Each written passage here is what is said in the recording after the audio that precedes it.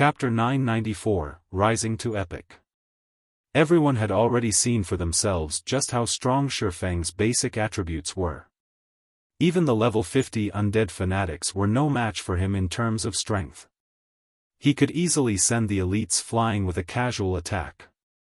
However, being able to make it so that not a single monster could get within 10 yards of himself was impossible just by relying on attributes. Combat techniques and experience played important roles as well. While players could improve their basic attributes through equipment upgrades, combat techniques and experience could not be easily improved. This was also the Wind God's Spear's greatest point of pride.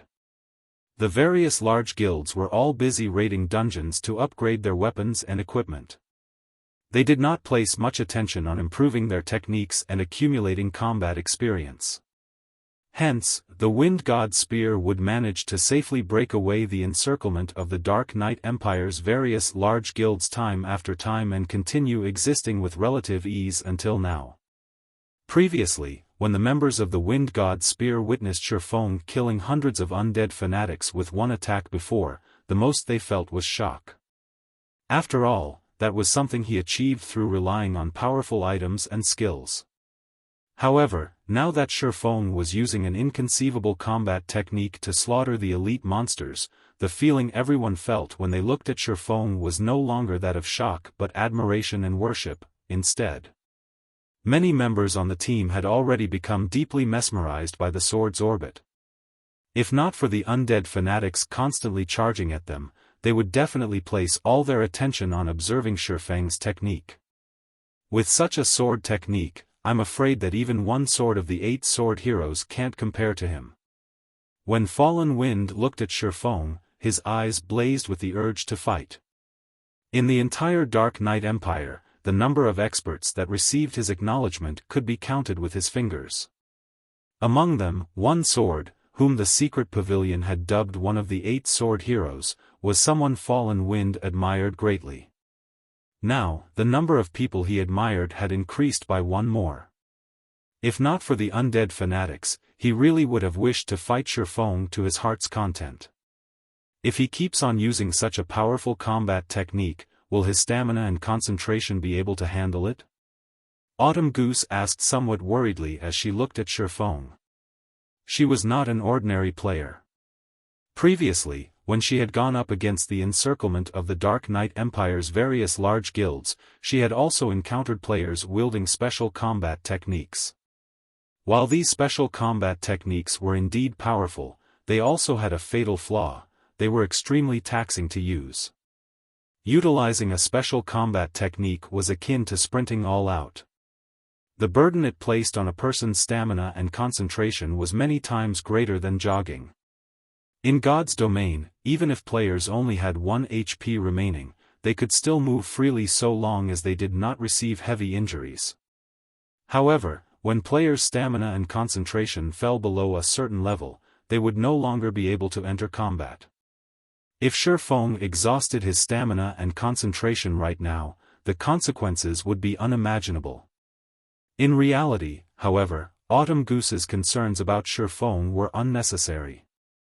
While Sword's Orbit did indeed place a huge burden on Xiaofan's stamina, the technique's consumption of concentration was minimal.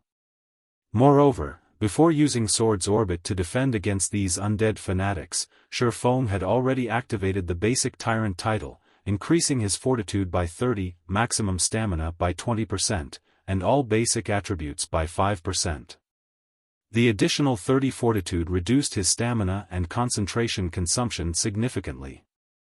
Coupled with the increase to his maximum stamina, Xiaofan could persist for much longer than Autumn Goose thought. Moreover, even if Xiaofan's current stamina and concentration could not last him until they reached the distant temple, he still possessed the Blood Refining Stone. The Blood Refining Stone was something he obtained from the Blood Refining Passage.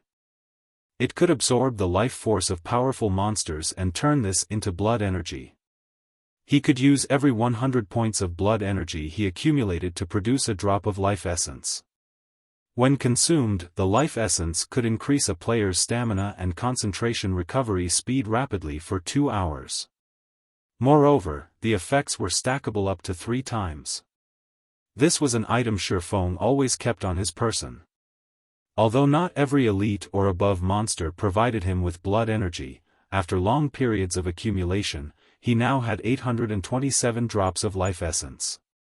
He did not need to worry about running out of stamina and concentration anytime soon. Time passed quickly.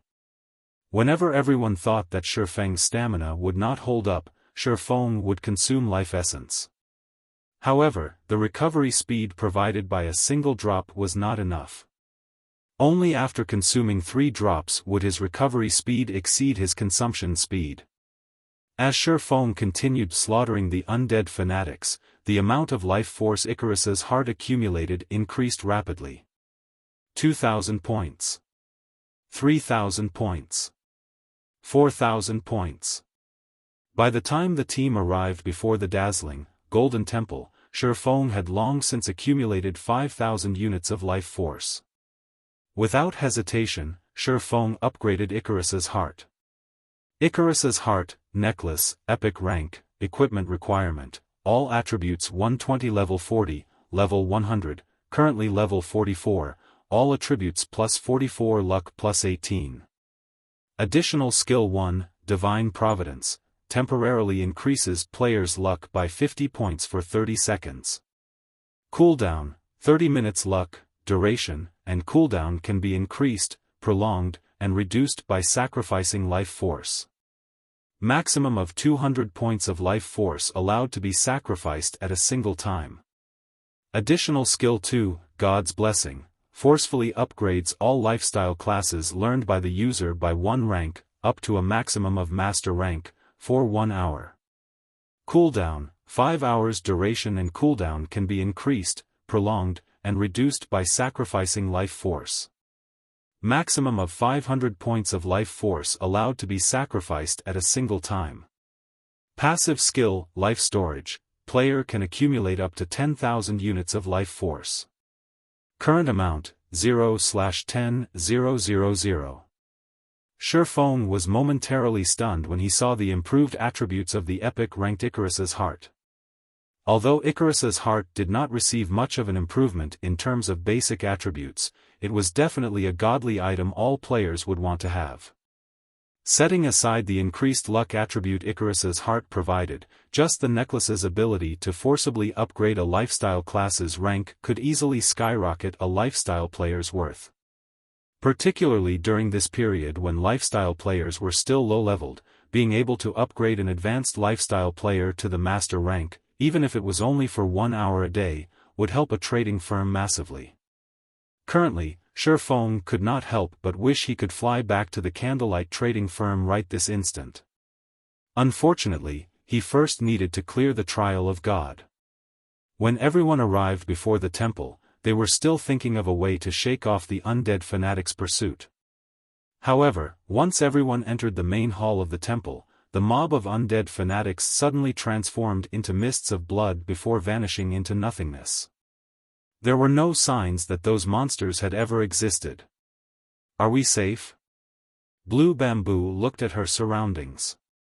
After failing to find even a single undead fanatic in the vicinity, she automatically breathed out a sigh of relief.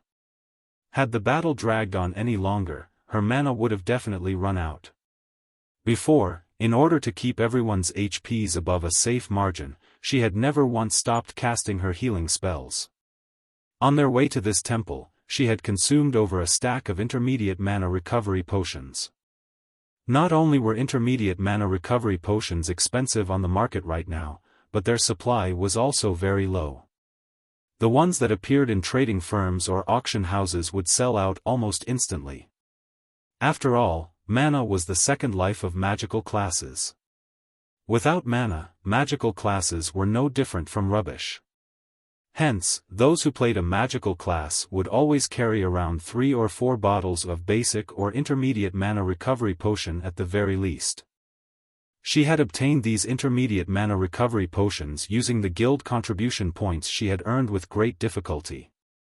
Now, however, she had used up half of her stockpile in just this short time, truly a disheartening situation. Just when everyone thought that they were finally safe and could obtain the 7-colored treasure chest sitting atop the towering altar located at the very back of the main hall, the steps of the staircase leading up to the altar suddenly released red beams of light, which then formed into 3-meter-tall, fully armored undead guardians. Undead Guardian, Dark Creature, Chieftain, Level 50 HP 2-400-000/2-400-000. Although there were only several hundred undead guardians standing on the staircase, a far cry from the endless flood of undead fanatics from before, everyone could clearly sense that these undead guardians were many times more powerful than those elite monsters. Currently, 3 undead guardians stood on each step of the staircase, and if the team attempted to lure any one of the chieftains, no doubt the other 2 undead guardians would follow. In other words, the team had to go up against 3 undead guardians simultaneously at the very least. Their team's average level was 10 levels lower than the undead guardians. In addition, each level 50 undead guardian could most likely rival a level 40 High Lord in strength, only their HPs were lower. With so few players on the team, going up against 3 level 40 High Lords at the same time would be extremely difficult. It seems we won't be able to clear this stage without defeating those guardians, Xiaofan said. He could not help but wet his lips as he looked at the 7-colored treasure chest sitting atop the staircase. This was not his first time challenging a trial of God. However, having a lucrative reward like the 7-colored treasure chest appearing in the first stage of the trial was definitely a first for him. Chapter 995, Guardian. Commander, these undead guardians are too close to each other. Even if we lure them over, we'll have to fight a minimum of 3 at a time, Deathwind said, frowning. While he might be able to hold his ground against a level 40 High Lord for a short time, he couldn't handle 3. He would be lucky if he did not die instantly. Meanwhile, their team only had 2 MTs, himself and the team's leader, Fallen Wind. However, even an expert like Fallen Wind couldn't hold off 2 undead guardians simultaneously. Starfish, can you handle kiting one? Fallen Wind asked as he turned to a lean, muscular ranger. The ranger class possessed high movement speed. In addition, the class had quite a few control skills. Rangers were perfect for kiting monsters. Starfish happened to be one of the top-ranking rangers in Wind God's Spear. If Starfish could lure one guardian away from the team, the MTs could handle the rest. If control skills work on these monsters, it should be doable, Starfish said after observing the hall. He had plenty of space to run, so kiting the undead guardian shouldn't be a problem for him. I don't think control skills are effective against them. None of our control skills worked on the undead fanatics. Only the elementalist's ice walls slowed them down. The stronger undead guardians should have the same settings as the undead fanatics, Autumn Goose said. The other team members agreed with Autumn Goose's deduction. Generally, unless a control skill were very high-tiered, it would have no effect on boss-level monsters. We don't have another choice. Use a Tier 2 summoning scroll, then, Fallen Wind said, gritting his teeth. He had thoroughly prepared to tackle this quest. The Tier 2 summoning scroll was one of his trump cards. Unfortunately, Tier 2 summoning scrolls were rare, and he had only brought 4 with them. Suddenly, Xiaofan offered a suggestion, no need. I can handle one of them. However, we will need to prioritize killing mine. Are you sure? That's a level 50 chieftain we're talking about, Fallen Wind questioned. As high as Xiaofan's basic attributes were, they should not be higher than a level 50 chieftains. Moreover, a swordsman was not an MT.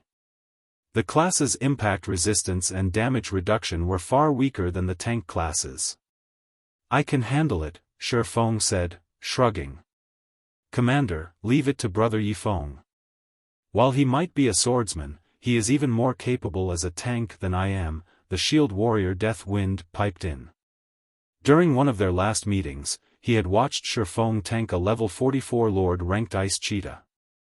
A lot of time had passed since that day. Xiaofan's equipment had definitely improved during this period. He should have no problems tanking a level 50 chieftain. Alright, I'll have to trouble you with it, then, Fallen Wind said. After hearing Death Wind's confidence and witnessing Xiaofang's shocking performance earlier, Fallen Wind could not help but believe in Xiaofan. Once everyone knew their responsibilities, the team began to move. To start things off, the Ranger Starfish stretched his bow into a full moon and fired 3 arrows at the undead guardians patrolling the staircase's first layer. Not only did his arrows hit all 3 undead guardians, but the arrows also struck the 3 chieftains when they were furthest from the second level. As a result, the attacks had not attracted the second level's guardians. The instant the arrows struck the 3 undead guardians, a damage of around -500 points appeared above each of their heads. Their defense was frighteningly high. Aside from the high defense, these chieftains were also very fast. When they moved, they were as swift as cheetahs. If not for Fallen Wind using Justice Roar in time, pulling the 3 undead guardians aggro, Starfish would not have been able to escape. As the 3 undead guardians turned towards Fallen Wind, Death Wind used charge from another side. The shield warrior then slammed his sword into the nearest undead guardian. Pung. The sharp sound of clashing metal echoed throughout the hall. The undead guardian had blocked Death Wind's slash with its greatsword, not receiving a single point of damage. On the other hand, the impact forced Death Wind to retreat by 2 steps, and a damage of over -5,000 points appeared above his head. The shield warrior instantly lost a quarter of his HP. Everyone watching was appalled. Among the MTs in Wind God's Spear, Death Wind's equipment was only second to Fallen Wind's. He was also a level 40 MT, yet not only had the undead guardian discovered his sneak attack, but it also had more strength than any of them had expected. Its strength rivals a level 40 strength-based High Lord. And its reaction speed is incredibly high. Melee players, approach it with care. Don't try to fight it head-on. Fallen Wind hurriedly shouted. Understood, the melee players promptly answered, tensing. A level 40 strength-based High Lord could kill any class except for plate armor classes instantly, not to mention a strength-based High Lord with such quick reactions. In their opinion, Death Wind had timed his attack perfectly, yet the Guardian had still blocked his blade. If they crossed weapons with the chieftain, they would lose far more than 5,000 HP. Just before the other 2 undead Guardians reached Fallen Wind, a streak of red light struck one of the chieftain's sides. -43,246. The terrifying critical damage rendered everyone speechless. Starfish's attacks had only dealt around -500 damage, yet this attack had inflicted over -40,000. Moreover, the impact had sent the undead guardian flying, its body slamming into the ground. Instinctively, everyone turned toward Xiaofan, the source of the attack, mixed feelings filling their hearts as they looked at the swordsman. Its magic resistance sure is high. Xiaofan frowned at the undead guardian that he had hit. Others might not realize it, but the skill he had used was Flame God's Fury, a sure kill skill. In addition, his sacred sword doubled his damage against dark creatures, yet his attack, even after achieving a critical hit, had only inflicted over -40,000 damage. One could just imagine how high the undead guardian's defense and magic resistance were. Xiaofang's terrifying damage instantly drew the undead guardian's aggro. Raising its great sword, the chieftain leaped into the air and landed before Xiaofan. Suddenly, crimson flames burst from the undead guardian's originally silver greatsword as it swung the weapon at Xiaofan in a horizontal arc. Tier 1 skill, Flaming Cross Slash. Crap. This monster actually knows a sure kill skill. Seeing the towering pillar of fire, the other players realized that this was many times stronger than the Berserker's Flame Slash. They could see how much range the attack had from the height of the flames. This attack was impossible to dodge. Coupling this skill with the undead guardian's horrific strength, even an MT like Fallen Wind would be hard-pressed to survive the attack. You want to compare brute force? Xiaofan chuckled. He then activated Flame Burst. Suddenly, the sacred sword in Xiaofan's hand released a blinding light. As if he wielded a miniature sun, he swung Killing Ray at the incoming pillar of fire violently. Chapter 996, New Guild. Dodge. Fallen Wind shouted when he saw the undead guardian's pillar of fire. The guardian's attributes were no laughing matter. Now that it used Flaming Cross Slash, it had an attack range of at least 30 to 40 yards. With such an attack range, the guardian's attacks could reach over half of the team's members. Even after casting Protection Blessing on himself, Fallen Wind doubted he could survive this attack. Even if he did, he would be very close to death. As for his team members, if they didn't have skills that granted invulnerability or damage immunity, they would not be able to survive the attack at all. We're doomed. Everyone felt the threat of death loom over them. Although they tried to dodge the undead guardian's Flaming Cross Slash, the chieftain's attack speed was simply too high. By the time they turned to run, the undead guardian had swung its pillar of fire horizontally. As the pillar was about to devour the team, Xiaofang's sacred sword released a brilliant glow. Boom! The massive pillar stopped abruptly as it struck the ground, scorching the earth black and gouging a 2-meter-deep trench. Overall, however, the pillar of fire hadn't damaged the team. Only Xiaofan had been thrown like a cannonball due to the impact. He crashed into one of the temple support pillars before he slid to the ground. The other players gaped at this scene. Despite receiving the undead giant's terrifying attack, Xiaofan had only lost around 2000 HP.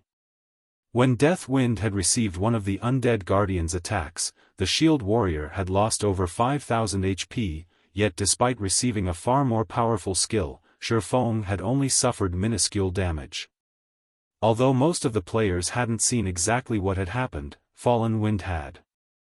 As the undead guardian's attack had descended, Xiaofan struck at the chieftain's greatsword, sliding the blades along each other and altering the weapon's trajectory slightly. In doing so, he forced the chieftain's skill to an abrupt end.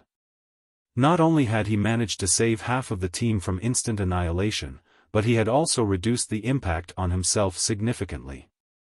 However, this feat was easier said than done. The undead guardian had immense strength and top-class attack speed and reaction speed.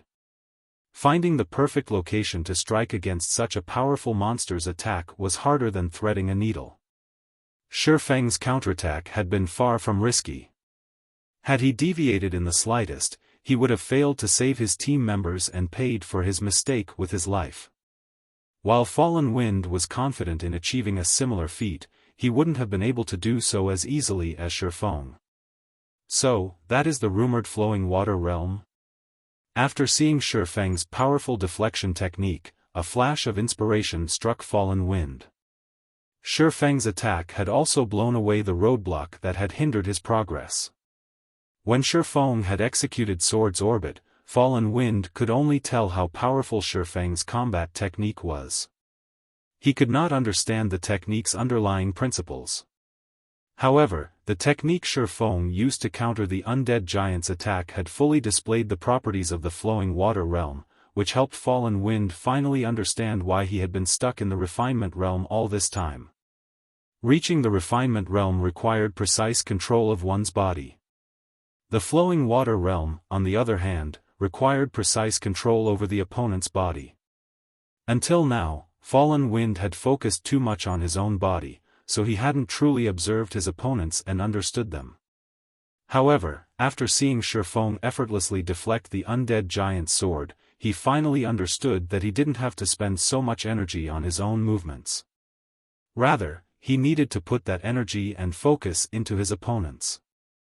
Although this situation had only changed his views slightly, Fallen Wind's aura began to change rapidly. Unlike his previous battle-ready state, his aura relaxed, contained. "Commander, be careful." Autumn Goose shouted a warning as she noticed Fallen Wind slipping into a daze. There was still an undead guardian looming before Fallen Wind. If the Guardian Knight did not deal with the chieftain properly, it was very likely to kill him. Just as the undead guardian before Fallen Wind swung its great sword, the Guardian Knight lifted his massive tower shield. Pang! The descending greatsword slid across the shield smoothly before smashing into the ground. Although the blade had scored a deep trench in the ground, Fallen Wind had only been forced back a step, a damage of over -2,000 points appearing above his head. The impact had only taken 1/10 of his HP. "Commander! Did you?" Autumn Goose's jaw dropped in shock. She couldn't believe her eyes. Although it wasn't as refined, Fallen Wind had used almost the same defense technique that Xiaofan had employed. Seeing Xiaofan easily handle his undead guardian in the distance, Fallen Wind bitterly commented, "Sure enough, it's difficult. However, the flowing water realm really is something. It's no wonder why I couldn't defeat one sword. This is the most I can handle for now. I'll have to adapt to this new sensation." Now, he could barely estimate the undead guardian's attack trajectory to defect it. Even so, it made his fight against the chieftain a lot easier. Fallen Wind's sudden rise in strength alleviated the healer's burden slightly. They could now shift more focus to keeping Death Wind alive. Meanwhile, the rest of the team launched their attacks against Xiaofang's guardian. As the seconds ticked by, the undead guardian's HP decreased. 70%. 60%. 50%. No matter how much the undead guardian retaliated, Xiaofan neutralized one of its attacks after another. Finally, after a pained shriek, the undead guardian, which had 2,400,000 HP, exploded into a blood mist and vanished from the large temple. The players released sighs of relief. After the undead guardian disappeared, Icarus's heart absorbed a large amount of life force, climbing from 0 accumulated units up to 30. Although we won't find any loot or gain any EXP here, this is a good place to collect life force. Xiaofan was somewhat surprised when he saw his stored life force. After Icarus's heart had risen to epic rank, its description no longer stated whether life force could be collected from players or monsters. It simply stated that it was capable of storing life force. In other words, he should be able to gain life force from both. Unfortunately, it was unlikely that he would gain anything from lower-level players and monsters. Learning that the undead guardians would provide so much life force, it would be a waste if he did not take advantage of this situation to farm them properly. Following which, Xiaofan rejoined the battle and dealt with the remaining undead guardians gradually. Unknowingly, 2 days passed outside the trial. The team finally defeated all of the undead guardians and arrived at the top of the staircase. "We're finally here." Xiaofan breathed a deep sigh of relief. Contrary to expectations, the temple's undead guardians could respawn. A few new ones would appear every once in a while. The team had fought day and night, afraid that they wouldn't keep up with the chieftain's respawn rate.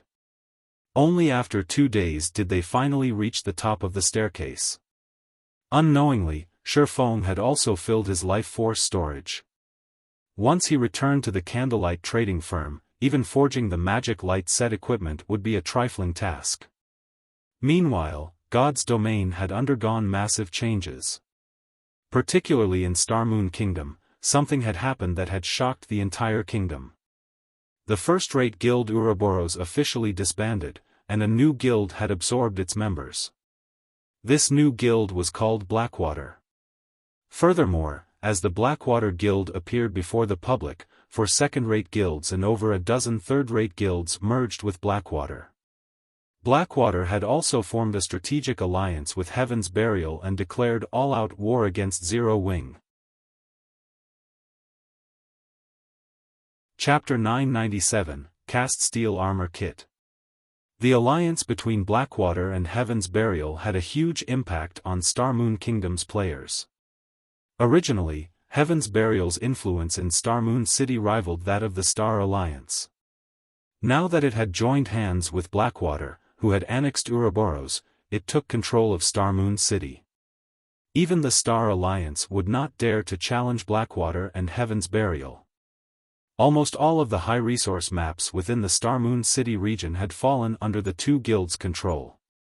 If anyone unaffiliated to these guilds trespassed in these maps, regardless of whether they were there for monsters, field bosses, or herbs and ores, they would run the risk of falling prey to these guilds' players, dying upon discovery. As a result, the other guilds now struggled to survive in Star Moon City. U.P. dated by novel full. Com to independent players, though, nothing much had changed. To begin with, they never visited high-resource areas as these maps always belonged to some guild. Normal leveling spots were their bread and butter. Moreover, even if Heaven's Burial and Blackwater had joined hands, the two guilds wouldn't have enough manpower to occupy every map. The various large guilds were trying to monopolize high-resource areas because they could send their members there to level quickly, maintaining their level advantage. At the same time, they could harvest plenty of raw materials. Large guilds had no interest in monopolizing normal areas. Aside from obtaining Ouroboros, the Blackwater Guild had annexed many other large guilds as well. In one night, Blackwater had taken control of nearly 30 NPC cities in Star Moon Kingdom. When Aqua Rose notified Xiaofan of the news, he, too, had been surprised. He had never expected the Blackwater Corporation would actually be this swift and decisive. Moreover, it had annexed so many guilds without self-imploding. The corporation's guild could still function in an orderly manner. In fact, it had already begun to recruit new members in the various NPC cities. Usually, a guild needed to spend quite some time to stabilize its rule after taking over an ordinary NPC city before it could begin its recruitment. Even Zero Wing was no exception. The fact that the Blackwater Corporation had achieved such a feat showed just how frightening its foundation was. This sudden development gave Aqua Rose a massive headache. Just when Zero Wing had earned its title as Star Moon Kingdom's #1 guild and was about to expand, in came a giant like the Blackwater Corporation.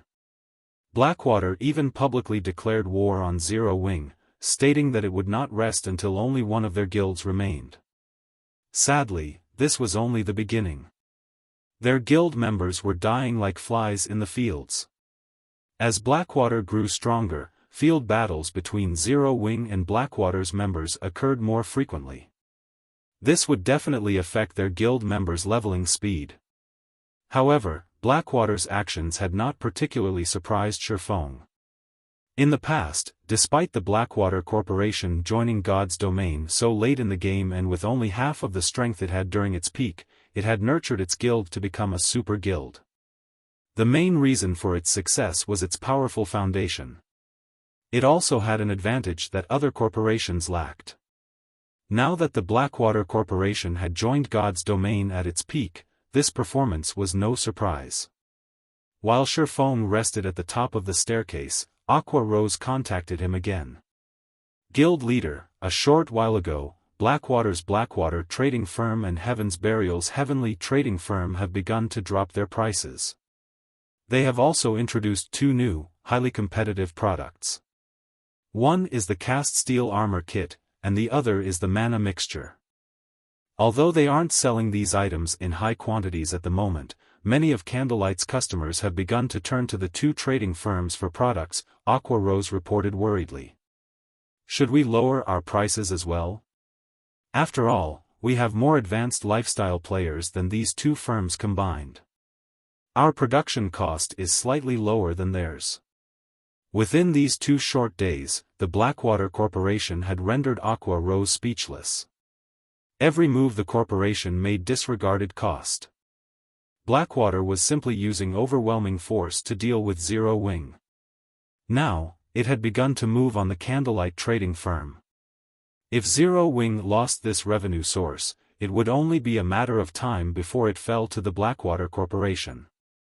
Now that she was in this predicament, Aqua Rose had to admit that, while guilds with starting capital were amazing, guilds with both strength and capital were incredible. Blackwater even produced its own armor kit and potion. Even the Candlelight trading firm's advanced lifestyle players hadn't accomplished this. The cast steel armor kit was much stronger than the basic strengthened armor kit. Each cast steel armor kit increased defense by 180 points. It could already rival the intermediate mana armor kit. As for basic attributes, it increased roughly the same amount as the basic strengthened armor kit. However, the basic strengthening armor kit could not replicate one aspect of the cast steel armor kit: damage reduction. With each kit that players bound to their armor, they could reduce the damage they received by 1%. As players could bind a maximum of 3 kits, one could gain a maximum of 3% damage reduction. Although 3% did not seem like much, the kits would perform magnificently against bosses. An MT's ordinarily passive skill only provided 5% damage reduction.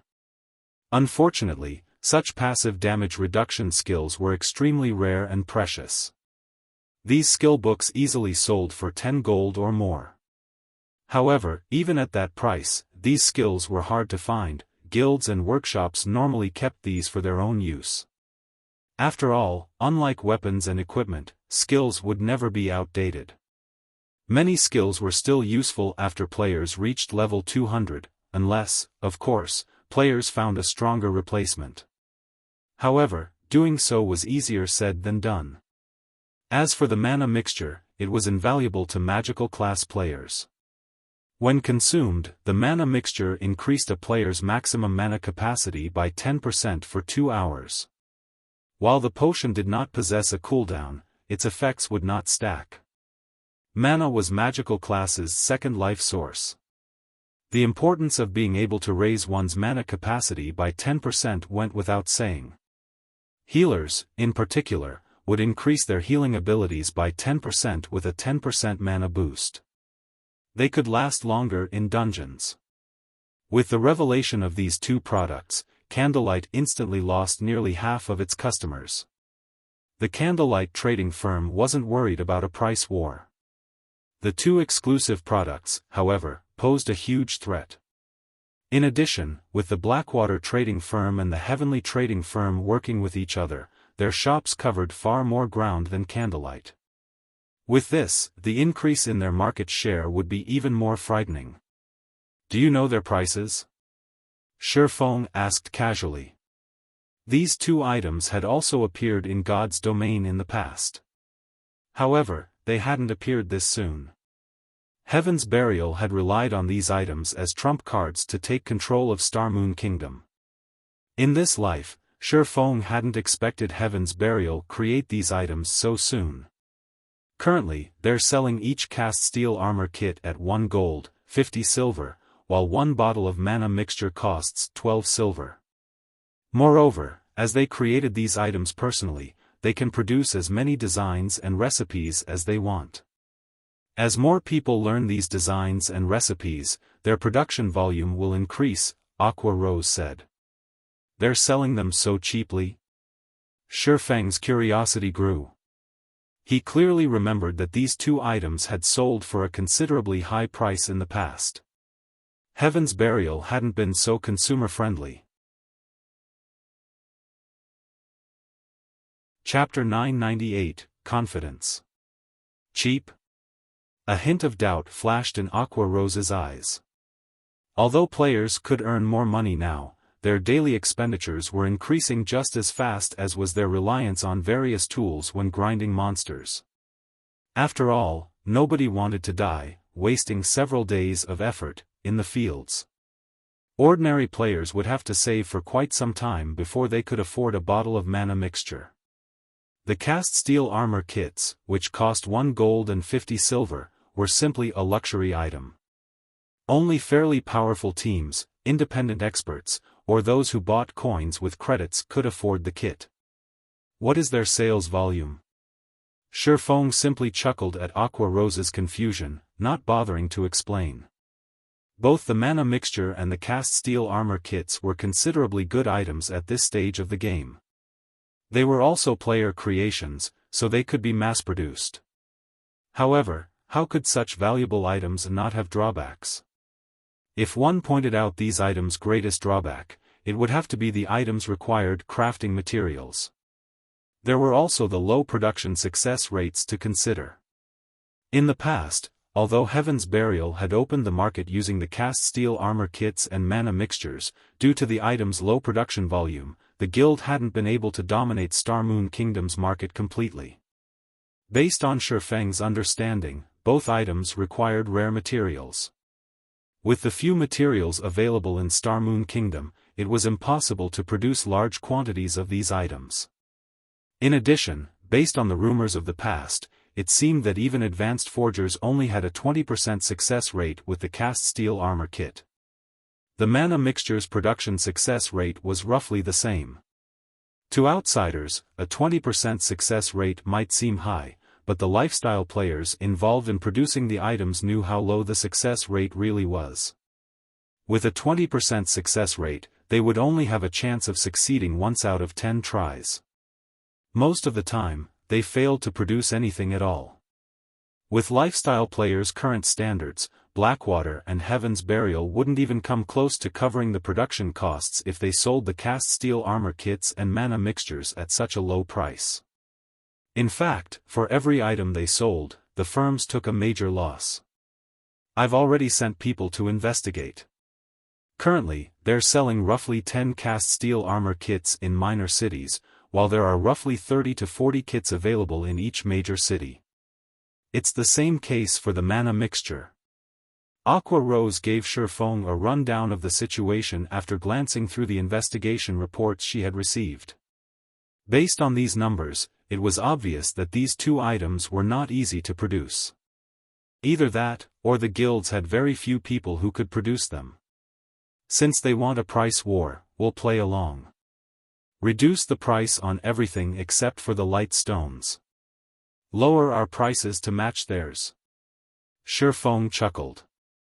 Although the Candlelight trading firm had earned plenty from the basic strengthened armor kits and mana armor kits, the light stones, which were essential items that could be produced in large quantities, were the main reason for Candlelight's position as Star Moon Kingdom's #1 trading firm. The total profits from their other items was just slightly more than what the firm earned from the light stones. Meanwhile, the designs for light stones mainly dropped around the level 50 large-scale team dungeon, the Towers of Death. Current guild players had not reached that area yet, so no one else had gotten their hands on the light stone forging designs. Due to its affordability, the light stones had a competitive edge. Unless the two trading firms got their hands on the light stone forging design or an exclusive product that they could mass-produce, Candlelight's position would be hard to shake.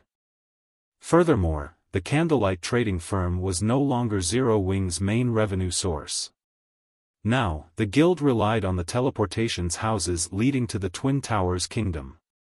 Due to the monster repellent scroll, monsters tried to invade Raven's town more frequently, now invading the town once per day. In 2 short days, Zero Wing had earned a total of 12,000 magic crystals. With the teleportation houses, these magic crystals easily transformed into a mountain of shiny gold coins. Even after deducting the cost of the magic crystals, they earned close to 6,000 gold every day. The Candlelight trading firm's current income was nowhere near to catching up with the teleportation houses. I understand. Also, guild leader, when will you be returning? I've already found several companies who wish to meet with you to discuss our cooperation. After all, you are asking for a large investment. They could easily establish their own guilds or invest into multiple large guilds with that kind of money. They're also not very optimistic about Star Moon Kingdom's current state of affairs.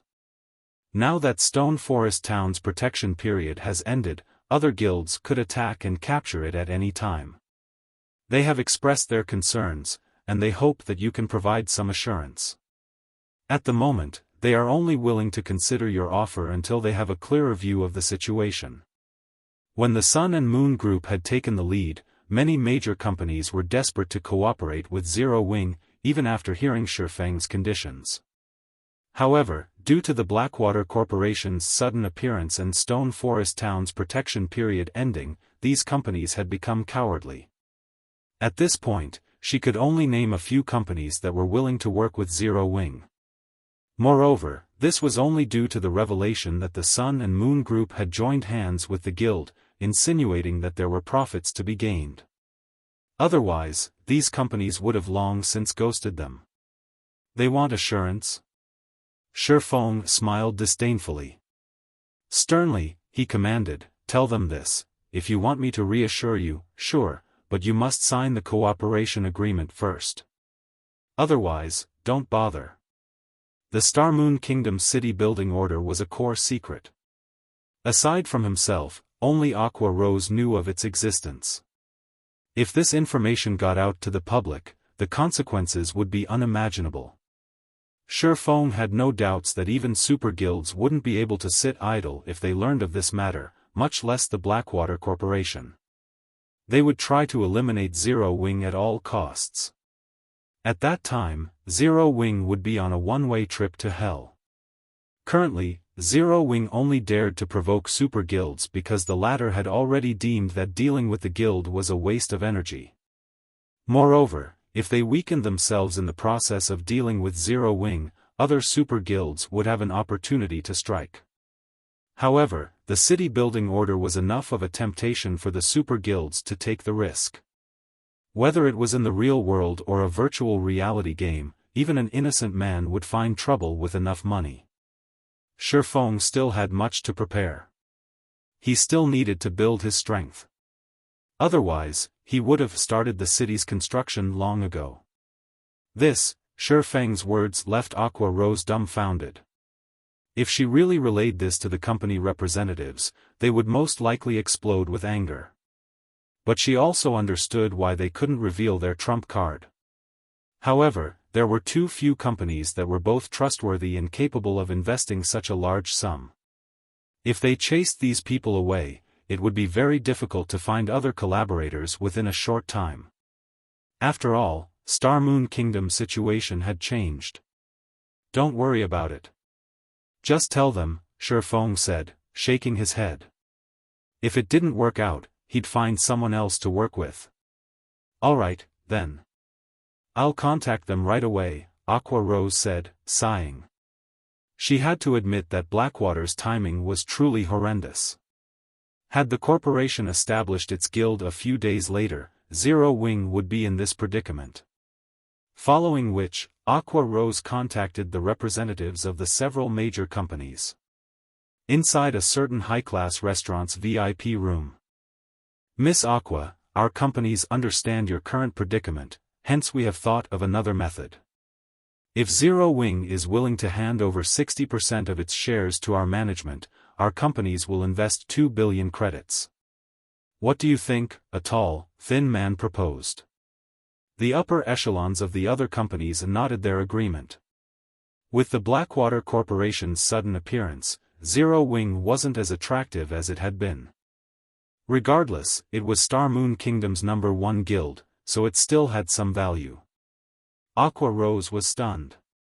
She had not expected these companies to change their minds so quickly and try to strike at Zero Wing while the iron was hot. 2 billion credits was a lot of money. It was enough to purchase prime corporate real estate in a major city center in the real world. One could even establish a large guild with plenty to spare. However, Zero Wing was no ordinary large guild. It was a large guild capable of challenging super guilds. Currently, its foundations and number of lands were only slightly inferior to first-rate guilds. It was also the ruler of White River City, Star Moon Kingdom's most populated city, and controlled the strategic Stone Forest Town. Zero Wing was worth far more than 2 billion credits. Including its potential, even an offer of 20 billion was an insult. "I think you have misunderstood something. Zero Wing is not selling any of its shares. Here is our previous proposal. If you are not willing to sign it, Zero Wing won't force you. If that is all, I'll be taking my leave, Aqua Rose said, smiling. After placing the agreement on the table, she turned and left the VIP room without hesitation. Aqua Rose's extraordinarily calm performance stupefied these company representatives. The Blackwater Corporation had already allied with Heaven's Burial to deal with Zero Wing. Just where did Zero Wing find the confidence to speak to them like this? Aqua Rose's behavior is out of line. She dares to treat us like this. Has she forgotten that she approached us, not the other way around? Now, she isn't even willing to offer any guarantees. Does she think Zero Wing is a super guild? Humph. I want to see just how long Zero Wing will last. Once Zero Wing's funds run out, it will come running back to us. That's right. We're not in a rush. I refuse to believe that anyone other than fools or spendthrifts would be willing to work with Zero Wing. When the time comes, we only need to spend a little money to take over Zero Wing. The several representatives sneered. In their opinions, Zero Wing only behaved as such because of its pride. Once the Blackwater Corporation gave Zero Wing a beating, the guild would crawl back to them, begging for help. Chapter 999, Divine Treasure Chest. Star Moon City. After dismissing Ouroboros, Blackwater took over the guild residence. Compared to Ouroboros's residence, Blackwater's was far more lively. Among the players moving about the residence, quite a few were only between level 10 and level 20. However, not a single person looked down on these low-leveled players. These players' auras were different from ordinary players. They all felt hostile. Their bodies were also tall and robust. Despite such low levels, even level 30+ ordinary players avoided them. Who are these people? They've just joined the Blackwater Guild, yet despite such low levels, they have been inducted into the guild's Blackwater Legion, which the guild has been heavily cultivating. You might not know this since you've just joined Blackwater, but they are all experts from the Blackwater Corporation. Although their levels are low, their combat standards are very high. A few elite members even challenged them to a level-adjusted match. In the end, these people defeated the elites in 2 or 3 moves. A few of them are even stronger than Ouroboros's original experts. What? They're actually stronger than Ouroboros's experts? Of course. In Ouroboros, I was also an elite member. To convince us that joining the Blackwater Guild was the right decision, the Blackwater Corporation had allowed Ouroboros's experts, who were displeased by the change, to challenge its experts. In the end, Blackwater's experts won every match. Afterward, Ouroboros's experts were demoted from core members to elite guild members. Elite members like myself were demoted to normal members. If we want a promotion, we have to take Blackwater's new test. And here I thought that the Blackwater Guild lacked experts after forcefully taking over Ouroboros. I never thought that it would have so many experts so soon. Once these experts catch up in levels, won't the Blackwater Guild easily become the #1 guild in Star Moon Kingdom? I know, right? Initially, I had been rather worried about the sudden change. Now, however, it seems that remaining in the guild was the right decision. Blackwater has more potential than Ouroboros ever did. Even the Star Alliance's members avoid us in the fields. Many Blackwater members discussed their guild situation as they relaxed in the residence. They were quite confident about Blackwater's future. Blackwater's residence, Guild Leader's Office. Entering the Guild Leader's office, the bald, middle-aged man greeted Abandoned Wave respectfully before reporting, "Guild Leader, there's movement in Zero Wing. Aside from the light stones, they've lowered their prices to match ours. Moreover, not long ago, I've received news that discussions between Zero Wing's Vice Guild Leader, Aqua Rose, and several major companies have failed. With this, Zero Wing won't receive any major funding. Only the Sun and Moon group remains a problem. There is nothing to worry about with the Sun and Moon group. They have their hands full with Twilight Echo. Furthermore, now that more players are reaching level 40, guilds are in urgent need of funds to supply their members with mounts. Sun and Moon doesn't have much to spare for Zero Wing. What we need to focus on now is exhausting Zero Wing's funds and forcing the guild to take the first swing. After that, we will deal Zero Wing a fatal blow. Abandoned Wave laughed. He then asked, "How is the material delivery going?" "The Dragon Phoenix Pavilion has already sent the materials.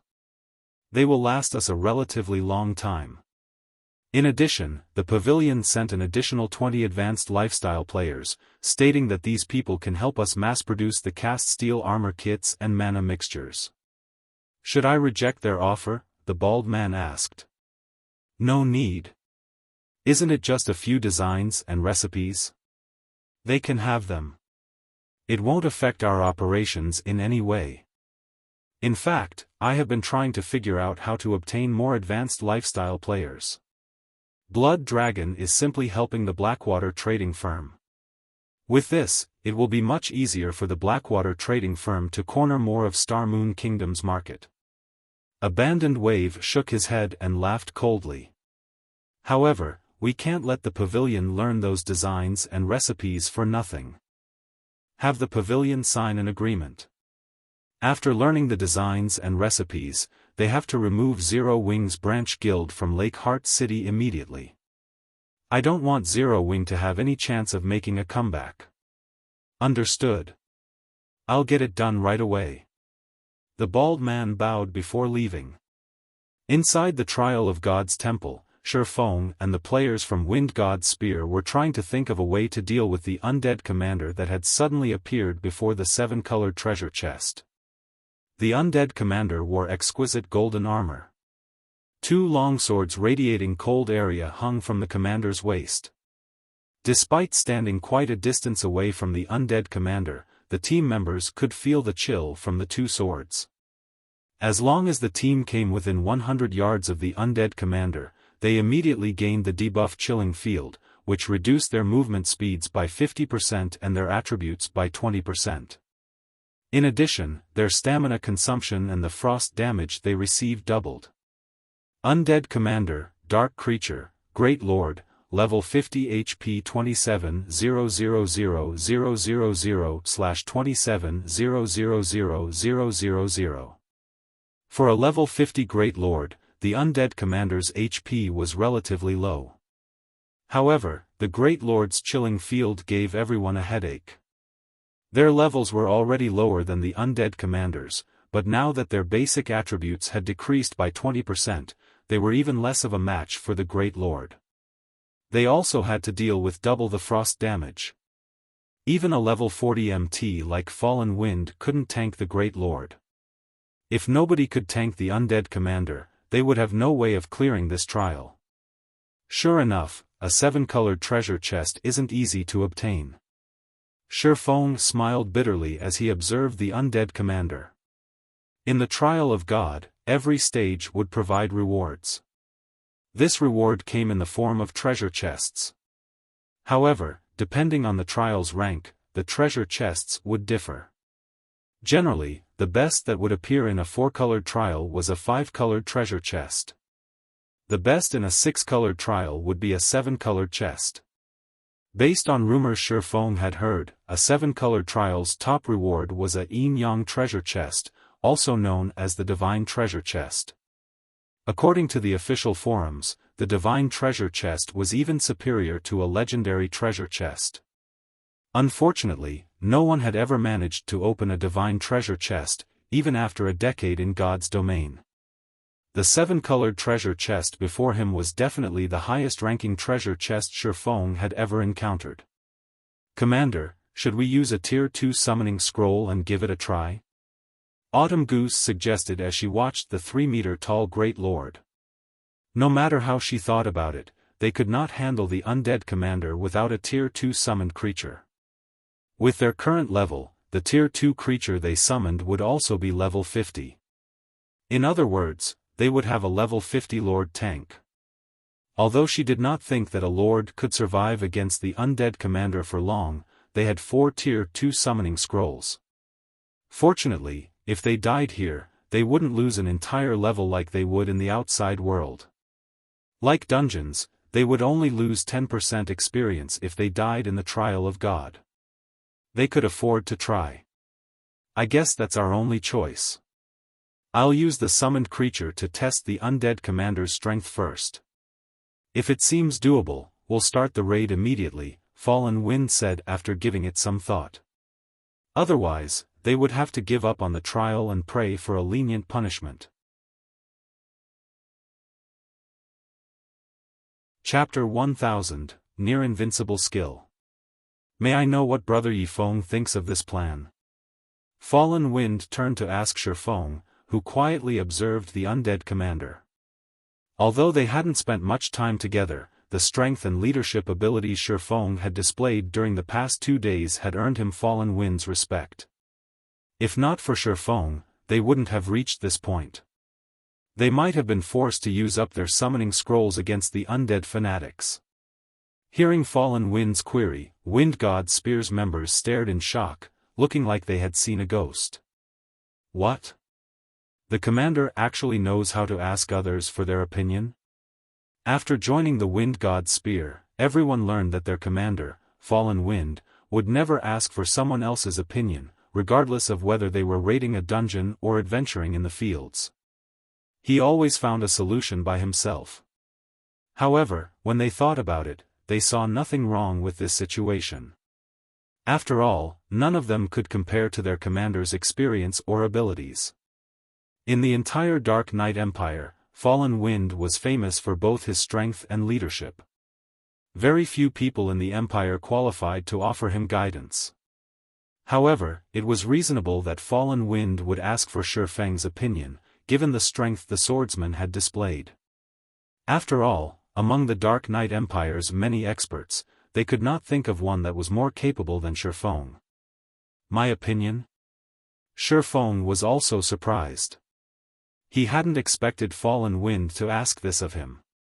After some thought, he answered, "We don't understand enough about the undead commander right now. It is best if we let the summoned creature fight the Great Lord until its last breath and collect as much information as we can. We will then draft up a raid plan. In any case, the trial of God doesn't have a time limit. Unfortunately, by doing so, we will be wasting a Tier 2 summoning scroll."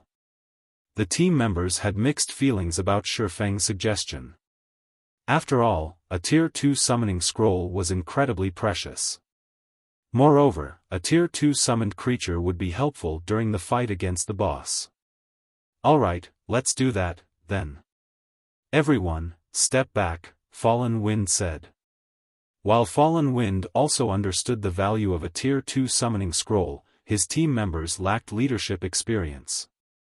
Their considerations were short-sighted. They usually looked out for themselves and ignored the team's overall situation. They were not in a team dungeon. They could not afford to lose. If they disregarded the team's survival for a single Tier 2 summoning scroll, they might throw away their chance of clearing this stage. Although taking a risk and dying once might seem inconsequential, everyone had forgotten about a particular death penalty. The loss of equipment durability. They were trapped in the trial of God. Who knew how long they had to fight to clear the trial? The more deaths a player suffered, the faster their equipment's durability would run out. If their equipment's durability hit 0 midway through the trial, they would have to switch to weaker spares. How would they clear the trial of God then? After Fallen Wind finished speaking, he took out a golden magic scroll and activated it. Everyone immediately widened the distance between themselves and the undead commander. As for Xiaofan, he, too, hid in a corner.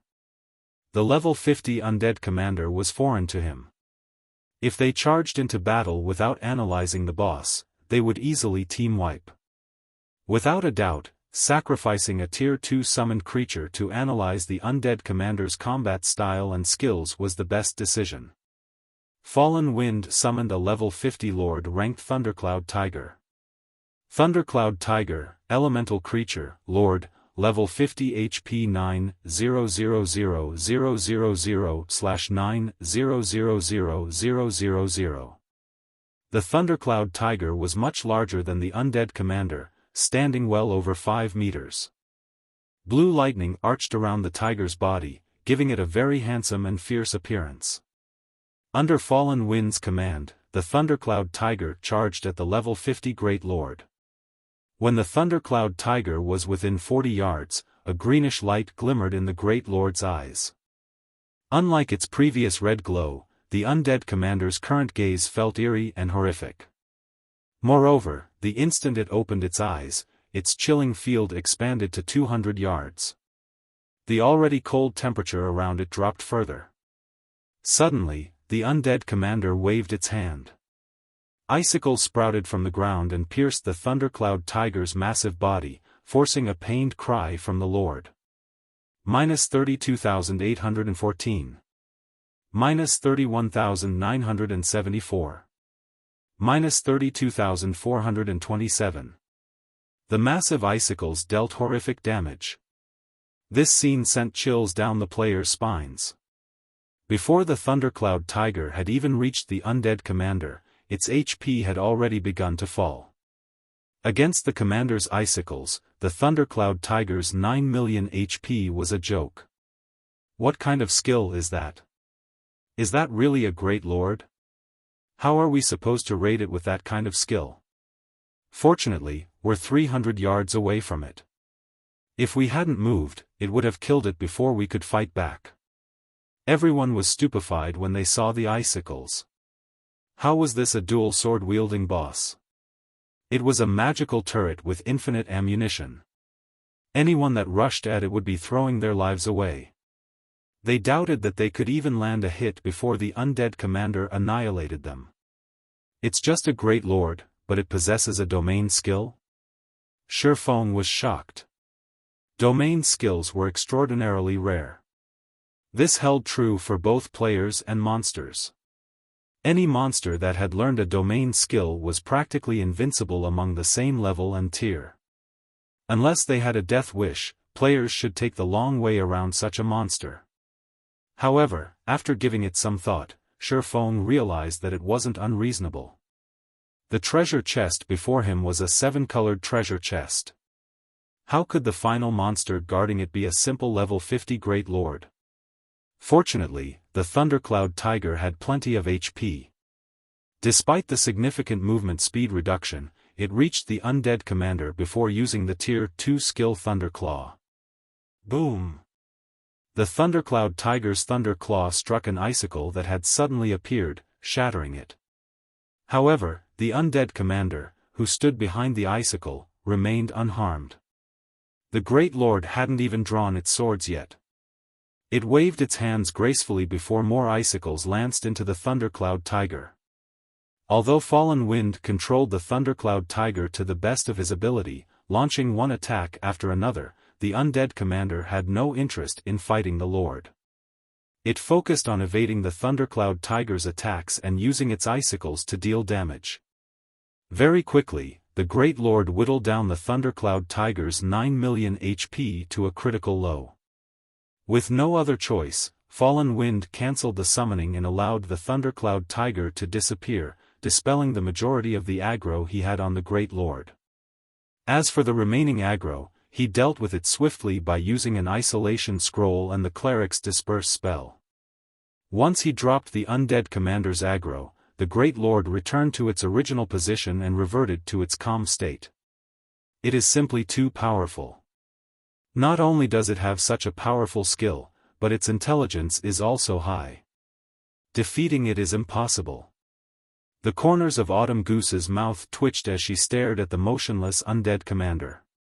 Although she had seen more powerful monsters than the undead commander, this was the first time she had seen a boss with such an outrageous skill.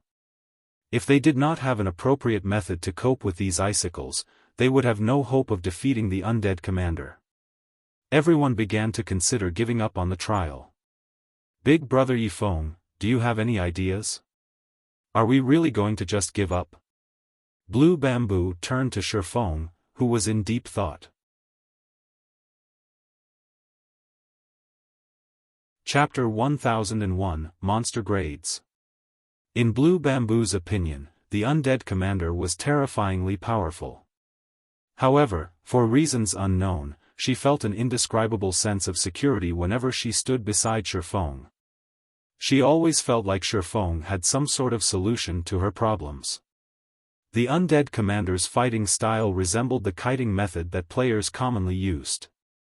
It was simply toying with players as if they were random monsters. This was the first time she had seen a monster use such a combat method. Hearing Blue Bamboo's question, the other team members shook their heads and laughed. Not one among them was an ordinary player. In a large guild, they would be top-class experts.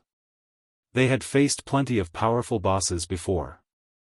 However, the undead commander before them was, without a doubt, the most powerful Great Lord they had encountered so far. Unlike other Great Lords, which were strong in terms of attributes, the undead commander was strong in terms of combat techniques. Fallen Wind had controlled the Thundercloud Tiger personally. Even if the Thundercloud Tiger could not defeat a Great Lord of the same level, it should have been more than capable of dodging the boss's attacks with the combination of its powerful attributes and Fallen Wind's operation skills. However, even a Thundercloud Tiger under the control of Wind God Spear's #1 player had been helpless against the undead commander's icicle attacks. At this point, even Fallen Wind felt helpless against the undead commander. Nobody knew more about undead commander's power than him. The undead commander was strong in both attributes and skills. Unfortunately, its combat techniques were even more frightening. Despite him having already reached the flowing water realm, even if he couldn't control the Thundercloud Tiger as smoothly as his own body, the tiger's combat standards should be significantly stronger than most of the team's experts, yet the undead commander had predicted his moves. The icicles had been able to adjust their attack trajectories as if they were alive. Originally, Fallen Wind had thought he had misunderstood. However, after numerous attack and dodge attempts, he was certain that the undead commander had definitely reached the refinement realm. He had never encountered a situation like this before. When he realized this, goosebumps had covered his body. Aside from cooperation between players and targeting bosses' weaknesses, the reason that players could defeat monsters with far superior attributes was their application of combat techniques. With combat techniques, players could display their true power, something that monsters were incapable of doing. Yet, the undead commander's combat techniques were stronger than the majority of God's Domain's expert players. The boss this team faced was like a refinement realm expert with the attributes of a level 50 Great Lord. With such a huge difference, even a team of 1,000 level 50 players would be child's play for a monster like this, not to mention their team of 21. Even someone monstrously strong like Xiaofan couldn't contend with the undead commander. Unless they were all promoted to their tier 2 classes right now, they had no chance of defeating the undead commander. While I do have a plan, executing it is a little too costly, Xiaofan said, frowning at the undead commander. To God's Domain's current players, a monster with the combat standards of a refinement realm expert might be inconceivable, but Xiaofan had long since grown accustomed to such things.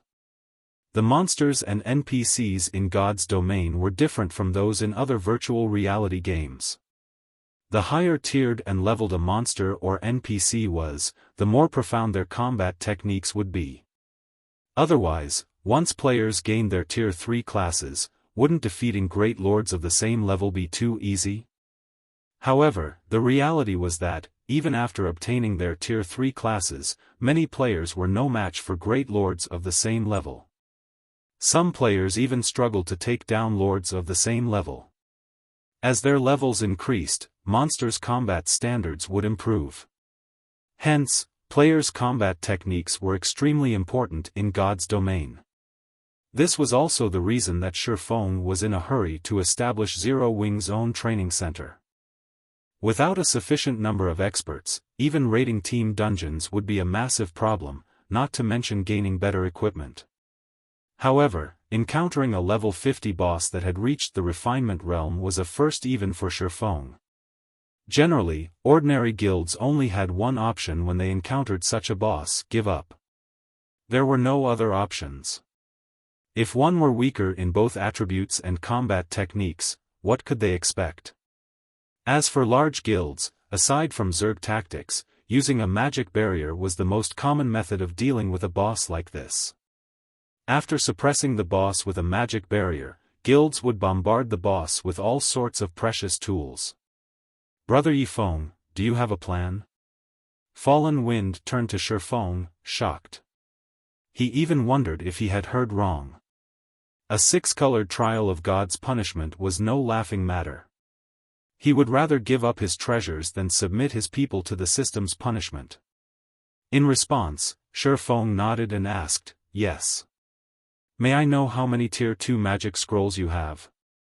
Tier 2 magic scrolls? Fallen Wind quickly counted the magic scrolls he and his teammates had brought with them. Proudly, he answered, "Altogether, we have a total of 52 Tier 2 magic scrolls. Among them, 3 are summoning scrolls. In God's domain, the most common magic scrolls were Tier 0. Tier 1 magic scrolls were much rarer, and Tier 2 magic scrolls were even more so. Most top-tier 100-man independent teams were lucky if they carried 10 Tier 3 magic scrolls." 52? After some thought, Xiaofan said, "Aside from the summoning scrolls, hand me your Tier 2 scrolls. I'll leave these 9 with you. Once I have the undead commander's attention, use them." Saying so, Xiaofan handed 9 9-star polar domain scrolls to Fallen Wind. As an intermediate magic array, the 9-star polar domain could easily suppress a level 50 Great Lord. Although Fallen Wind had no idea what Xiaofan intended to do, he handed over all of his Tier 2 magic scrolls, keeping the summoning scrolls. Since they were going to die anyway, they might as well give it a try. If they succeeded, they would walk away with massive profits. However, after Fallen Wind accepted the 9-star polar domain scrolls, he was shocked. Intermediate magic array scrolls. Fallen Wind stared at Xiaofan, who gradually approached the undead commander, in disbelief. Even basic magic array scrolls value could rival Tier 2 summoning scrolls. However, unlike Tier 2 summoning scrolls, one needed many copies of a magic array scroll to use it. Even until now, the Wind God's Spear had only collected half a set of basic magic array scrolls. They couldn't use the scroll's magic barrier. As for intermediate magic array scrolls, they weren't even available on the market yet. They were so rare that, until now, Fallen Wind had never seen one. They were no less rare than Tier 3 magic scrolls, yet Xiaofan had casually pulled 9 from his bag. They were even identical. Even large guilds couldn't afford to expend so many, not to mention an adventurer group like the Wind God's Spear. The rest of the team was just as shocked and they saw the intermediate magic array scrolls. Not only was Xiaofan so strong of his own right, but he also had such precious tools. Following which, Fallen Wind distributed the 9-star polar domain scrolls to 9 of his team members. He then instructed them to spread out and stand ready. There is no need to be nervous. After I damage the undead commander, you guys need to close in. Once you reach the maximum range, wait for my command, Xiaofan said in the team chat after confirming their positions. Understood. The 9 people relaxed when they heard Xiaofan's calm and confident tone. Once everyone was ready, Xiaofan activated Power of Darkness and Thunder God's Descent. He then transformed into a blur as he dashed towards the undead commander. He was so fast that, before anyone realized he was gone, he was within 50 yards of the undead commander. Chapter 1002, Effects of an Advanced Combat Technique. So fast. Even the Thundercloud Tiger wasn't that fast. Was he not using his full strength before? Everyone was stunned by the afterimages that Xiaofan left behind. With such speed, getting a lock on Xiaofan would be difficult, not to mention hitting the swordsman with ranged attacks. Even the speed-type High Lords they had encountered before were not as fast as Xiaofan. The undead commander is making its move. Autumn Goose grew nervous when the undead commander suddenly opened its eyes. Xiaofang's ability to damage the Great Lord would decide the fate of this raid. If he could hit the Great Lord, he could pull the boss's aggro. With this, everyone else would be safer while deploying the 9-star polar domain. On the other hand, if Xiaofan failed to hit the undead commander, there was a good chance that boss would target the 9 scroll wielders as they approached. They would be especially vulnerable when they activated the magic array scrolls. Generally, when players activated a magic array to suppress a boss, they would attract the monster's attention. If one of the scroll casters died, their efforts would be for naught. Previously, when Fallen Wind had controlled the level 50 Thundercloud Tiger, he had not been able to deal a single point of damage. Although Autumn Goose thought highly of Xiaofan, she felt a horrific aura that nearly stopped her heart when the Great Lord opened its eyes. She stood well over 100 yards away from the undead commander, yet fear took over her body when the Great Lord's gaze fell upon her, and her instincts screamed at her to run. The pressure felt as if she were facing a Grand Lord rather than a Great Lord. Autumn Goose wasn't the only one who felt like this. The other team members also felt a powerful sense of impending doom. Suddenly, the undead commander turned to Xiaofan. It waved one of its hands towards the swordsman. Xiao! Xiao! Xiao! Instantly, 5 massive icicles sprouted from beneath Xiaofang's feet. Treating Xiaofang's ghostly speed as if it were nothing, the undead commander accurately pinpointed Xiaofang's movements. Of the 5 icicles, 3 limited Xiaofang's range of activity, while the remaining 2 attacked the swordsman directly. Without suspense, the icicles pierced through Xiaofang's body. The entire process happened in the blink of an eye. How is this possible? Fallen Wind couldn't believe his eyes. The undead commander's attacks had not been this accurate when against the Thundercloud Tiger. When it had attacked, it had left plenty of space of the tiger to maneuver. Now, however, Fallen Wind could not find any loopholes in the Great Lord's attack.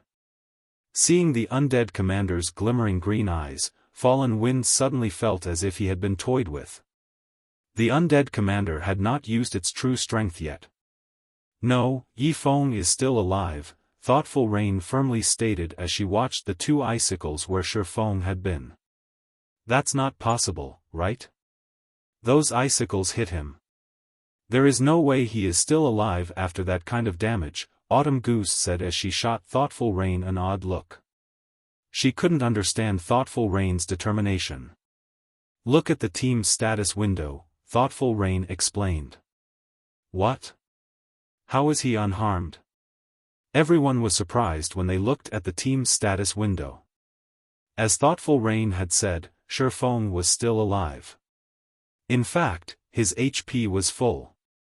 As the team members wondered what had happened, the undead commander began to gesture with its hands rapidly. Icicles shot from the ground, one after another. The Great Lord's attack rate much faster than it had been against the Thundercloud Tiger. After a moment, the originally barren terrain had transformed into a forest of ice, yet the undead commander's gestures didn't stop. It was even starting to retreat. Can anyone tell me what is happening? Blue Bamboo asked, watching the boss with wide eyes. All she could see is the undead commander launch random attacks, filling the battlefield. She refused to believe that such a powerful boss had suddenly lost its mind. While the other team members wanted to answer Blue Bamboo's questions, they didn't know what was going on either. Brother Yifeng is fighting the undead commander. Only, our eyes can't perceive him, Fallen Wind said uneasily. As they were relatively far away, he couldn't see the battle clearly either. However, based on the undead commander's movements, he could tell that the Great Lord could sense Xiaofan. I get it. He's using void steps. Thoughtful Rain declared. After hearing Fallen Wind's explanation, realization dawned on her. Void Steps was a footwork technique that only Zero Wings Corps members had an opportunity to learn. It was also the specialty technique of Zero Wings Guild leader, Black Flame. However, this advanced footwork technique was complex. Even now, she didn't even understand a fraction of the technique. Void Steps? Thoughtful Rain's explanation confused the players from the Wind God's spear. Even Autumn Goose felt as if she and Thoughtful Rain lived in different worlds. Hadn't she been the one to guide Thoughtful Rain in the past? Following which, Thoughtful Rain explained the footwork technique as best as she could. What? Zero Wings Corps members get to learn an advanced technique like that? Wind God Spears members were flabbergasted. To them, learning combat techniques was a dream. They had no access to that kind of training. And yet, in Zero Wing, the Guild's core members were handed the opportunity to learn such powerful maneuvers. Wind God Spears members suddenly envied Thoughtful Rain and Blue Bamboo. To battle maniacs like them, nothing was more tempting than improving their combat standards. Even legendary weapons and equipment were not as valuable as Void Steps in their opinion. After all, weapons and equipment were external. As long as one was strong enough, they would, sooner or later, obtain these items. However, combat techniques were a different story. As everyone from the Wind God's spear admired Thoughtful Rain and Blue Bamboo, the undead commander stilled its hands abruptly. It unsheathed the two swords from its waist and appeared to swing one of them at empty air. Boom! Suddenly, the clang of metal on metal echoed throughout the battlefield, the resulting shockwave unbalanced Fallen Wind and the others from over 100 yards away. Meanwhile, a figure appeared where the undead commander had aimed its attack. This figure was none other than Xiaofan. Isn't its strength a little too high? Xiaofan was inwardly shocked. He had used parry to block the undead commander's attack.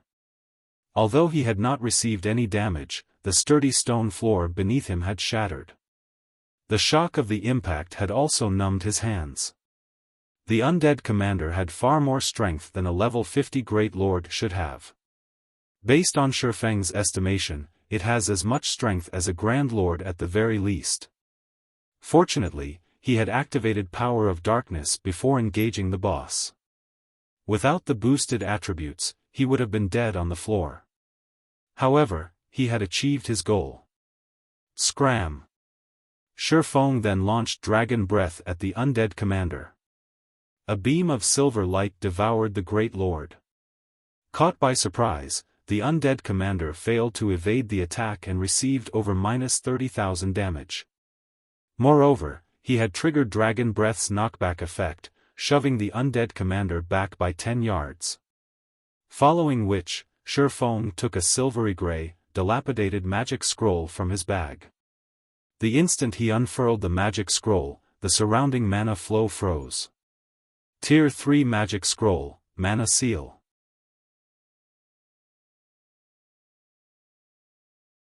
Chapter 1003, Advanced Title. After seeing the Tier 3 Magic Scroll in Xiaofan's hands, the green flames in the undead commander's eyes flared. It could obviously feel the threat from the Mana Seal as it raised its swords and slashed forward. Numerous icicles emerged beneath Xiaofan's feet, dense enough that dodging them was nearly impossible. However, predicting the move, Xiaofan activated Defensive Blade and fended off the attacks. He then began to chant the scroll's incantation. As Xiaofan finished the final verse, more than a dozen small, silver magic arrays appeared around the undead commander, surrounding the Great Lord. Although the undead commander tried to escape the encirclement, silver chains shot out from the magic arrays that bound the undead commander. As the chains tightened around the undead commander, its chilling field vanished. Move! Xiaofan shouted in the team chat. The Tier 3 spell, Mana Seal, could only silence one target. Although its effects wouldn't last long against a Great Lord, it should be able to hold out for 4 or 5 minutes. At Xiaofan's command, everyone snapped out of their daze. The 9 people wielding the 9-star polar domain scrolls rushed to surround the undead commander before activating their scrolls simultaneously. Immediately, the surrounding mana surged towards these 9 people, forming a purple-gold magic array beneath each player's feet. Roar! Sensing the battle's shift, the flames in the undead commander's eyes raged. It turned to charge towards the closest caster. "You're too late." Xiaofan smiled as he pointed the abyssal blade at the undead commander. Abyssal bind. 9 pitch-black chains emerged from the ground and bound the boss. Although the Great Lord tore the chains like paper, they still managed to delay the undead commander. The brief moment allowed the magic arrays to merge, forming a golden magic barrier. Seeing the 9-star polar domain, the undead commander released an angry roar. However, no matter how much it struggled, its attributes decreased rapidly under the magic barrier's suppression. In the blink of an eye, the undead commander's maximum HP had fallen from 27 million to 12 million. The Great Lord's attributes had been reduced by more than half. Isn't this magic array a little too strong? These players were nearly speechless. They had seen large guilds use magic arrays to suppress field bosses before. Generally, a basic magic array was considered relatively powerful if it could reduce a Great Lord's attributes by 20%. However, the 9-star polar domain had weakened the undead commander by over 50%. Moreover, this magic array only required 9 people to activate. Compared to the 9-star polar domain, the magic arrays they had seen before were nothing but garbage. Although their team had sacrificed 9 members to maintain the magic array, the undead commander was now significantly weaker. Even the shield warrior Death Wind could tank the Great Lord, not to mention the guardian knight Fallen Wind. Use all of your tier 2 summoning scrolls. Have the summoned creatures tank the boss. Everyone else, attack from the sides. Xiaofan hurriedly commanded while he dodged and blocked the boss's attacks. Although the undead commander had lost over half its attributes, it still had a Great Lord strength. Even after activating a berserk skill, Xiaofan received over -1000 damage when he blocked the attacks. Moreover, this was after he had redirected a portion of the attack's power. Otherwise, he would have taken over -2000 damage. "We're using the scrolls now. Isn't that wasteful?" Some of the team members were reluctant. "Stop talking nonsense and use them." Fallen Wind shot his team members a glare. Some had begun to think that they could rest easy. However, Fallen Wind knew that this was far from true. The real battle was just beginning. The undead commander's attributes and skills were indeed powerful. However, what made this boss truly powerful was its combat standards. Even though the Great Lord's attributes had been reduced, its basic attributes were still far higher than players.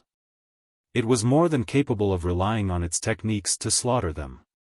Following which, 3 tier 2 summoned creatures were summoned and charged at the undead commander. Despite all 3 summoned creatures being level 50 lords, when they reached the undead commander and launched their attacks, the undead commander dodged 2 of them effortlessly. As for the third, the undead commander struck its vital points and sent it flying, devouring over 20,000 of the summoned creature's HP instantly. Everyone's jaws dropped. Why is it still so strong? Autumn Goose was a little dumbfounded. Not only had the 3 summoned creatures failed to damage the undead commander, but one of them had also taken damage. At this point, she started to doubt that their summoned creatures' lords.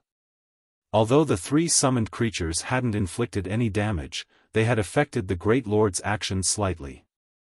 This gave Xiaofan an opportunity to strike the undead commander's joints, dealing a critical blow. -12,216. It seems that this is quite effective. Xiaofan smiled when he saw this damage. Although the summoned creatures hadn't performed as well as he had expected, they still alleviated his burden. In addition, the other team members bombarded the undead commander, whittling down the Great Lord's HP. 80%. 70%. 60%. Everyone's attacks were well organized. The more they fought, the more confident they became. Time passed quickly. When the undead commander's HP fell to 30%, the Great Lord's wicked laugh echoed in the players' ears. Green flames then covered its body, and the mana-sealing chains binding it shattered, one after another. Sensing the mana leaking from the Great Lord's body, everyone shuddered. The undead commander's chilling field once again flooded the battlefield. Unfortunately, the chilling field was also more powerful than it had been. Everyone's attributes instantly fell by 30%, increasing the gap between the players and the monster before them. Give it everything you've got. Fallen Wind knew that this was the crucial moment. Immediately, he used the Berserk skill Power of Judgment. Power of Judgment was a Berserk skill unique to Guardian Knights. Upon activation, it increased the user's defense by 200% and strength and endurance by 100%. However, it only lasted 90 seconds and had a long, 10-hour cooldown. The rest of the team also activated their Berserk skills, using this opportunity to close the gap. Unfortunately, their actions bore minimal effects. As the undead commander madly brandished its swords, one icicle after another exploded from the ground. With one wave of attacks, the Great Lord had claimed a life. The players maintaining the 9-star polar domain also received splash damage. Nobody could get near the undead commander. At this moment, Xiaofan activated Wind Rider, dodging the undead commander's icicle attacks as he retrieved Tier 2 magic scrolls, activating them swiftly. Unlike the other team members, he wielded a sacred sword. His damage with magic scrolls doubled against dark creatures. As the Tier 2 magic scrolls activated, horrific damages in the tens of thousands appeared above the undead commander's head. Unfortunately, the Great Lord also claimed one player's life after another. By the time Xiaofan had used all the Tier 2 magic scrolls Fallen Wind had given him, the undead commander only had around 1 million HP remaining. However, aside from the members maintaining the 9-star polar domain and Xiaofan, only 4 players still lived. These 4 were Fallen Wind, Autumn Goose, Thoughtful Rain, and Blue Bamboo. All 4 had very little HP left. If not for Blue Bamboo activating Power of Darkness and increasing her healing capacity, they, too, would have long since succumbed to the icicle attacks. Suddenly, Xiaofang's Power of Darkness came to an end. Possibly because it had realized the players were at their wits' end, the undead commander began to chant an incantation. A giant magic array then appeared above the battlefield. Isn't this the Tier 3 curse, Frozen Hell? Seeing the magic array in the air and sensing its power, Xiaofan recognized the undead commander's spell immediately, his expression darkening. Why does it know a Tier 3 curse? When Fallen Wind and the others sensed the magic array's power, they knew that they were doomed. Xiaofan then threw caution to the wind as he activated both Heavenly Dragon's power and Blade Liberation. He also activated Instant Strike, appearing before the undead commander and sending a violent blow down on the Great Lord's head. Boom! When the streak of blue light struck, the attack planted the undead commander's face into the floor, creating a small crater beneath it. -126,718.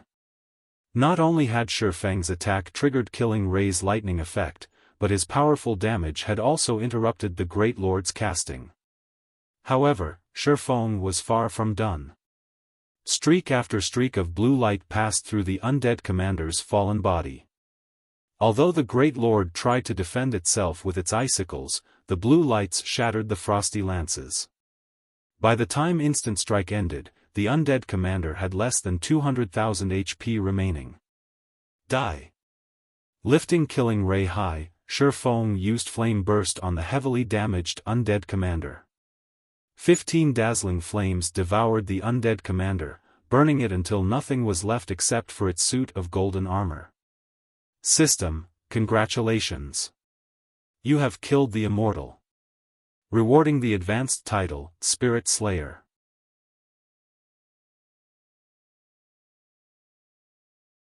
Chapter 1004, 4-star treatment. Is it dead? Is he really a human? He actually gave the undead commander such a violent beating. Everyone stared at the undead commander's ashy remains, astonished. The undead commander was simply too powerful. While inside its chilling field, the team had been forced to deal with the icicle attacks. Although the attacks aimed at them were not as strong or fast as those targeting Xiaofan, one mistake could lead to an instant death. They had no leeway to launch their own attacks either, as it had taken everything they had just to stay alive. If not for Xiaofan's continuous assault on the Great Lord, none of them would have survived this ordeal. An advanced title? After sheathing his swords, Xiaofan stared at the system notification before him in shock. He had intended to save some of his strength to deal with the following trial of God stages.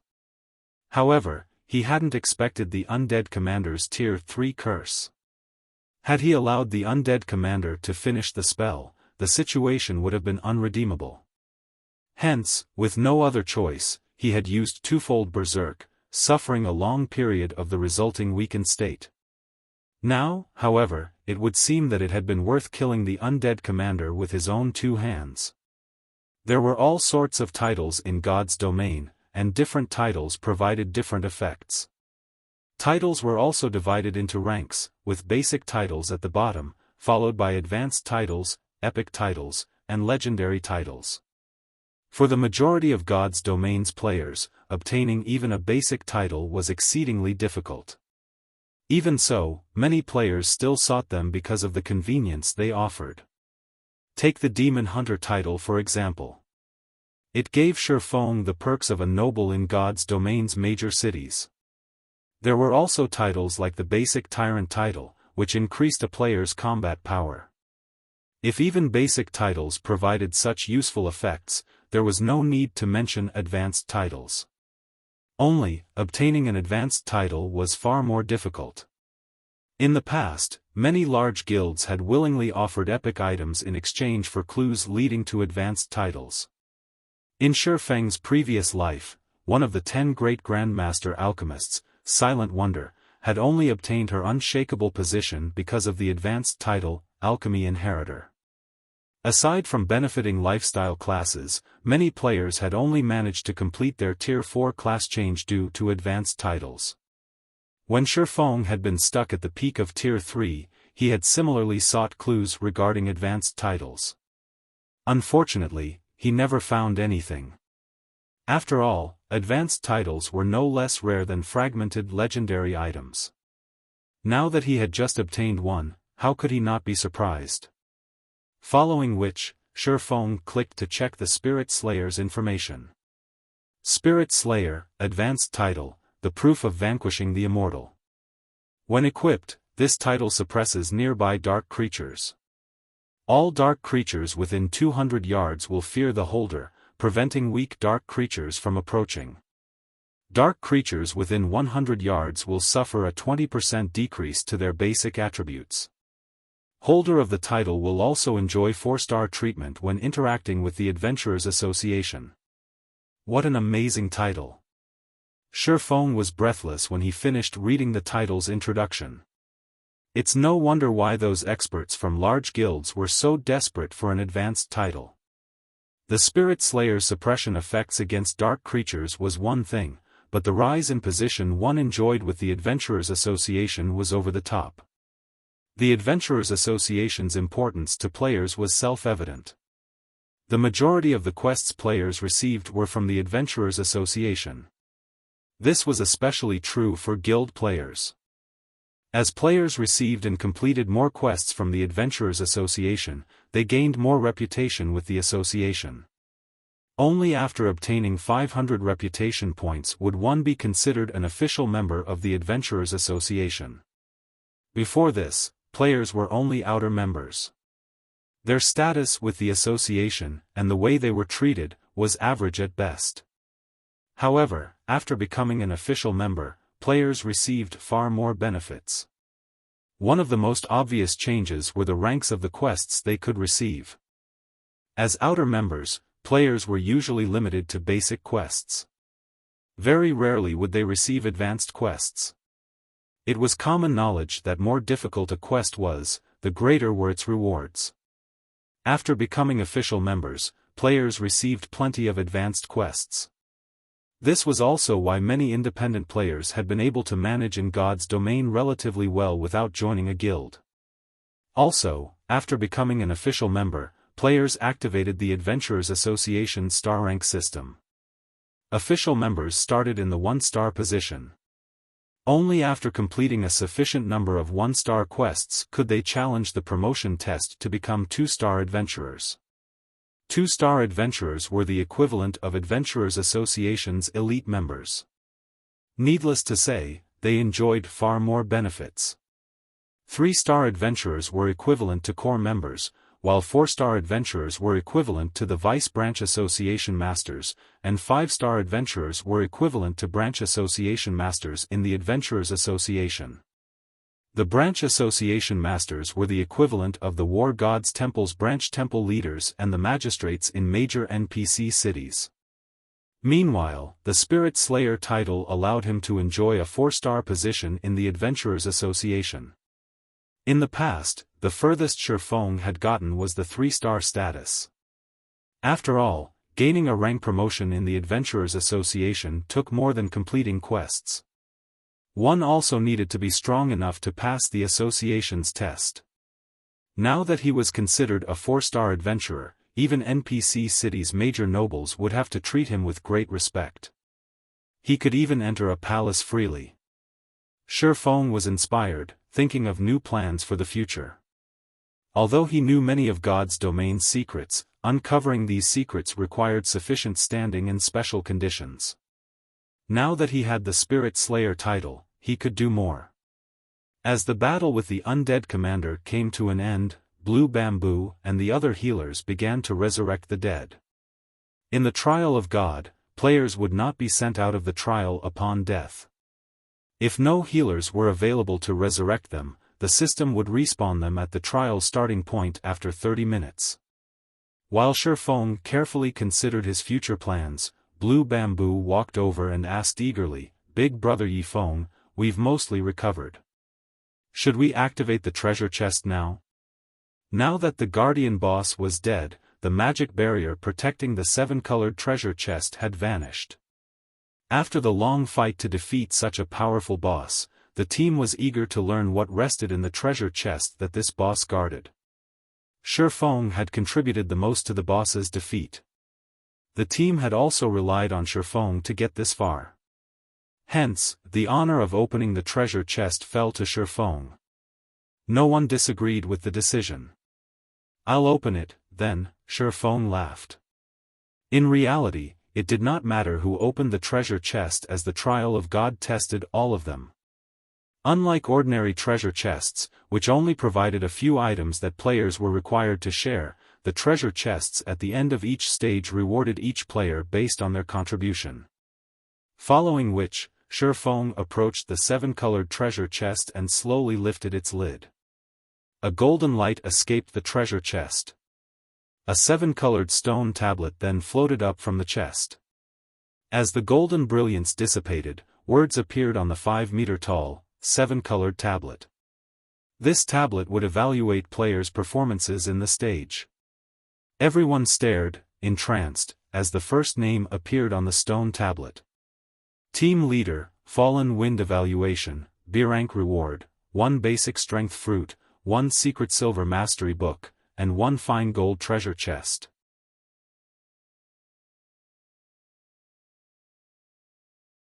Chapter 1005, Divine Artifact. Holy crap! As expected of the commander.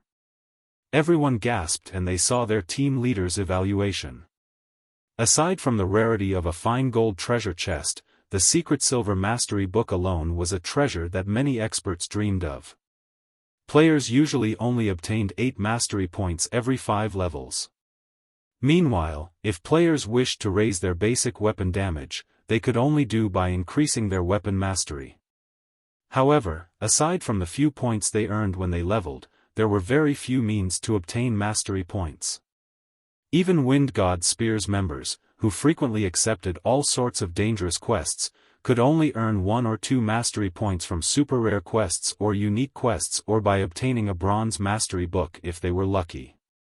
Hence, even now, they possessed few mastery points. Only a few among their adventurer team had reached the advanced standard, which allowed them to deal 20% more weapon damage. Meanwhile, the majority of the team's level 35 players were only at the intermediate standard. If their weapon mastery reached 150 points, they would reach the basic master standard, increasing their weapon damage by 30%. A bronze mastery book provided anywhere from 5 to 25 points. In reality, however, most of the books only awarded mastery points in the single digits. Very few awarded more than 10 points. A secret silver mastery book gave between 20 and 100 points. Even if Fallen Wind were unlucky, he should earn at least 30 or so points. If he were lucky, he might get enough points to raise his weapon mastery from the advanced standard to the basic master standard, gaining a 10% boost to his damage. Commander, what are the strength fruit's effects? Autumn Goose asked curiously. Seeing as the fruit had been included with a secret silver mastery book and a fine gold treasure chest, it should be roughly as valuable as these two items. Let me take a look, Fallen Wind as he opened his bag. Examining the basic strength fruit's introduction, he was shocked. This fruit can actually raise its consumer's strength attribute permanently. Basic strength fruit upon consumption, player permanently gains anywhere from 5 to 20 points in the strength attribute. A maximum of 5 basic strength fruits can be consumed. This reward is so awesome. Everyone's jaws hit the floor when they saw the fruit's introduction. Tier 1 players only gained 8 free attribute points with each level up. Upon consuming the basic strength fruit, a player could gain at least 1 level's worth of attributes. The team's gazes shifted back to the floating tablet, anticipation filling their eyes. Xiaofan was also slightly surprised. He had never imagined that the 7-colored treasure chest's rewards would be this abundant. Moreover, that had only been a B rank evaluation. The system's evaluations were not fast. After Fallen Wind's name, evaluation, and reward were displayed, it took quite some time before the next person's name appeared. Death Wind evaluation, C rank reward, 1 mysterious iron mastery book, and 1 secret silver treasure chest. Gunfire evaluation, C rank pass reward, 1 mysterious iron mastery book, and 1 mysterious iron treasure chest. Autumn Goose evaluation, C rank excellent reward, 1 mysterious iron mastery book, and 1 fine gold treasure chest. Thoughtful Rain evaluation, C rank peak reward, 1 basic intelligence fruit, 1 mysterious iron mastery book, and 1 fine gold treasure chest. The system was quite meticulous in its evaluations. The majority of the team's players only received C rank pass evaluations. Among the 20 players who had been evaluated thus far, only 2 had received fruits. Although these players were slightly disappointed by their evaluations, they still watched the stone tablet. Currently, only Xiaofang's evaluation remained unknown. However, even after a long time, the system still evaluated his performance. With his performance, he should get an A rank evaluation at the very least, right? That is my guess as well. He might get an A rank excellent or even peak. I wonder what kind of rewards he will get. If the reward for B rank is a fine gold treasure chest, the reward for A rank should be a dark gold treasure chest. Ever since I started playing God's Domain, I've never seen a dark gold treasure chest. I have heard that dark gold treasure chests have a chance of containing epic items. If I had an epic item, I could brag to my friends in the real world for an entire year. Everyone looked forward to seeing Xiaofang's evaluation and rewards. Finally, after 5 minutes, the stone tablet displayed the name Yifeng. Yifeng evaluation, S rank peak reward, 1 rainbow fruit, 1 dark gold mastery book, 1 epic treasure chest, and 1 skill book for the tier 4 sure kill skill, Chilling Field. S peak? What? An epic treasure chest? I actually got to see the rumored epic treasure chest. This is too much for my heart to take. The reward Xiaofan had earned stupefied everyone. In their opinions, an A-rank evaluation was already out of their reach. They had never dreamed that Xiaofang's performance would earn an S-rank evaluation. The difference between their strengths was truly massive. Even Xiaofan was a little surprised. He had heard of S-rank evaluations before. However, he never imagined he would, one day, obtain such an evaluation.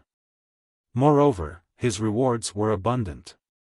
The skill book for Chilling Field was already enough to drive countless Tier 4 and Tier 5 players crazy. After all, domain skills could only display their true potential at Tier 4. Meanwhile, the domain skill Fire Dance had learned was not even close to Tier 4. It was only considered a half-baked domain skill. Moreover, Xiaofan had personally experienced just how powerful the Chilling Field skill was.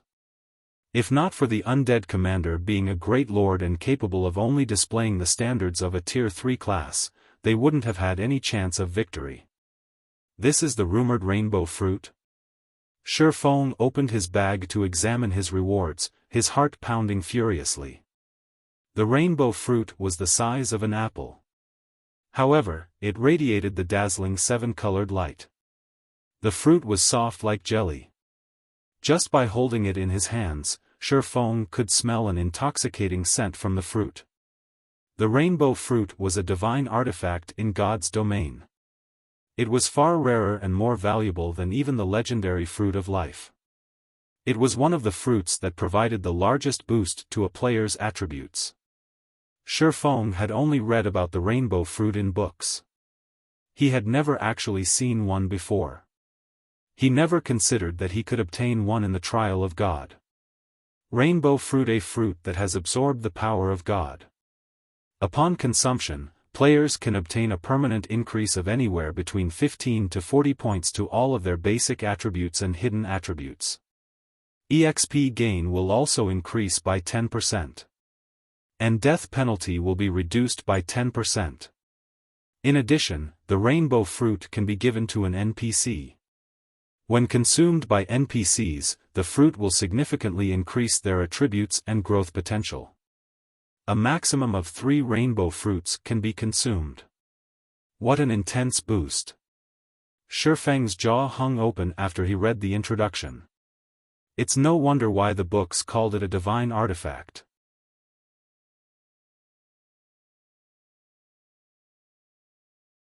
Chapter 1006, Attack-Type Domain Skill. When Xiaofan retrieved the rainbow fruit from his bag, he had not bothered to hide its attributes. The fruit's fragrance immediately drew everyone's attention. After the team members read the rainbow fruit's description, they were rendered speechless. Compared to the rainbow fruit, the fruit's fallen wind and thoughtful rain had obtained were nothing. In God's domain, there were other items capable of permanently increasing a player's basic attributes as well. However, even now, none of them had ever heard of items that could permanently increase a player's hidden attributes. Players could not put points into the 4 main hidden attributes by simply leveling up. Yet, the 4 main hidden attributes happened to be extremely important to expert players. The Wind God Spear had gathered in Lake Heart City because of a dangerous quest that might reward a weapon or piece of equipment that would increase a hidden attribute. I'm afraid that even an above-average epic weapon won't be enough for this rainbow fruit. What are you even saying? If I had a rainbow fruit, I wouldn't trade it for an entire set of epic equipment. Those are hidden attributes we're talking about. Moreover, that fruit can increase anywhere from 15 to 40 points. Who knows how many quests we'd have to complete to get that many? Giving the fruit to a personal guard wouldn't be a bad decision either. NPCs are far more powerful than players of the same level and tier. If you can increase an NPC's growth potential to Dark Gold rank, you'd basically have a boss monster that could grow. Wouldn't that be even more awesome? Promoting your class to the next tier is always going to be more difficult than the last. For the sake of one's future, no matter how I think about it, one should consume the fruit themselves. After all, if you are strong enough, would you ever need to worry about getting good items in the future? The team discussed the rainbow fruit enviously. Using the fruit on oneself or giving it to their personal guard were both good options. If they tried to claim that they weren't jealous, they would be lying. However, Xiaofan had already proven that he qualified to own the rainbow fruit. Following which, Xiaofan stored the rainbow fruit. He had no intentions of deciding how to use the fruit right now. After all, he was still in the trial of God. Clearing the trial of God was still a problem. On the off chance that they failed, wouldn't he have wasted the rainbow fruit? As for the epic treasure chest he had obtained, it was locked. He couldn't open it right now as it required 21 magic stones. As for the dark gold mastery book, Xiaofan had no intentions of using it right now either. Even if he used it, he wouldn't gain anything. The dark gold mastery book provided anywhere from 50 to 300 mastery points. Unless he gained over 100 mastery points from the book, he couldn't upgrade his one-handed sword mastery from the basic Sword King standard to the intermediate Sword King standard. The only item left was the Tier 4 sure kill skill, Chilling Field. Xiaofan had no idea what sort of dangers awaited him. Meanwhile, Chilling Field could increase his combat power significantly, far more than what the rainbow fruit right now. After all, the hidden attributes would only be useful in the long term. They provided very little short-term gains. Following which, Xiaofan clicked to learn Chilling Field. Chilling Field Tier 0, Level 1, requires 400,000 EXP to upgrade to Tier 0, Level 2, coverage radius of 30 yards. When activated, user may wield the power of frost within range to attack and defend. Attacks and defenses contain 70% of user's strength. Can attack up to 6 targets simultaneously. Main target will receive 160% damage, while other targets will receive 100% damage.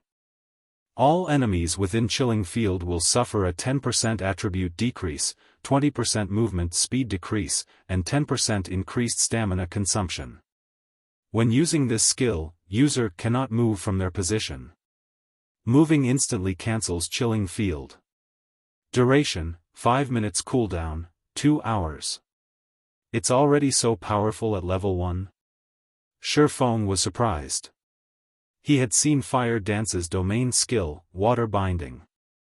As a Tier 3 sure kill skill, it was considered a pseudo-domain skill. It simply could not compare to Chilling Field.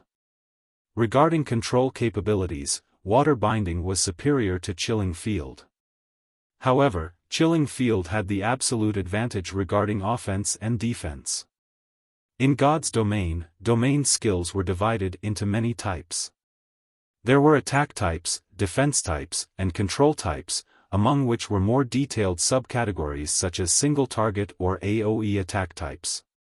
The same was true for defense types. To put it simply, all domain skills had their own strengths and weaknesses. There was no issue of weak or strong domain skills of a particular tier. It was only a matter of how suitable a domain skill was for a player. Obviously, Chilling Field was an AoE attack-type domain skill. As for Water Binding, it was a control-type domain skill that could only affect 2 targets at a time. In addition, the EXP required to level Chilling Field was double that of Water Binding. It would not be easy to upgrade it to Tier 4. However, Xiaofan did not pay too much attention to that right now. Immediately, he upgraded Chilling Field to Tier 1, Level 2. Any further, and his level would fall from level 44 to level 43, losing him the effect of the free attribute points he had gained and allocated when he reached level 44. When a player's level decreased in God's domain, they would not lose the free attribute points they had gained and allocated from leveling up. Instead, the points would be temporarily inactive. Only after said player recovered the level would the points become effective again. They would not gain new free attribute points when they reached the level for a second time. After upgrading Chilling Field to Tier 1, Level 2, the skill's attributes underwent an earth-shattering change. Chilling Field Tier 1, Level 2, requires 400 million EXP to upgrade to Tier 1, Level 3, coverage radius of 50 yards. When activated, user may wield the power of frost within range to attack and defend. Attacks and defenses will contain 90% of user's strength. Can attack up to 6 targets simultaneously. Main target will receive 260% damage, while other targets will receive 150% damage. All enemies within Chilling Field's range will suffer a 15% attribute decrease, a 30% movement speed decrease, and 20% increased stamina consumption. When using this skill, user cannot move from their position. Moving instantly cancels Chilling Field. Duration, 5 minutes cooldown, 1 hour, 30 minutes. As expected of a domain skill. With this skill alone, no player of the same tier and level will be my match in a one-on-one. Xiaofan was speechless after reading the skill's description. Only now did Xiaofan understand why players who had learned domain skills in the past were practically peerless among the same tier. Players of the same tier without their own domain skill had no way of coping with such a skill. One would only have a chance of winning if they had an overwhelming advantage in terms of attributes. If one could upgrade a domain skill to Tier 4, even escape would be difficult. Xiaofan had experienced this himself. After all, domain skills would no longer restrict the player's movements after reaching Tier 4. After Xiaofan learned the domain skill, he instructed the team to rest for a few hours. In any case, the trial of God didn't have a time limit. He could also use this opportunity to recover from the weakened state he had earned from activating twofold Berserk. After the team recovered and had prepared to challenge the next stage, they approached a massive teleportation array in front of the stone altar. Suddenly, they heard the sound of a system notification. System, you have completed the first stage. Do you wish to leave the trial of God? If you leave, you will be teleported out of the trial and will not incur any punishment. If you continue, you will be teleported to the second stage's individual challenge.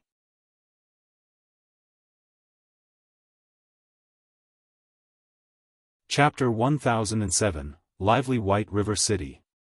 Hearing the system notification, everyone was stunned. What's going on? Isn't this the trial of God? Didn't the information say that we won't be able to leave without clearing all of the stages? They had found a lot of information on the trial of God on the official forums. Until now, every person that had challenged the trial of God had only had 2 options to leave the trial. Either they gave up, or they cleared it. This sudden development made everyone wonder if this were a trap set by the system. They could not help but hesitate in making a decision. Big Brother Yifeng, do you think this is a trick? Blue Bamboo asked Xiaofan instinctively. In her opinion, there was nothing in God's domain that Xiaofan did not know about. Thoughtful Rain also turned to Xiaofan. Generally speaking, the game didn't use system notifications to set up a trap for players. However, for reasons unknown, she felt as if only Xiaofang's answer would assure her of this. Seeing Thoughtful Rain and Blue Bamboo's hopeful gazes, Xiaofan smiled bitterly as he said, God's domain system notifications will not lie to players. We were also transferred into the trial of God forcefully rather than through the normal procedures. This is probably why the system is allowing us to leave halfway through the trial. In reality, when Countess Katie Green had teleported them into the trial of God, Xiaofan had been shocked. The trial of God was like an otherworld. Moreover, the gods had created this otherworld. Even demigods could not transfer players into the trail forcefully, much less an empire's countess. Normally, players could only enter the trial of God through a spatial connection point. Moreover, this spatial connection point was unstable. Not only did it appear randomly, but it would also disappear after a certain amount of time, regardless of whether or not players had entered. Only gods could transport a player into the trial of God by force. How could the Countess of a mere empire achieve such a feat? According to Xiaofan's conjecture, the Countess must have used some kind of item. Take the Bible of Darkness for example. The Bible could activate a gate of darkness, allowing players to travel to the Dark Denver. However, such an item should have some flaws. For example, they could leave the trial of God after completing one stage. Commander, do we leave? Or continue? Autumn Goose asked hesitantly as she looked towards Fallen Wind. The trial of God's rewards were abundant. After obtaining the secret Silver Mastery book, Fallen Wind had finally pushed his shield mastery to the basic master standard, which significantly increased his damage reduction and defense capabilities. If they continued clearing this 6-colored trial, they would emerge transformed. At that time, no one within the Dark Knight Empire would be able to afford to underestimate the Wind God's spear. Even those super guilds and super first-rate guilds would have to be cautious when dealing with the adventurer team. We're leaving, Fallen Wind declared. If not for Brother Yifeng's help, we wouldn't have even cleared the trial's first stage. We are lucky that it's giving us the chance to leave. Although the trial of God awarded more with each cleared stage, the same was also true for the stage's difficulty. Accurately determining one's strength was one of the basics of being an expert. Moreover, the system had clearly stated that the next stage would be an individual challenge. They would not find any more loopholes to exploit and would have to rely on their own strength. If he had to guess who on his team could clear the second stage, he was sure that only Xiaofan was capable of doing so. Everyone else, including himself, had no hope of clearing the trial. Why should they risk suffering the system's severe punishment? The team agreed with Fallen Wind's proposal. They all felt that greed had gotten the better of them and they had forgotten the reason they had come this far. Turning towards Xiaofan, Fallen Wind asked in a very friendly tone, "Brother Yifeng, the Wind God's spear intends to leave. May I know what you plan to do next?" "Me?" After giving it some thought, Xiaofan said, "I'll leave as well. Although the trial of God's rewards are tempting, I still have many matters that I need to attend to. Since that is the case, let's add each other as friends. If not for Brother Yifeng's help, we wouldn't have left this place in one piece. If you need any help in the future, please don't hesitate to ask. I will give my all to assist you," Fallen Wind said. He then sent Xiaofan a friend request, hoping that he could become close friends with this swordsman. It was also thanks to Xiaofang's display that he had finally entered the flowing water realm, which he had struggled to reach for many years. Among the many guild experts he had met, none had truly earned his admiration. Xiaofan was the first expert he looked up to. He didn't even feel this way about one sword of the 8 sword heroes. Xiaofan instantly accepted Fallen Wind's friend request. In the past, the Wind God's spear had been an apex adventurer team in God's domain. Although its fame was not as widespread as adventurer teams like the Midnight Tea Party and Owl, which even super guilds feared, they were still one of the few apex adventurer teams in the game. Gaining an ally like the Wind God's spear would definitely help Zero Wing's development in the future. If those super guilds found out that Zero Wing had formed a deep relationship with 2 of God's domain's future apex adventurer teams, they would most likely try to annihilate Zero Wing at all costs. Although, the fact that Xiaofan possessed a city-building order in his hands was already enough of a reason for super guilds to target his guild. Following which, with Xiaofan taking the lead, everyone teleported out of the trial of God. He then returned to White River City with Thoughtful Rain and Blue Bamboo. After seeing Xiaofang's group off, Fallen Wind glanced at his team members, addressing them seriously, "You witnessed today's situation for yourselves. Following this, Wind God's spear must work even harder. None of us can afford to be cocky anymore. God's domain is a far more amazing game than we assumed. Nobody knows just how many hidden experts are here." Although the Wind God's spear fared relatively well in the Dark Knight Empire, in the end, the Dark Knight Empire was only one of many empires in God's domain. It was truly laughable that they took pride in their current achievements. The adventuring players nodded in response to Fallen Wind's words. Setting Xiaofan aside, they could already see how powerful Zero Wing was as a guild based on thoughtful Rain's strength. Moreover, Zero Wing's core members had the opportunity to learn advanced combat techniques. This was not something their Wind God Spear could hope to compete with. Before this, they had all been proud of their ability to pick fights with large guilds. Star Moon Kingdom, White River City. Ever since Blackwater and Heaven's Burial had declared war on Zero Wing, the atmosphere in White River City had become somewhat tense. Blackwater and Heaven's Burial's members roamed the city. There were also plenty of players hidden under black cloaks. These people had a predator's gaze when they looked at Zero Wing's members. If not for the severe consequences of attacking another player within the city, there was no doubt that these people would have already made their move. Zero Wing's guild residents. These red players are getting increasingly brazen. They are bold enough to eye Zero Wing's members openly on the streets. What can we do? I don't know what Blackwater did, but it has persuaded many dark guilds to join hands against Zero Wing. Not only do we have to be wary of ambushes from Blackwater's teams, but our elite parties also have to look out for sneak attacks from red players. Those bastards only know how to use cowardly tactics. Once they see us rush at them, they scatter and flee. If I get my hands on them, I'll give them a good beating. A few core members in Zero Wing's residence angrily discussed the situation.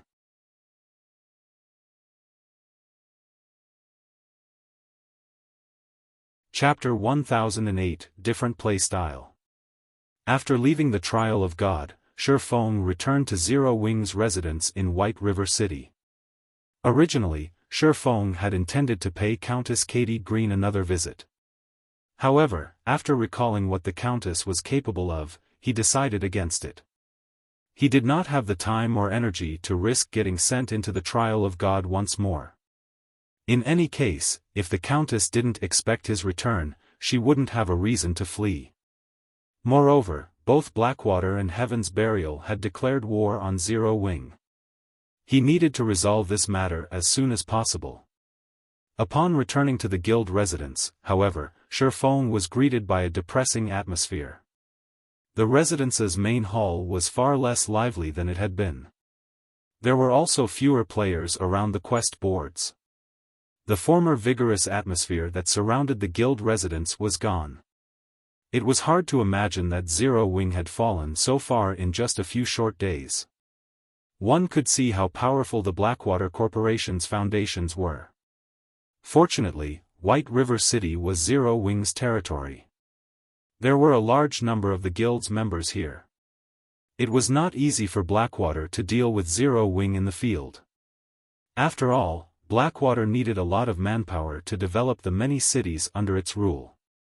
The most it could afford was to send the guild's top experts. In a war, both sides needed to spend plenty of coins on rewards and remunerations. A guild's top experts were strong, so their chances of dying were much lower.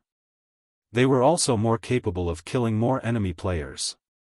This was one of the most common methods employed in wars among guilds. In the end, each guild's resources would determine the outcome. Whoever lasted longer would be the winner. In the past, this method had destroyed many small guilds. Large guilds had more resources and funding. They also had more experts.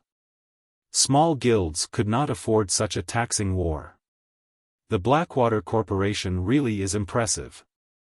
In just a few days, they have won over so many of Star Moon Kingdom's dark guilds. Xiaofan could not help but frown as he overheard various conversations as players loitered in the main hall. It seems that I can't let the Dark Gods Legion continue its expedition in the Undead Gorge.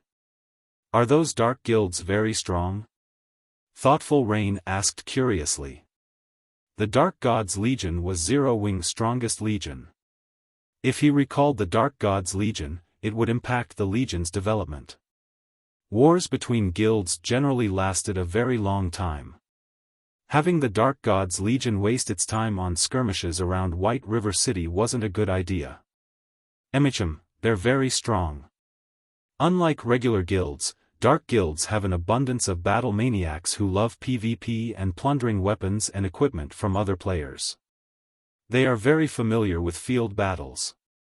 Moreover, the skills they learn, the weapons and equipment they wear, and the techniques they possess all focus on PvP. Most importantly, the conditions to join a dark guild are far stricter than regular guilds. To join a regular guild, you only need to pass the guild's test. However, dark guilds are different. Not only do you need to pass the guild's test, but you also need to complete the systems test. The systems test? Thoughtful Rain was even more confused now. This was her first time hearing about such a thing. The systems test to join a dark guild isn't exactly difficult. You are only required to kill 10 players who are no more than 3 levels lower than you. However, remaining in a dark guild is far more difficult. The system will periodically task you with killing a certain number of players and NPCs. By doing so, you will gain a large amount of EXP in various weapons, equipment, and tools. If you fail, however, you will be expelled from the Dark Guild. Because of that, players who remain in the Dark Guilds are incredibly strong.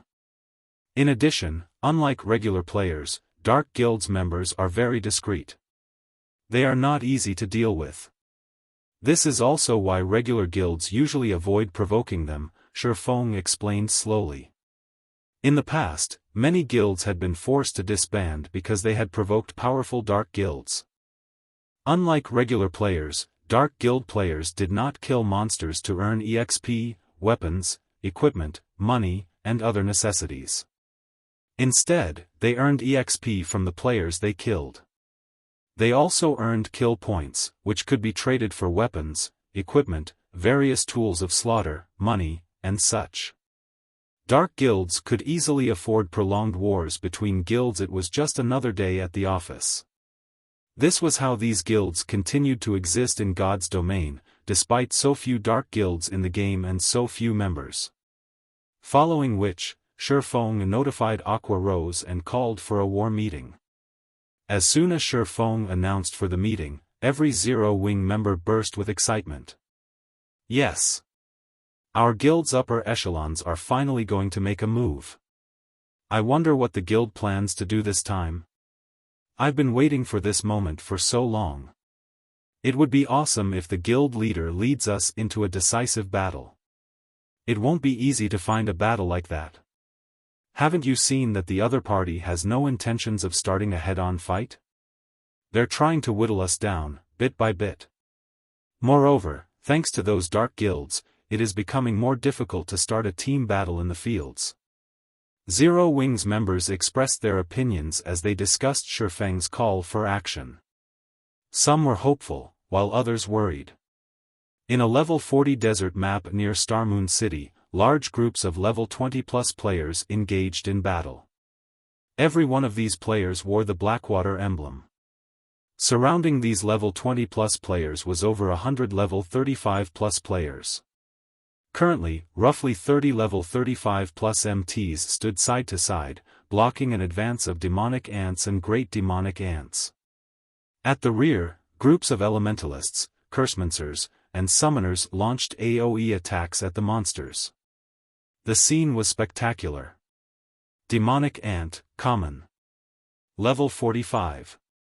HP 50,000/50,000. Giant demonic ant, special elite. Level 46. HP 550,000/550,000. One demonic ant was not much of a threat. However, demonic ants never acted independently. They generally swarmed with hundreds, sometimes thousands, of their companions. Moreover, demonic ants didn't offer much loot, and the EXP they gave was average at best. Ordinary teams usually avoided them rather than wasting their time. However, demonic ants were one of the best monsters to grind for levels. The leveling speed here is not bad. Continue luring monsters. The more, the merrier, Abandoned Wave commanded as he sat leisurely behind the wall of players, enjoying a glass of wine as he watched his experience bar rapidly rise. A short moment later, the level 20+ players behind him leveled up again. Their leveling speed was so fast that it could render elite players speechless. Suddenly, an indifferent man in a black cloak, with most of his face covered in black bandages, appeared beside Abandoned Wave. The few level 40 experts guarding Abandoned Wave instantly tensed. Glancing at the indifferent man, Abandoned Wave raised his hand and said, "No need to panic. He's one of ours." Hearing this, the level 40 experts relaxed slightly. However, fear filled their gazes as they looked at the indifferent player. After all, none of them had sensed the man before he revealed himself. If he had come here with ill intent, the consequences would have been unimaginable. "Why are you here?" Abandoned Wave asked the bandaged man curiously. "My side's preparations are almost complete. I'm here just to give you these items. When the time comes, your men won't need to worry about friendly fire."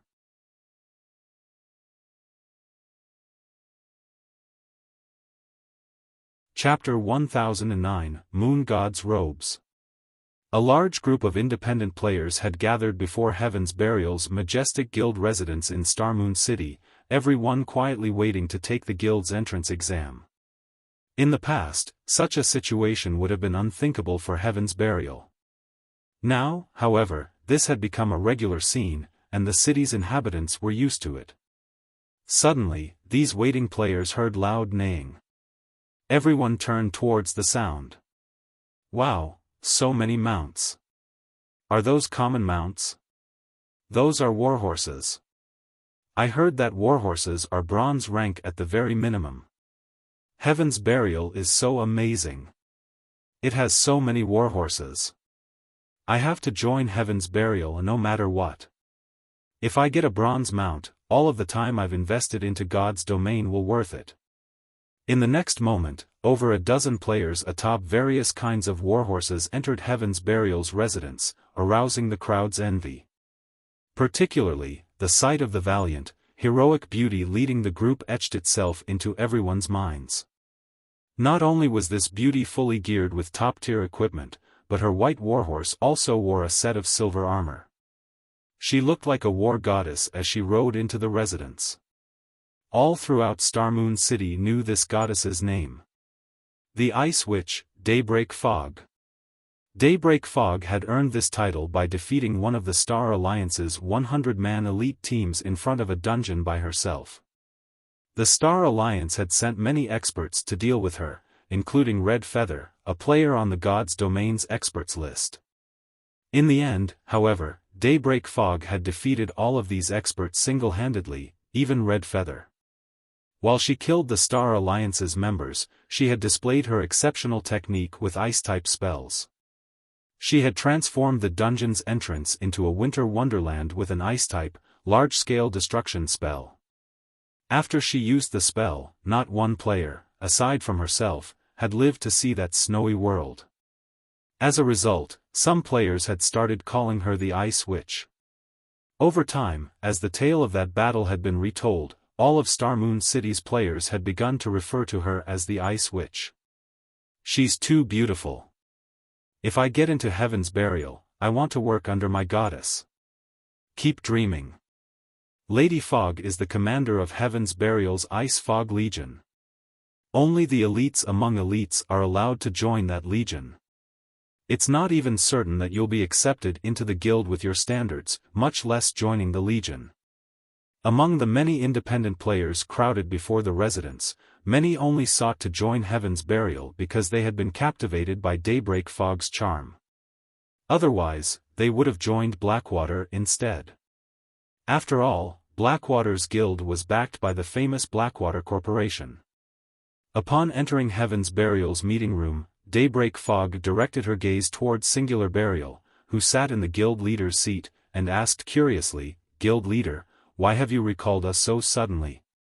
Many of the guild's upper echelons were also present in the meeting room. Aside from the several lifestyle class masters, these members were mostly level 40. If an ordinary player were here, they would tremble with fear. Among the level 40 experts present, every one was considered a top tier in Starmoon Kingdom. Even the guild leaders of other large guilds had to treat them with respect. Take a seat. I'll explain soon, Singular Burial said as he pointed towards the vice guild leader's seat. Hearing Singular Burial's words, Daybreak Fog's confusion grew. Practically every upper echelon was here, only a few preoccupied members were missing. Yet, Singular Burial's comment seemed to suggest that they were waiting for someone. What's going on?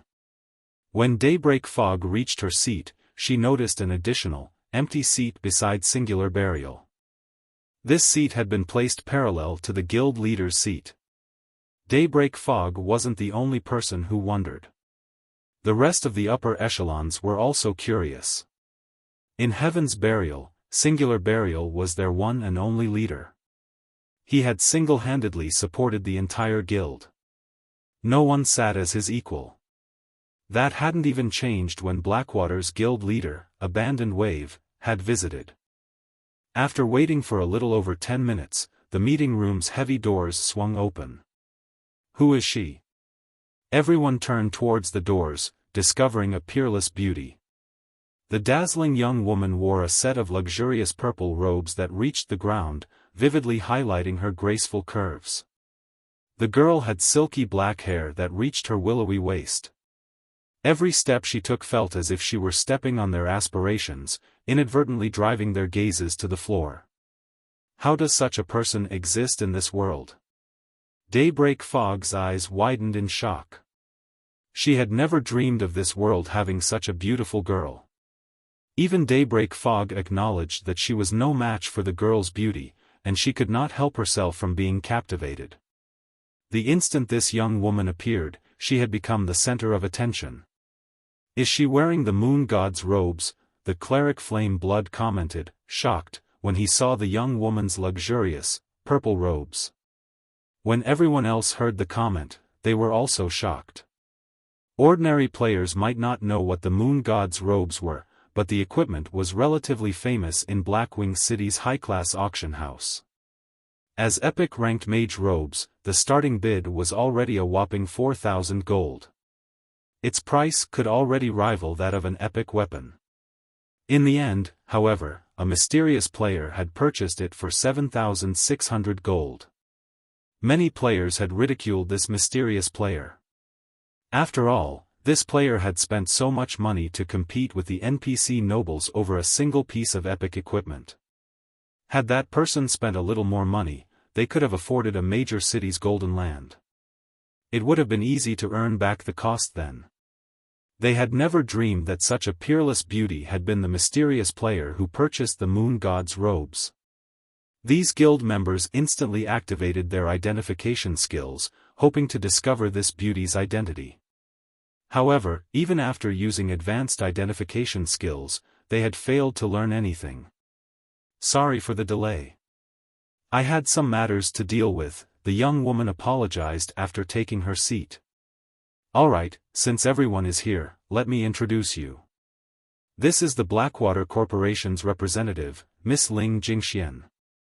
She has come here to discuss the raid on Stone Forest Town, Singular Burial said, respect filling his voice as he introduced Ling Jingxian.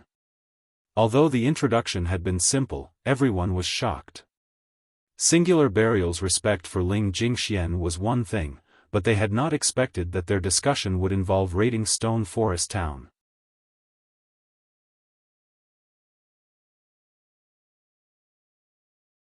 Chapter 1010, High-Profile War Declaration. Guild Leader, are you really planning to do this? Flame Blood asked, slightly confused. There were no NPC towns close to Stone Forest Town. If they attempted to raid Stone Forest Town, they wouldn't be able to dispatch reinforcements quickly. On the other hand, Zero Wings members could utilize the guild transfer scroll to reach the town in an instant. Even when they died, they would revive inside the town. To put it simply, this town was easily defensible. Although Stone Forest Town's protection period was over, players could hire NPC guards. Although the levels of the enlisted NPCs would not be as high as the level 150 NPC guards hired during the protection period, recruited NPCs were still 10 to 15 levels higher than current players. With Stone Forest Town being one of Zero Wing's primary revenue sources, after its protection period had ended, Zero Wing had hired 500 level 50 and above Tier 1 NPC guards to defend it. In addition, many of Zero Wing's members were garrisoned in the town. Zero Wing had also constructed basic mana pulse cannons, which the guild had used in its war against the Star Alliance, around the town. In the last war, Zero Wing had introduced everyone to the weapon's attack range and destructive power. Hence, raiding Stone Forest Town would not be easy. It was likely that they would have to sacrifice a significant number of players to take the town. The other Heaven's Burial members also turned to Singular Burial, wearing confused expressions. While they had considered raiding Stone Forest Town before, it was too early for that. God's domain was only starting to transition into the era of mounts. They should wait a little longer. I understand your concerns. However, I have already considered this problem. Since we are going to make a move, I am confident in our success. Singular Burial chuckled. However, I would like to invite Miss Ling to elaborate on this point. Everyone shifted their gaze towards Ling Jingxian, questioning looks filling their eyes. I've received news that Zero Wing has recently contacted several major companies to gain financial support. In addition, the Dragon Phoenix Pavilion has begun to move against Zero Wing and is dealing with Zero Wing's branch guild in Lake Heart City. In response, Zero Wing has dispatched quite a number of their members to the Black Dragon Empire. Hence, the guild's member population in Stone Forest Town has decreased significantly. However, most importantly, Zero Wing has begun to show signs of activity in White River City. They have even recalled their guild's strongest Dark Gods Legion. As long as Zero Wing is focused on hunting down Dark Guild members, the latter will think of a way to pin down Zero Wing's main forces for as long as possible. After that, both Blackwater and Heaven's Burial can take the opportunity to attack Stone Forest Town. Ling Jingshuan's explanation had caught these upper echelons' interest. If Zero Wing pitted everything it had to defend Stone Forest Town, they would never be able to capture the town. However, now that Zero Wing's members were scattered, it would be a piece of cake to take Stone Forest Town with the strength of both guilds. I have a question. Daybreak Fog suddenly declared. If Zero Wing's members use their guild transfer scrolls, they can easily gather in Stone Forest Town. Regardless of how fast we assemble our forces, we're not faster than Zero Wing. As if she had expected this question, Ling Jingxian took out over a dozen old, tattered scrolls, displaying them on the table. Those are. Curiously, everyone examined the scroll's introduction. Immediately, everyone's jaws dropped, none of them could believe their eyes. A sealing magic array. This magic array would seal off an area for a certain amount of time, preventing the players from teleporting out of or into the area. This was a godly tool for raiding towns and cities. If Zero Wing could not teleport players into Stone Forest Town, with the small number of players garrisoned in the town, they could successfully raid it. As long as they took Stone Forest Town, Zero Wing would lose its main source of income. Meanwhile, their two guilds, who captured Stone Forest Town, would enjoy the town's massive profits. With this shift in power, it would only be a matter of time before Zero Wing was annihilated. I'll leave the sealing magic array in your hands. I hope that you can construct it quickly. If there's nothing else to discuss, I'll be taking my leave. After Ling Jingxian said so, she left the meeting room under everyone's watchful gazes. Fog, you and everyone else here, get ready. I've already arranged for the advanced lifestyle players that will be required to construct the sealing magic array. You will protect them until they have finished their work. Do not let anyone disrupt them. Singular Burial commanded sternly. Guild leader, leave it to us, everyone excitedly replied. The sealing magic array was powerful. However, it possessed major flaws. Players needed to construct the magic array's cores in various locations of a map. Moreover, the magic array cores would disturb the surrounding mana, which would, in turn, cause nearby monsters to gather and attack the cores. Hence, players were needed to defend the cores. This was why Singular Burial had called Heaven's Burial's upper echelons back. To seal a map as large as Stone Forest towns, they needed to construct at least 14 magic array cores. In other words, they needed to defend 14 separate locations. If they mobilized too many players at once, it would attract Zero Wing's attention. Hence, dispatching experts to defend these locations was the best option. When the time came, they simply needed to replace these experts with a large number of elite players. Meanwhile, inside Zero Wing's residence in White River City, after Xiaofan recalled the Dark God's Legion, he had Fire Dance rally the guild's experts and elites, officially announcing their crusade against the Dark Guilds in Star Moon Kingdom that targeted their guild. Every player in Star Moon Kingdom noticed this sudden announcement. In a few short minutes, Xiaofang's post rose to the very top of Star Moon Kingdom's official forums. This is insane. Zero Wing has gone insane. Zero Wing is awesome. It has openly declared a crusade against Star Moon Kingdom's dark guilds. With their temper, these dark guilds won't let this rest. All hail Zero Wing. Zero Wing's latest declaration dazzled God's Domain's ordinary players. Not only was Zero Wing at war with two of the kingdom's giants, but it had also declared war on the dark guilds, which most players tried to avoid. Only a lunatic would make a move like this. The various guilds were even more shocked by Zero Wing's declaration of war. Ordinary players might not realize the truth about dark guilds, but they were perfectly aware. Although dark guilds had very few members, these people were extremely obstinate. Dealing with large guilds like theirs was just another day at work for these people. Moreover, even if these players died, their dark guilds wouldn't compensate them for any losses. They would only have themselves to blame for not being strong enough. Speaking of the survivability of dark guild players, they were much stronger than regular guild members. Most importantly, unlike regular guilds, dark guilds did not possess a permanent base of operations such as a guild residence. Instead, they operated like independent players. A simple bar was enough of a base for them. They could easily move between towns controlled by the forces of darkness. Hence, it was very difficult to launch a concentrated attack against dark guilds. Regarding sustainability, regular guilds were even less of a match for their dark cousins. Dark guilds players could level up by killing other players. This was not an option for regular guild players. If an extended war occurred between a regular guild and a dark guild, the latter would only exhaust their enemy to death. Hence, regular guilds generally overlooked dark guilds as none of them wanted an unnecessary confrontation. Logically, Zero Wing should have been more focused on dealing with Blackwater and Heaven's Burial after it realized that its enemies had hired dark guilds to take action. After all, dark guilds were merely hired guns. It was easy enough to hold them at bay. Once their employers were gone, they would go back to their normal lifestyle.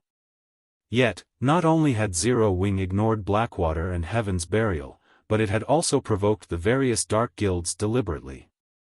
Zero Wing's priorities were clearly skewed.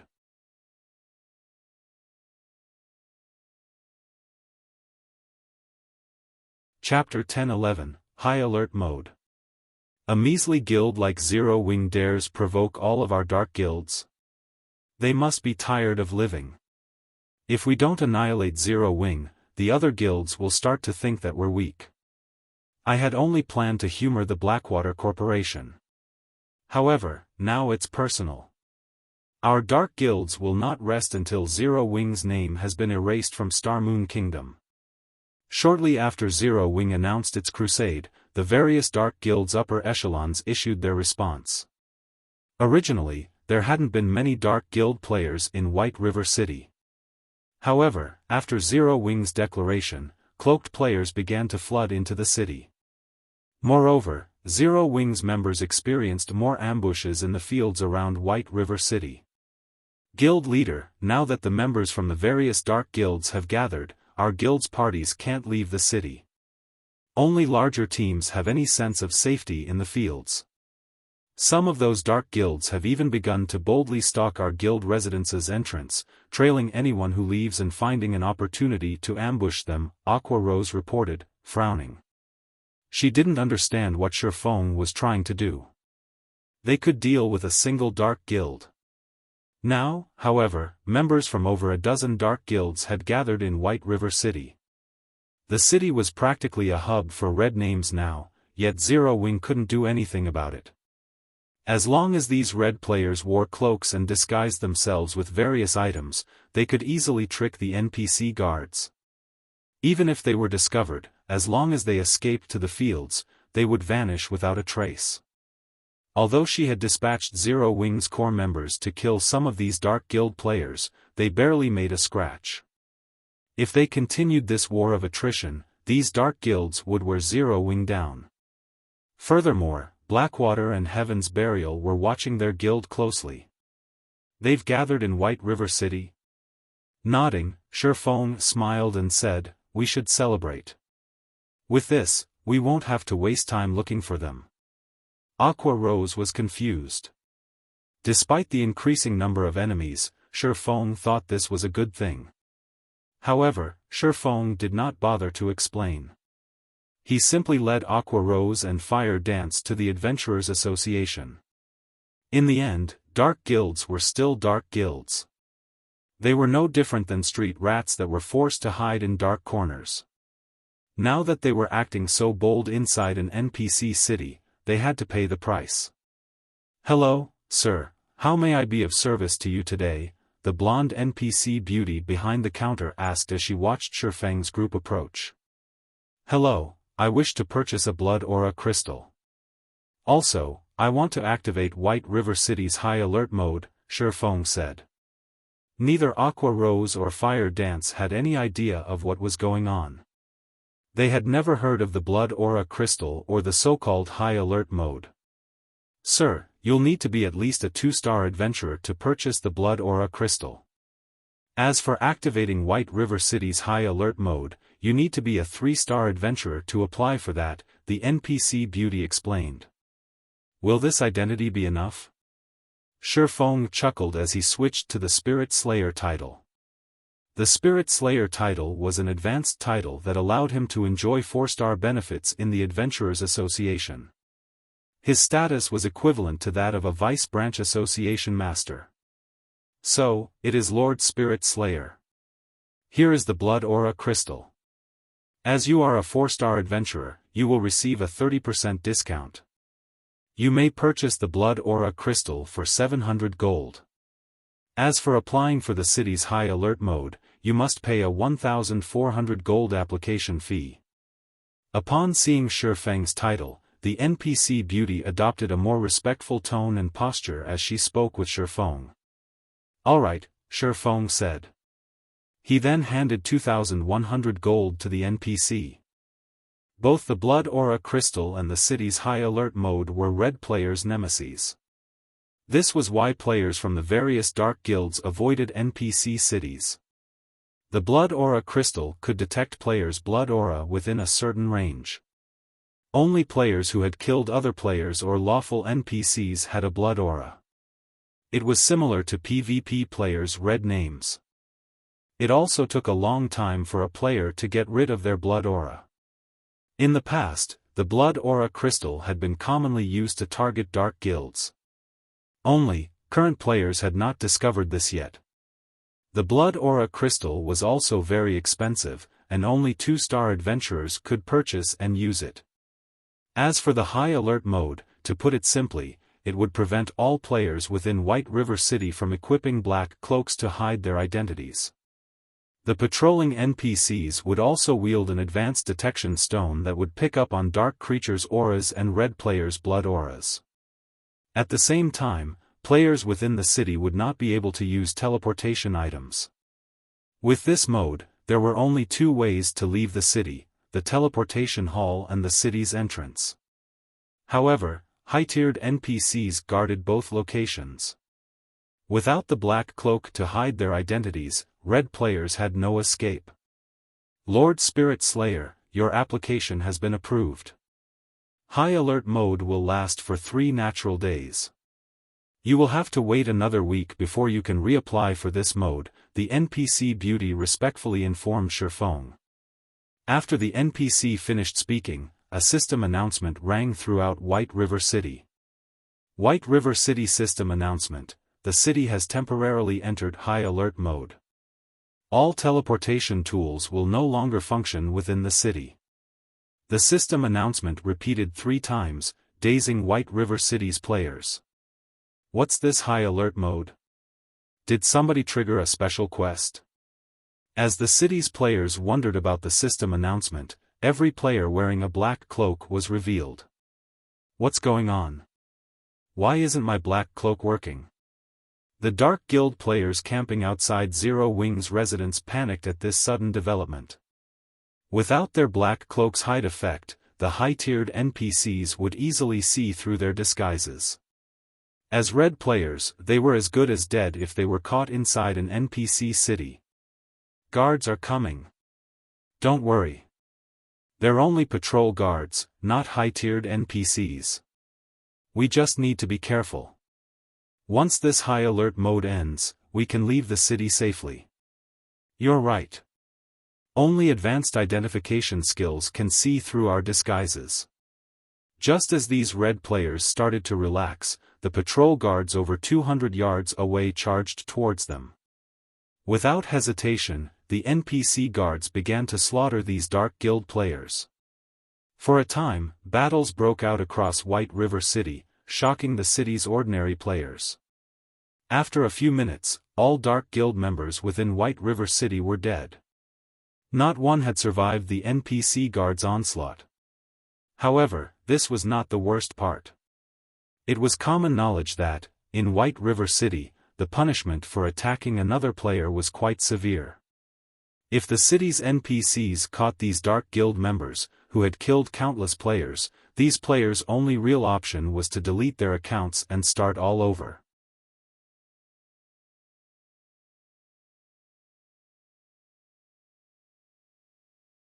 Chapter 10-12, Profitable Investment.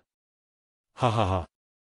Now that Zero Wing has provoked so many Dark Guilds, I can't wait to see how the guild gets out of this. Even I am starting to pity Zero Wing.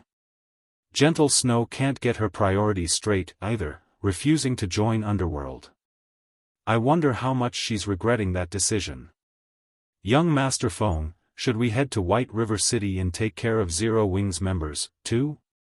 That's a nice idea. Now that so many guilds are targeting Zero Wing, we can disguise ourselves and use this opportunity to rake in some profit. If we can get rid of 10 or so Zero Wing core members, we can upgrade everyone's equipment.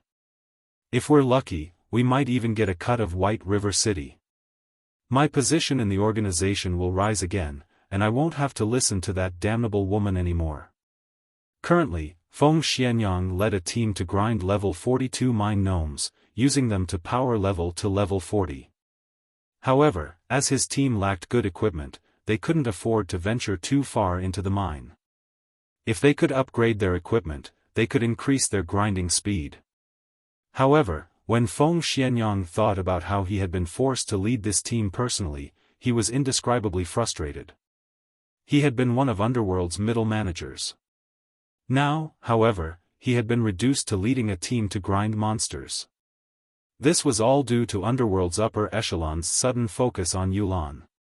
They had even transferred Maple City's management, as well as 5 other major cities, to Yulan. This was a nightmare. Just you wait. When Zero Wing falls, I'll poach Zero Wing's top players and regain possession of Overwhelming Smile. Feng Xianyang inwardly chuckled. Zero Wing's elite members and experts were extraordinarily strong. If Zero Wing were defeated, these people would refuse to join guilds like Blackwater or Heaven's Burial. At that time, he simply needed to offer an appropriate price to recruit them. After making these people his own, Underworld's upper echelons would have no choice but to focus on him. When Feng Xianyang and his team reached White River City, they were astounded by what they saw. The NPC guards were slaughtering numerous players inside the teleportation hall. In the face of the level 180 guards, level 40 expert players were infants. The NPCs only needed one hit to defeat each player. One cloaked player, who had just teleported into the city, died before he had even realized what had happened. What's going on here? Chills ran down Feng Xuanyang's spine as he looked down at the Dark Guild player corpse beside him. Feng Xianyang wasn't the only player who wondered what was happening. Many other guilds that had teleported to White River City to take advantage of Zero Wing's predicament were stupefied. Inside the spacious teleportation hall, several hundred disguised red players had died. The scent of blood lingered in the air. White River City had become a forbidden ground for red players. Previously, everyone had thought that these Dark Guild players were too arrogant in the city. Now, however, they pitted these players. Any red players the NPC guards killed would be jailed in White River City's confinement room to await their punishment after they resurrected. With the crime values these Dark Guild members possessed, it would be a miracle if they were not locked up for over a month. Rescuing these players from White River City's confinement room was nothing more than a dream. Level 200, Tier 3 NPCs guarded that room, and they would instantly kill any and all players that didn't belong. However, if these players weren't rescued, mainstream players would have long since surpassed these players' levels and equipment by the time their prison sentence was over. It would be very difficult to catch up. At the very least, they would need to spend several months grinding endlessly. As for deleting their accounts and starting all over again, although they could level up quickly if high-level players power-leveled them, they would never catch up to mainstream players in a month without some leveling secret. Of course, regaining their levels was one issue, but what about their reputation? What about their weapons and equipment?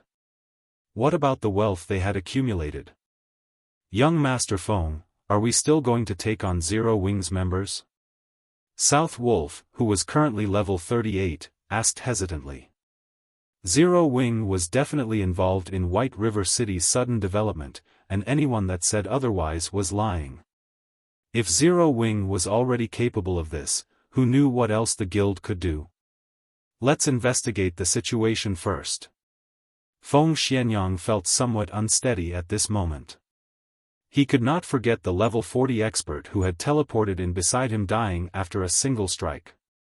Elsewhere, the various Dark Guild's upper echelons were dumbfounded when they heard the news of this sudden development. Can someone tell me what is going on?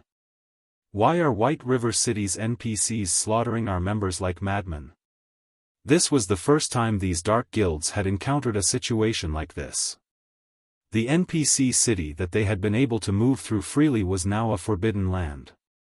Over half of the members they had dispatched to White River City were dead. Only a small minority were still active in the fields near White River City. This was an unprecedented blow to their Dark Guilds. The death of their members was nothing to them. However, if their members were confined for over a month, this would severely wound their guilds. Damn it!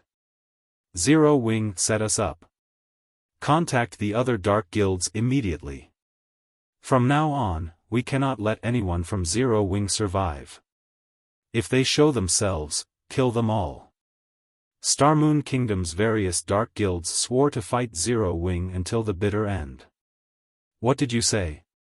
Over half of the Dark Guild members have been locked up in White River City's confinement room? How is that possible? Didn't they have their disguise tools? Abandoned Wave's expression froze when he received the news. He could not bring himself to believe it. While Dark Guilds were not strong in a head-on battle, their survivability and ambushing capabilities in the fields were top-notch. This was precisely the reason that he had paid a massive price for these Dark Guilds to whittle down Zero Wing's strength. Yet, now, over half of them had been killed and jailed in White River City. With this, it had become far more difficult to deal with Zero Wing's members. Guild leader, what should we do now? Now that over half of the Dark Guild players have been locked up, the threat on Zero Wing has been reduced significantly. Moreover, some of the regular guilds that intended to strike Zero Wing have decided on the wait-and-see approach, the middle-aged, bald man asked. After some thought, Abandoned Wave commanded, this development has affected our plans slightly, but no matter. Contact the Dark Guilds immediately. Tell them that we'll send some of our top players to assist. If they can delay Zero Wing's top players, we'll reward them. Heaven's Burial had already begun to construct the sealing cores around Stone Forest Town. If they could not pin Zero Wing's core members down in White River City, taking Stone Forest Town would become far more troublesome. Understood. After hearing this, the middle-aged man retreated to contact the various Dark Guilds. Meanwhile, inside White River City, Xiaofan was in a very good mood. He had simply spent some money to exterminate the pests in White River City. He had never expected such a huge windfall. After he had activated the city's high alert mode, over 10,000 red players had died and were captured. This result earned him yet another advanced title. City Protector.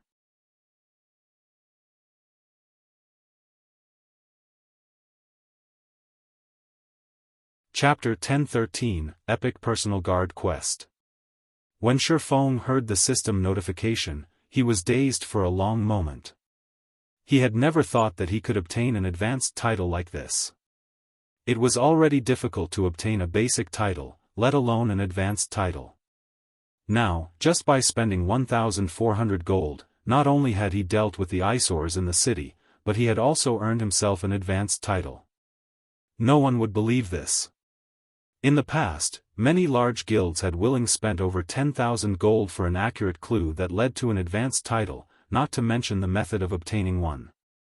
City Protector. While Xiaofan was relatively familiar with the basic titles throughout God's domain, his understanding of advanced titles was quite shallow. After all, advanced titles were extraordinary.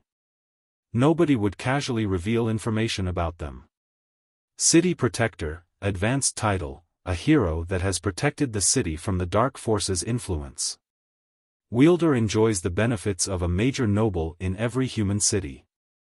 At the same time, personal guards can accept one epic quest per week. In addition, personal guards receive a 5% increase to quest success rate. As expected of an advanced title, it actually allows my personal guards to pick up one epic quest each week. Xiaofan could not help his surprise. Personal guards' development speeds depended on the quests they accepted from the Adventurers Association. The higher the quest's rank was, the better the EXP and items it would award. However, there were not many personal guard quests to choose from in the Adventurers Association. Even Dark Gold quests only appeared about once a week, much less epic quests. One would be extremely lucky if they picked up an epic quest once a month. If his personal guards could complete an epic quest once a week, their improvement speed would be unimaginable. They also had a 5% success rate. Even if he allowed Dark Gold guards like Kite and Anna to challenge a Dark Gold quest, their success rate was only 50%. If they were very well equipped, their success rate could top out at 80%. As Xiaofan understood it, even extremely well-equipped Dark Gold guards only had a 30% chance of completing an epic quest.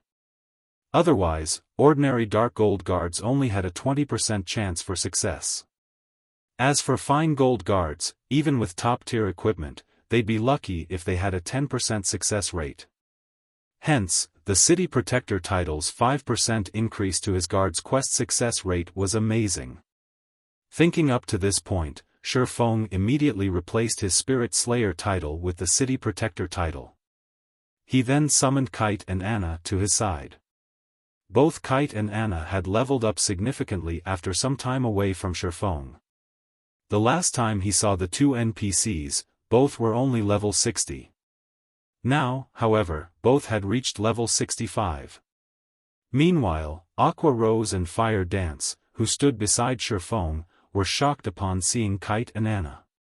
How are they so strong? Aqua Rose asked curiously. She had long since become a Viscount of White River City and could recruit her own personal guard. After mobilizing the guild's strength and Xiaofang's guidance, she had managed to recruit a fine gold guard. Moreover, this fine gold guard was a guardian knight, which was an excellent match for her class. She had been overjoyed when she found this personal guard. After that, she had spared no effort to nurture her personal guard, helping the NPC accept all sorts of high-ranking quests. Her personal guard had only recently reached level 60. Who knew how many more quests the NPC had to complete to reach level 65? However, the NPC was already considered very high level. After all, the personal guards that other guilds' upper echelons recruited were usually around level 55 to 58. In terms of strength, those personal guards were nowhere near a match for hers.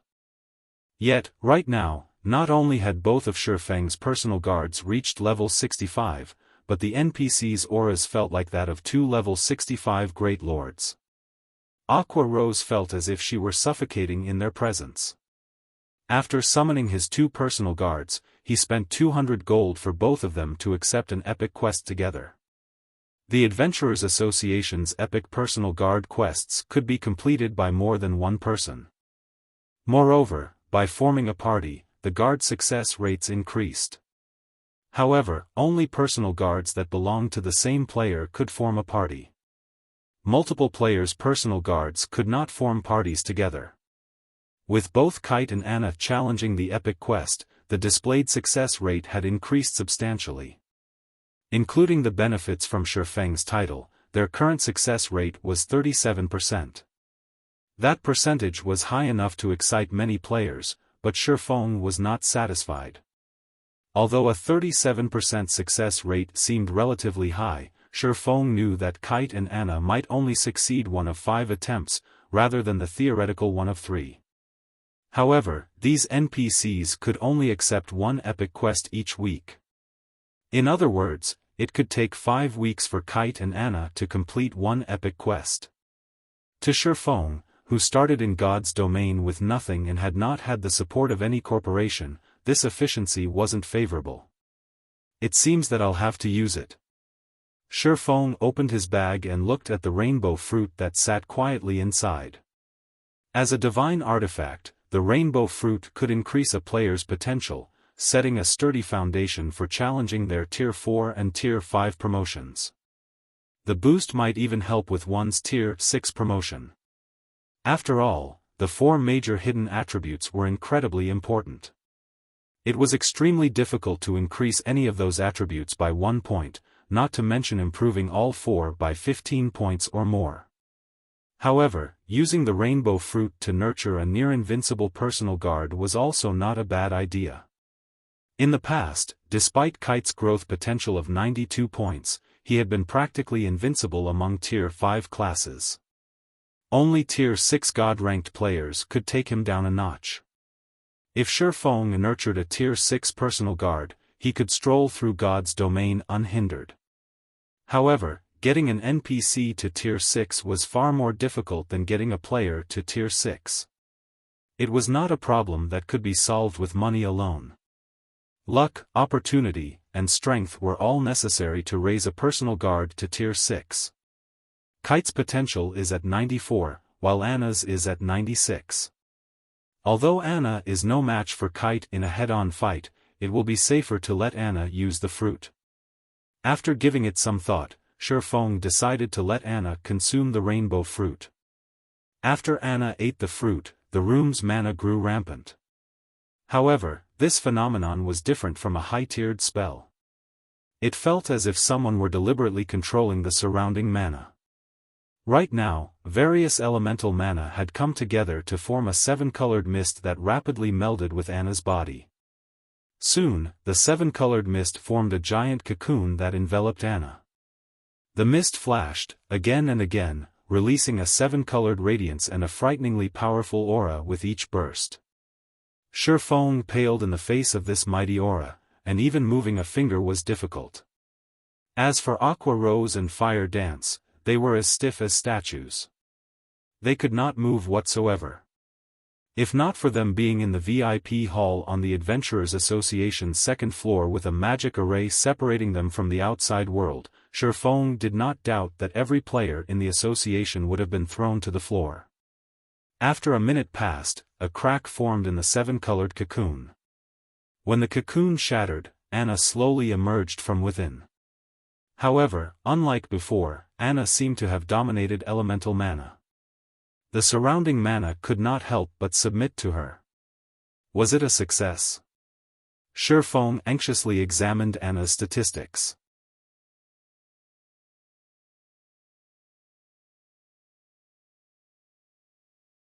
Chapter 1014, Promotion to Epic Guard. The frightening mana circulating in the room drove everyone's gazes to Anna. Despite having the same level and items, Anna's aura had undergone an earth-shattering change. What's going on? Guild leader, what did you do? Aqua Rose's eyes widened in shock as she looked between Xiaofan and Anna. She had no idea what Xiaofan had done to transform his personal guard. Previously, she had felt Anna radiate a powerful pressure. Now, however, she felt nothing from the woman. This was not the first time she had experienced such a situation, so she knew full well what had caused the change. The greatest danger was one that you couldn't sense. To put it simply, Anna's new strength was outside her range of perception. While Aqua Rose and Fire Dance were shocked, Xiaofan was extremely anxious. The rainbow fruit was a divine artifact. It was likely that he would never obtain another. If Anna remained a dark gold guard after consuming the fruit, the loss would be tremendous. Xiaofan took a deep breath before taking a look at Anna's statistics. Anna, Yifeng's personal guard, level 65 loyalty, 95 growth potential, 105. Epic rank. She reached epic rank. Xiaofan was ecstatic. He had never heard of an epic guard.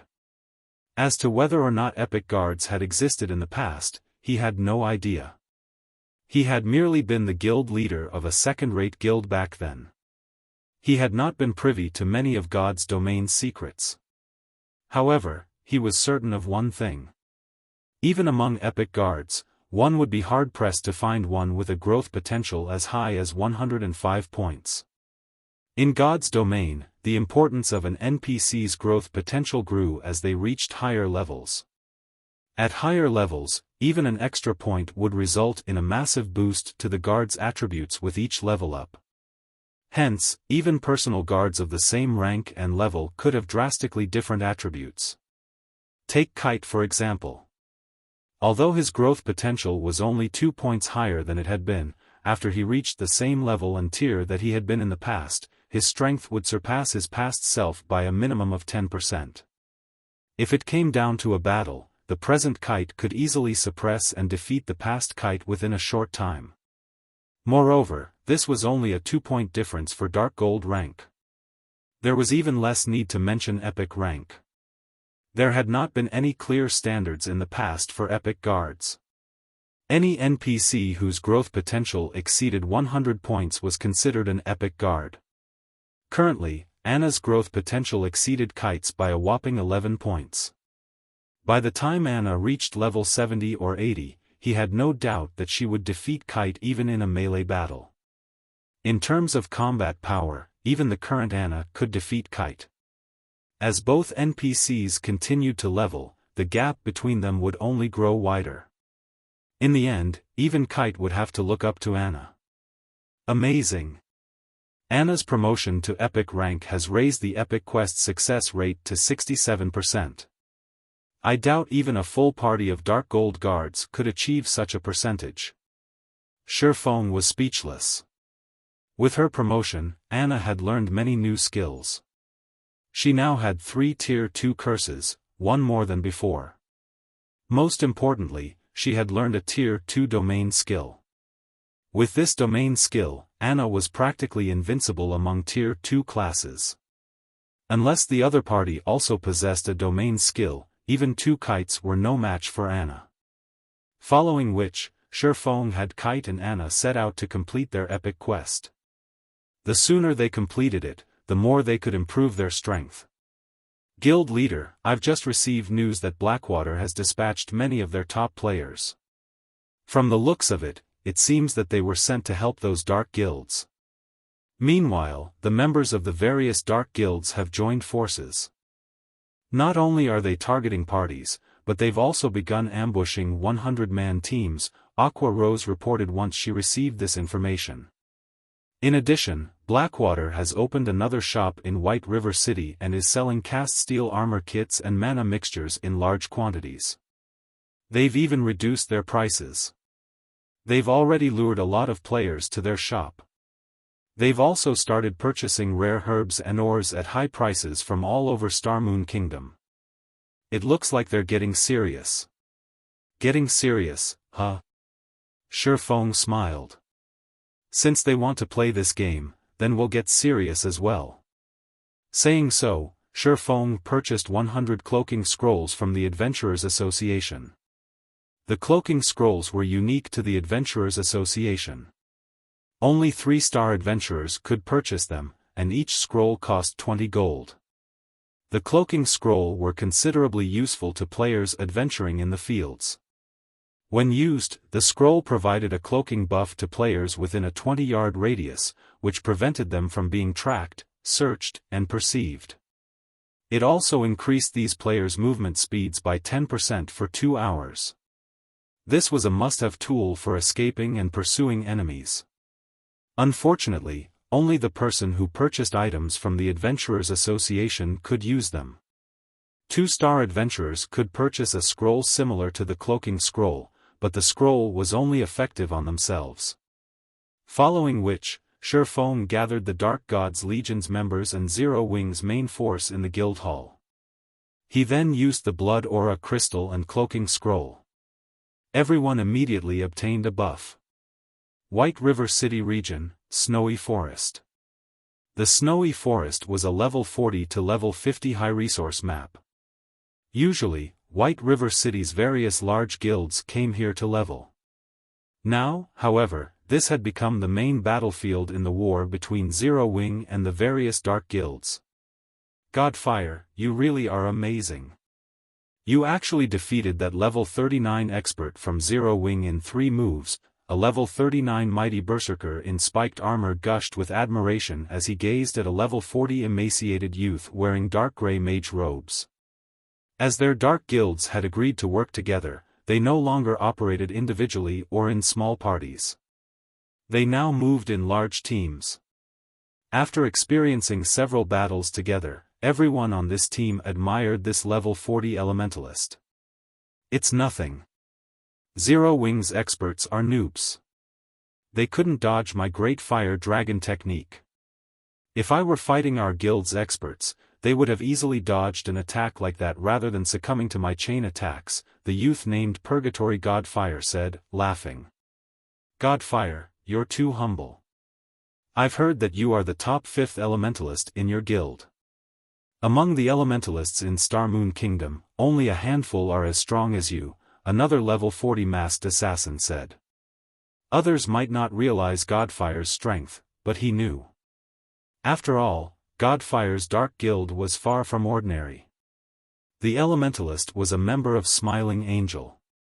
It was a top-tier dark guild that operated in multiple kingdoms and empires. The guild was many times stronger than their dark guilds, which only operated in Star Moon Kingdom. While everyone chatted with each other merrily, 5 streaks of blue light swept past the team. In the blink of an eye, 5 of the team's 50 players died, transforming into light particles before vanishing and leaving behind a few pieces of weapons and equipment. Who? The Dark Guild players finally reacted. They turned towards the blue light's origin. They were all experts, yet they had only noticed the ambush after 5 of their team members had died. This was unprecedented.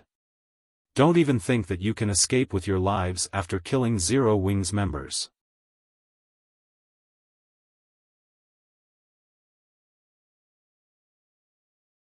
Chapter 10-15, Initial Display of Strength. As a deep voice echoed throughout the forest, over a dozen figures emerged from the woods. Every player bore a silver, six-winged emblem on their chests. Moreover, the lowest leveled player among them was level 39, while many of them were level 40. These players also brandished awe-inspiring weapons and equipment. However, after these dozen or so players appeared, the anxious Dark Guild members calmed, wearing mocking grins. And here I thought Zero Wings members had surrounded us. It seems these people have only found us by coincidence. Indeed. It seems that we're quite lucky, though the same can't be said for them. With so few, we won't even break a sweat. A team of Zero Wings core members. If we get rid of them, we'll earn more excellent equipment. These are Zero Wings experts. With just a dozen or so players, they dare to ambush us? Their foolishness knows no bounds. Let's finish this quickly. If we waste any more time, Zero Wings' other members will catch up. While Zero Wings' sudden appearance had given them a scare, after a closer look, the difference in strength between them was clear. Based on each team's numbers, the outcome of this battle was obvious. Although they had lost 5 players, they still had more than 40 team members. On the other hand, there were only a dozen or so Zero Wing members. These red names had an overwhelming advantage. Not to mention, they also had a top-tier expert on their team. Leader, leave that ranger to me. I'll use him as practice for killing Black Flame.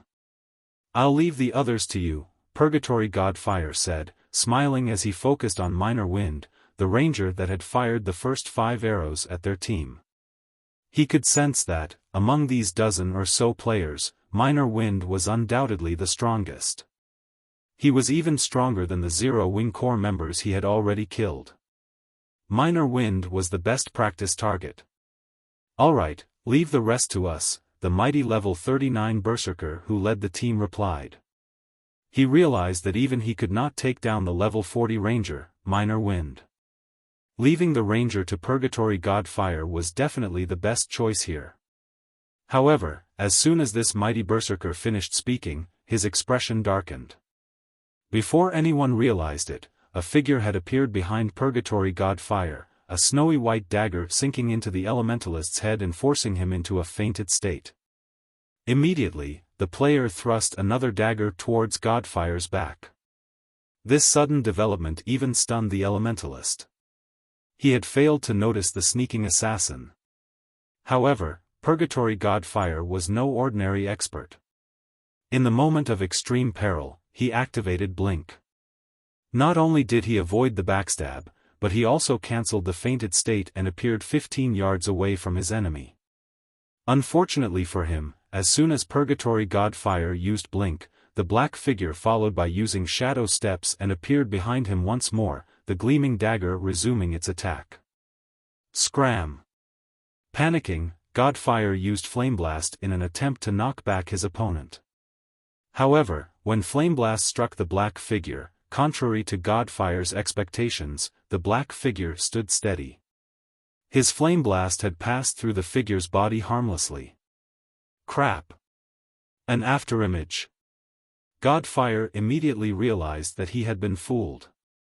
Although he tried to rectify his mistake by casting Ice Wall to guard his back, the black figure landed a kidney strike, forcing him back into a fainted state, before his Ice Wall could even take shape. The figure instantly followed up with an absolute strike, transforming into a shadowy streak that passed through Purgatory Godfire's body. When the figure reformed, it spun in the air and launched backstab on Purgatory Godfire's side, stealing the elementalist's last strand of HP. How are you so fast? Could you be Zero Wings #1 expert? Fire dance? It seems that I truly have rotten luck. As Godfire's HP was about to reach 0, his eyes focused on the black-robed assassin. As far as he could remember, only Zero Wings Fire Dance possessed this kind of ability. Smiling Angle, his Dark Guild, had even labeled Fire Dance as a unique combatant. Should any of the guild members encounter her in battle, they were warned against taking her on alone. They should enlist the help of 3 or more people to deal with her, at the very least. The group must have an expert member, as well. Big Sis Fire doesn't need to dirty her hands with the likes of you. I, Flying Shadow, am more than enough. You're 10 years too early to think of fighting Big Sis Fire. The black figure expressed its disdain in response to Purgatory Godfire's words. However, Flying Shadow had not lied. Despite having reached the half-step refinement realm after much difficulty, when he had sparred with Fire Dance, he had not even had a chance to retaliate. Meanwhile, Purgatory Godfire had not even reached the half-step refinement realm. He was nowhere near good enough to be Fire Dance's opponent. Although Godfire wanted to say something, his vision began to gray. In the end, none of his words left his mouth. Godfire is dead? How can he be dead?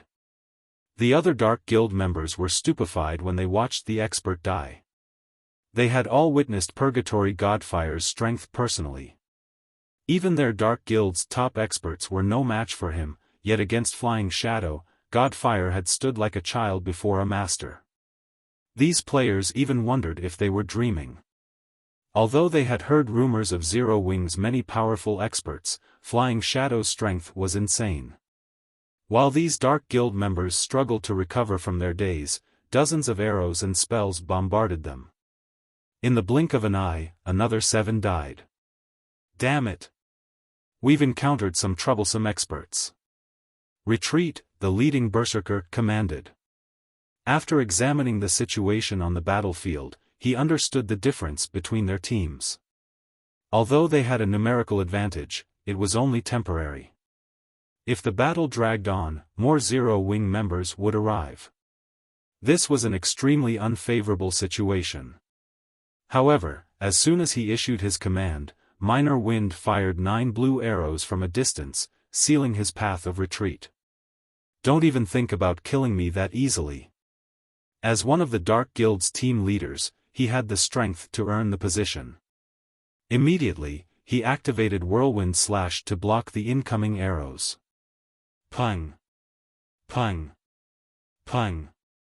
However, when the Berserker's battle axe collided with the 4th arrow, the weapon was repelled. The remaining arrows then struck this team leader, eliminating his HP. Without a leader, the surviving Dark Guild members fell into chaos. After all, most of them were from different Dark Guilds. They were barely familiar with each other, much less in sync.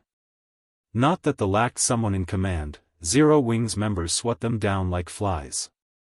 Although some had tried to escape, none could outrun Flying Shadow and Minor Wind. After a short moment, the Dark Guild team consisting of nearly 50 players died at the hands of Zero Wing's team. At the same time, inside Snowy Forest, a large number of teams formed by the various Dark Guilds were also being ambushed by Zero Wing's Dark Gods Legion and main force. As the Dark Guild members died, Xiaofan posted their death count on the official forums.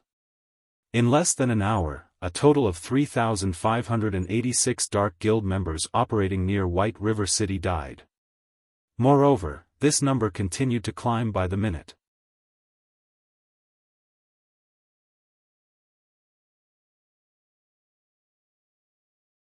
Chapter 1016, Unsealing the Advanced Book of Magic. Shortly after Xiaofan publicized the death count on the official forums, players throughout Star Moon Kingdom were in an uproar. The various guilds, who watched from the sidelines and planned to take advantage of Zero Wing's misfortune, were particularly stupefied.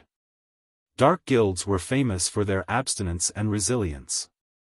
Although they had few members, taking down a Dark Guild in a field battle was extremely difficult for regular guilds unless they wanted to invest far more players and resources into the endeavor. Unfortunately, that was just too costly. Furthermore, on the off chance that the operation failed, the guild would suffer. This was why most regular guilds avoided provoking Dark Guilds. Yet, not only had Zero Wing lured over half of the Dark Guild members into a death trap, but the guild had also begun to plow over the remaining members like a bulldozer. These dark guilds were toothless and clawless beasts against Zero Wing. They posed no threat to the guild whatsoever. Zero Wing's methods were truly incredible.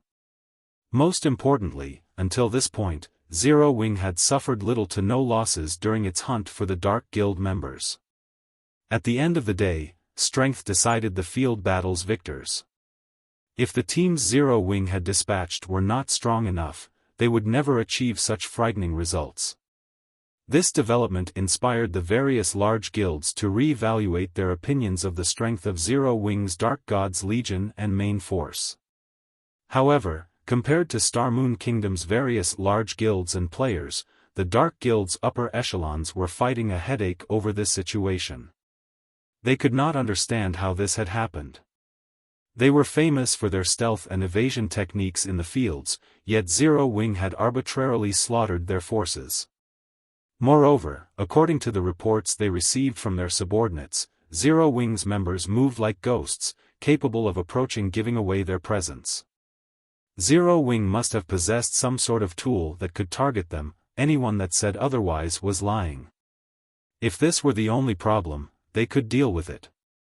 The crucial issue was how few members Zero Wing had dispatched. The guild had accomplished this terrifying win with only a fraction of its power. To dark guilds like theirs, who usually won their fights through quality over quantity, this was humiliating. They had become a laughingstock throughout the kingdom. What should we do now?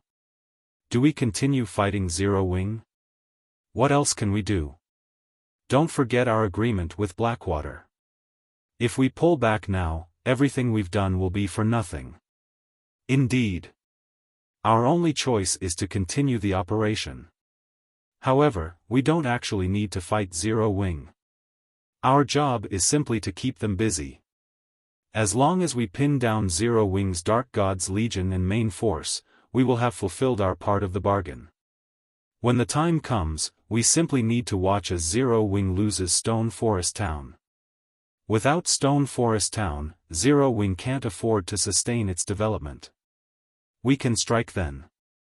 I want to see just how they plan to fight our dark guilds. That's right. We'll let Zero Wing maintain its arrogance for now. I want to see their faces when they realize we're only bait.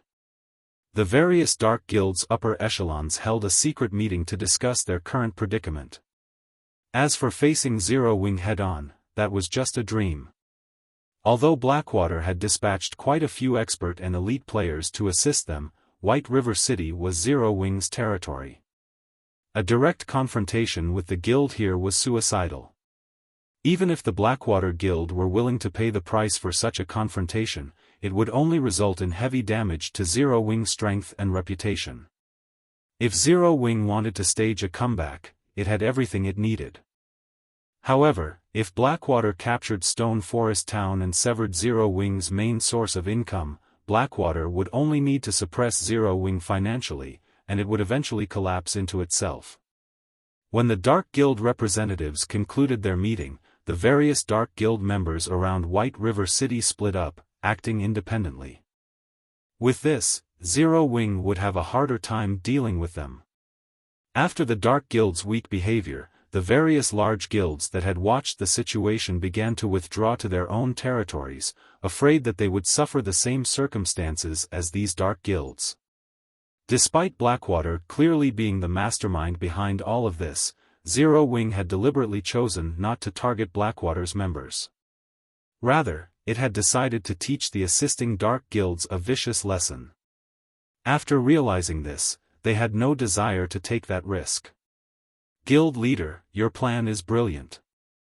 The guilds that have been watching from the shadows are too afraid of becoming our next target and have withdrawn, Aqua Rose said. She hadn't been able to hide her smile when she received the report. The players from the various large guilds have split up. Although they are somewhat more bothersome to deal with now, if we invest a little more time, we'll eradicate them, sooner or later. Even if the dark guilds intend to oppose us, I'm afraid they won't be able to.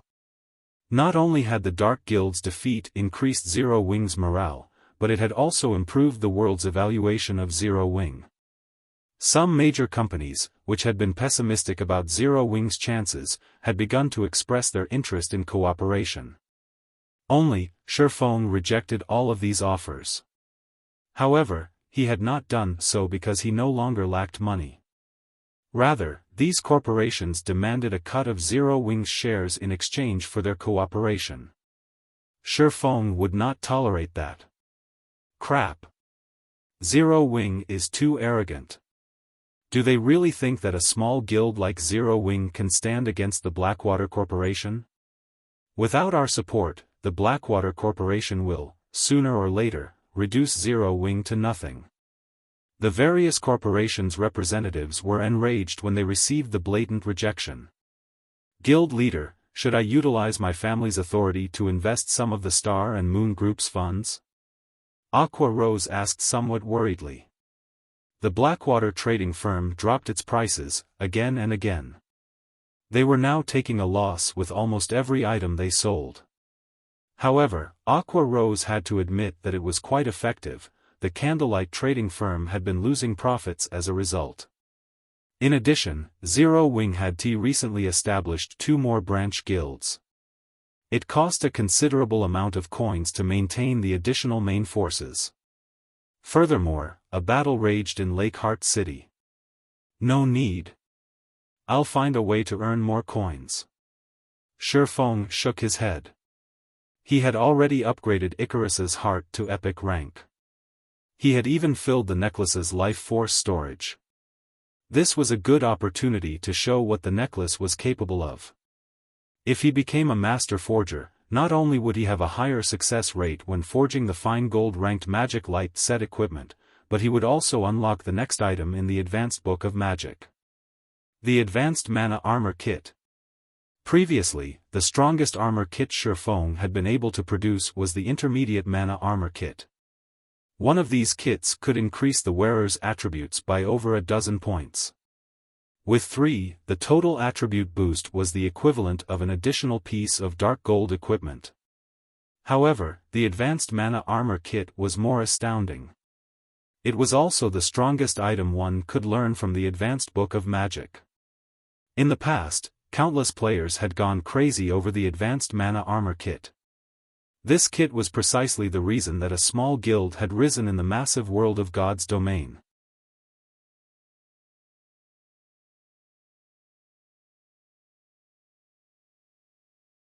Chapter 1017, Advanced Mana Armor Kit. Star Moon City, Heaven's Burial's residence. Although the Dark Guild's defeat had significantly increased Zero Wing's prestige in Star Moon Kingdom, this outcome had not affected Heaven's Burial in the slightest. There was still a long line of players queued up outside the guild's residence. Rather, things had become even more lively outside the guild residence. After the majority of the Dark Guild members had been confined in White River City, Heaven's Burial announced its recruitment for a large number of lifestyle players. It had even publicly announced that lifestyle players who joined the guild could receive guidance from a few of the virtual gaming world's well-known lifestyle masters, easing the difficulty of reaching the master rank in the future.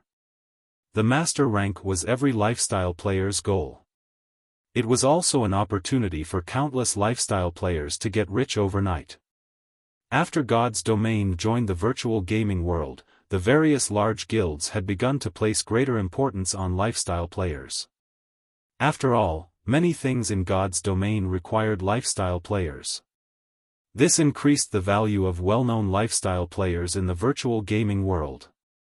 In God's domain, some lifestyle players' status could even rival that of top-tier experts. Many super guilds even began to compete to recruit lifestyle players who had a list of achievements in previous virtual reality games. Among them, the Super Guild Battle Wolves had paid an astronomical price to recruit one player who had been known as one of the top 5 Grandmaster lifestyle players in the virtual gaming world. Moreover, the Battle Wolves had made this Grandmaster their chief forger. Becoming one of a Super Guild's forgers was already quite difficult, much less becoming the chief forger. A chief forger's status was the equivalent of the vice guild leaders. Although they did not dream of such a lofty position, if they could become master lifestyle players in God's domain, they would be set for life. However, reaching the master rank in God's domain was easier said than done. If they were guided by someone with experience, though, it would be easier to become masters in the future. This was precisely the reason that Star Moon Kingdom's lifestyle players had flocked to join Heaven's Burial. Not only that, but other kingdoms' lifestyle players also began to rush towards the guild after hearing about its recruitment. Uncle 7, why are you in such a hurry to meet me? If you had something urgent to say, couldn't you have just called me? Why make the trip back? Singular Burial asked, chuckling as he looked at the 50-plus-year-old man as he frantically rushed into the guild leader's office. If this were something that could have been conveyed in a call, I would have done so. This is important enough to make the trip. I also have a surprise for you, 7 Treasures said, laughing. A surprise? Singular Burial responded skeptically. I knew you wouldn't believe me. Here, take a look. What do you think this is? 7 Treasures retrieved a design from his bag and placed it on the table. This is, Singular Burial was stunned after reading the design's introduction. Although the design was very common, the words Light Stone attracted Singular Burial's attention. As the guild leader of Heaven's Burial, not much surprised him. Even an epic weapon wouldn't faze him. However, he had to admit that the light stone forging design that 7 Treasures had laid before him had been a surprise. The light stone was practically the Candlelight trading firm's symbol. Despite Heaven's Burial and Blackwater working together, neither of their guilds had been able to damage the Candlelight trading firm overmuch. This was due to the light stones. Who in God's domain did not want to level up faster? However, when darkness fell over God's domain, the fields became much more dangerous. If one were not an elite or expert player, they would struggle. And if one were unfortunate enough to lose their life, their progress would go to waste. Hence, light stones were a must-have item to level up at night in God's domain. In addition, as the light stone's price was quite low, it became a must-have tool for ordinary players. This secured the Candlelight trading firm's position, leaving no room for competition. However, now that Heaven's Burial had the light stone forging design, the Candlelight trading firm would no longer hold the monopoly over the light stones. Uncle 7, where did you find these? Singular Burial asked. Only one forging player could learn from a single forging design, and the number of light stones one person could produce was limited. The Heavenly Trading Firm still wasn't a threat to the Candlelight Trading Firm.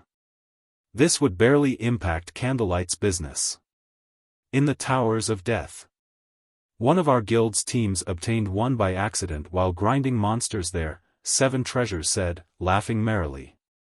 After obtaining this design, I immediately notified the guild's elite teams to grind in the Towers of Death. Soon, we'll have far more light stone forging designs. Wonderful. This is simply wonderful. Uncle 7, I'll leave the rest for you. If you lack manpower, just say the word. Singular Burial was ecstatic. As long as they knew which monsters dropped the design, with Heaven's Burial's strength, it would only be a matter of time before they had a stockpile. Once we have enough designs, we will extinguish Candlelight. Without the financial support from both the Candlelight trading firm and Stone Forest Town, Zero Wing will be finished. Isn't that why I'm here, trying to borrow some of the Funeral Legion's members? The monsters are too high-leveled. Our ordinary elite's grinding speed is too slow. They need experts to lead them, 7 Treasures explained, nodding. The Funeral Legion was Heaven's Burial's strongest player force. It was similar to Zero Wing's Dark God's Legion. Heaven's Burial had invested the majority of its resources into nurturing this legion, and every member was extremely powerful.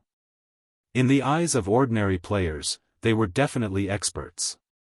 However, only the guild leader could command the Funeral Legion.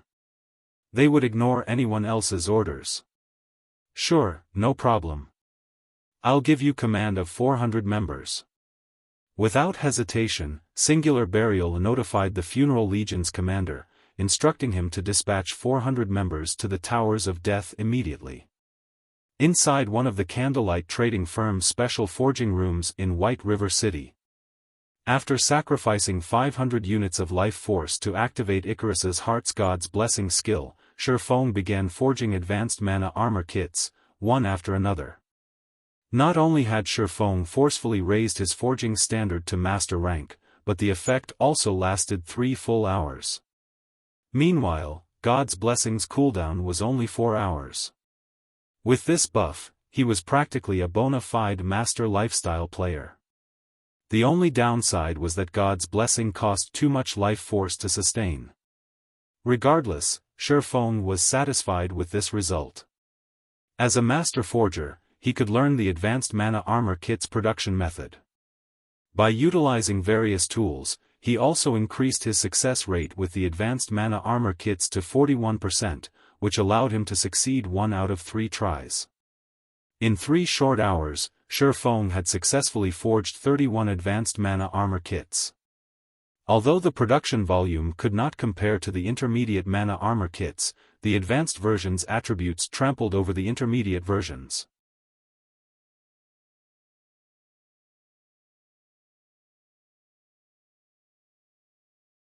Chapter 10:18 Master Forger. There were many kinds of armor kits in God's domain. However, few armor kits were suitable for high-tiered players. The advanced mana armor kit was one. Armor kits suited for high-tiered players also had another name. Extraordinary armor kits. While armor kits such as the intermediate mana armor kit and the cast steel armor kit were acceptable for Tier 1 and Tier 2 players, to Tier 3 players and above, the attributes those armor kits provided were simply too pitiful to the point of being negligible. After all, as players reached higher tiers, they received far more free attribute points with each level. At Tier 0, players received 4 free attribute points with each level, while at Tier 1, they received 8 points. After reaching Tier 2, however, players would receive 15 points. The difference was obvious at a glance. Because of this, the earlier players completed their promotion to a higher tier, the more of an advantage they had. If a player completed their Tier 1 class promotion 3 or 4 levels later than others, they would have fallen behind by over 10 free attribute points. This gap would widen if the same situation occurred at Tier 2 and beyond. This was where the extraordinary armor kits came in. Even among extraordinary armor kits, the basic attributes, the advanced mana armor kit's basic attributes were on the higher end of the spectrum. Hence, many high-tiered players preferred these. It seems my luck is quite good. The attribute increases are all above the standard. Xiaofan was very satisfied with the advanced mana armor kits he had forged. Advanced mana armor kit. When physical armor kit is equipped, defense plus 600 strength increased by 3%, endurance increased by 4%, agility increased by 3%. Maximum binding limit per character, 3 cannot be bound to level 40 equipment or below. When magical armor kit is equipped, defense plus 240 intelligence increased by 3%, endurance increased by 4%, vitality increased by 3%. Maximum binding limit per character, 3 cannot be bound to level 40 equipment or below. When 3 kits were equipped, they would increase each of a player's basic attributes by roughly 10%. This was a considerable increase for ordinary players, not to mention expert players, who wore full sets of excellent equipment. A 10% increase to a player's basic attributes could increase one's combat power by roughly 20% to 30%. With such a huge boost to combat power, a player with 3 advanced mana armor kits could easily defeat a player possessing the same combat standards, weapons, and equipment, who did not have any armor kits equipped. Hence, many high-tiered players would flock to purchase the advanced mana armor kits. What a pity! Xiaofan felt a twinge of sadness as he looked at the advanced mana armor kits he had produced. Although the advanced mana armor kit was very good, its flaws were obvious. These armor kits took significantly longer to produce than the intermediate mana armor kits. Moreover, only he could produce them. Its production volume was fated to be low. He'd be lucky to produce enough for Zero Wing's core members. At most, he could use the advanced mana armor kits to attract players to the Candlelight trading firm. These kits were not profitable products right now. Following which, Xiaofan waited for an hour to pass before he used another 500 units of life force to activate God's blessing, continuing to craft the advanced mana armor kits. Once Xiaofan had made 100 armor kits, he switched to forging the magic light set equipment. While the advanced mana armor kit provided a powerful increase to a player's attributes, its true purpose was to help high-tiered players. To current players, its increase was extremely limited. After all, current players' basic attributes were still relatively low. Compared to the armor kits, the magic light set equipment was far more valuable to current players. As a level 50 fine gold set equipment, the attributes it provided were far superior to a level 45 dark gold equipment. The set's total attributes could even put a tier 1 set equipment to shame. Although Xiaofan had obtained the magic light set equipment forging design, he had been an advanced forger, he hadn't been confident of successfully forging the level 50 fine gold set equipment. Only after reaching the master rank was he confident of succeeding. If a player could equip the fine gold ranked magic light set as soon as they reached level 50, aside from players who owned multiple epic items, they would surpass every player of the same level. If the magic light set were dark gold rank, even a player with multiple epic items would be no match. Moreover, players were not necessarily required to reach level 50 to equip the magic light set.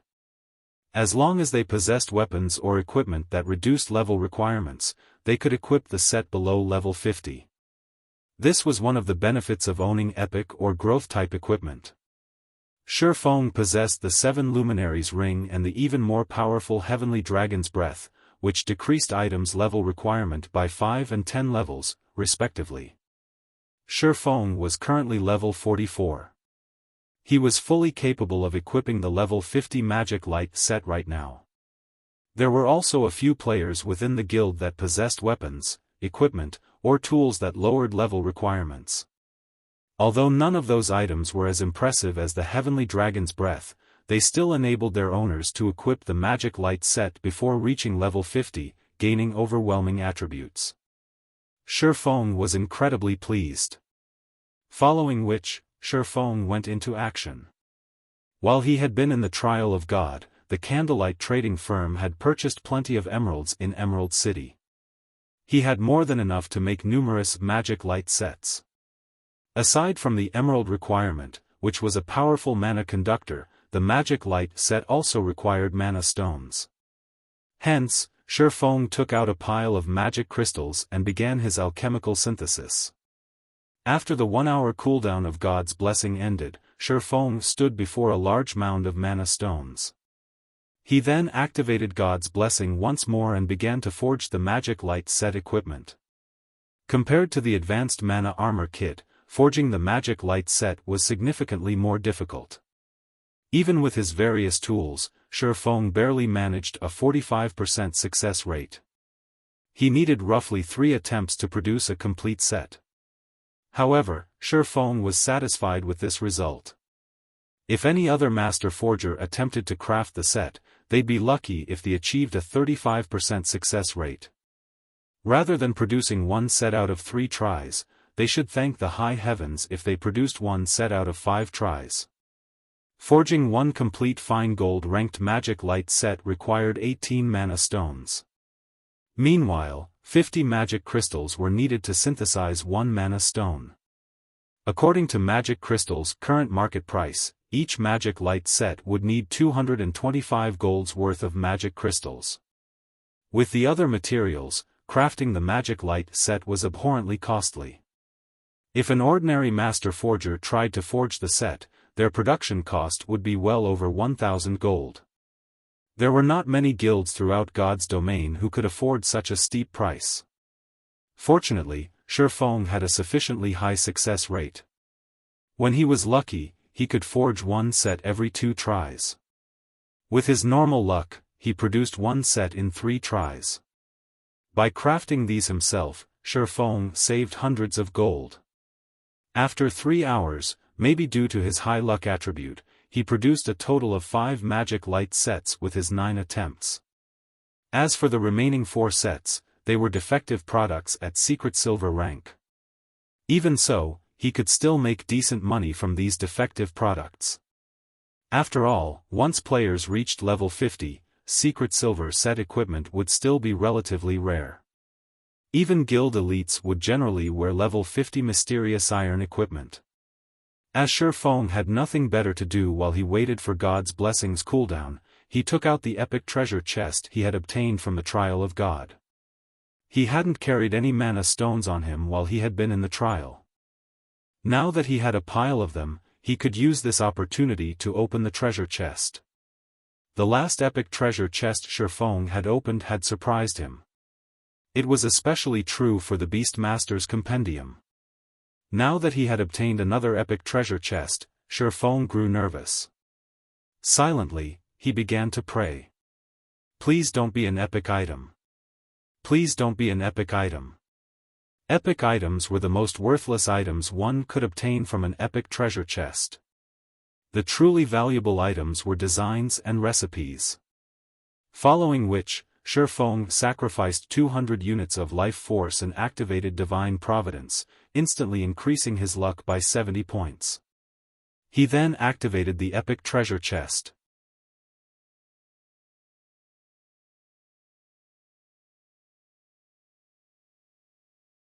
Chapter 1019, Unbelievable Luck. When Xiaofan opened the epic treasure chest, a purple radiance enveloped the forging room. Had he opened the chest in the middle of White River City, he would have attracted everyone's attention. As the purple light faded, the room's mana density increased significantly and remained that way for quite some time. There were a total of 3 items in the epic treasure chest. One item was luxurious red armor fashioned with white detailing. The armor was encrusted with 7 gemstones, neatly arranged to form a miniature magic array. The surrounding mana gathered around this magic array, condensing into a thin layer of 7-colored mist, which made the armor extraordinarily eye-catching. When he saw the finished product, even Xiaofan was shocked. This was definitely the most visually appealing armor he had ever seen. What kind of armor is this? Xiaofan wondered. This was the first time he had seen equipment that could increase the surrounding mana density. Despite not wearing the armor, his mind felt much clearer than before. The special forging room's mana was even denser than the basic meditation room. If a player's mind could be this clear all the time, it would massively help their training and battles. Following which, Xiaofan clicked to check the armor's introduction. 7 Luminaries Battle Armor, Chest Plate, Fragmented Legendary Rank, Equipment Requirement, Strength 1000 Class Requirement, Berserker when equipped, Defense increased by 100 * player's level. All attributes increased by 3 * player's level. Strength increased by 60%. Agility increased by 40%. Endurance increased by 60%. Magic resistance increased by 30%. Ignore levels plus 20. All Berserker skills plus 5 levels. All item level requirements reduced by 10 levels.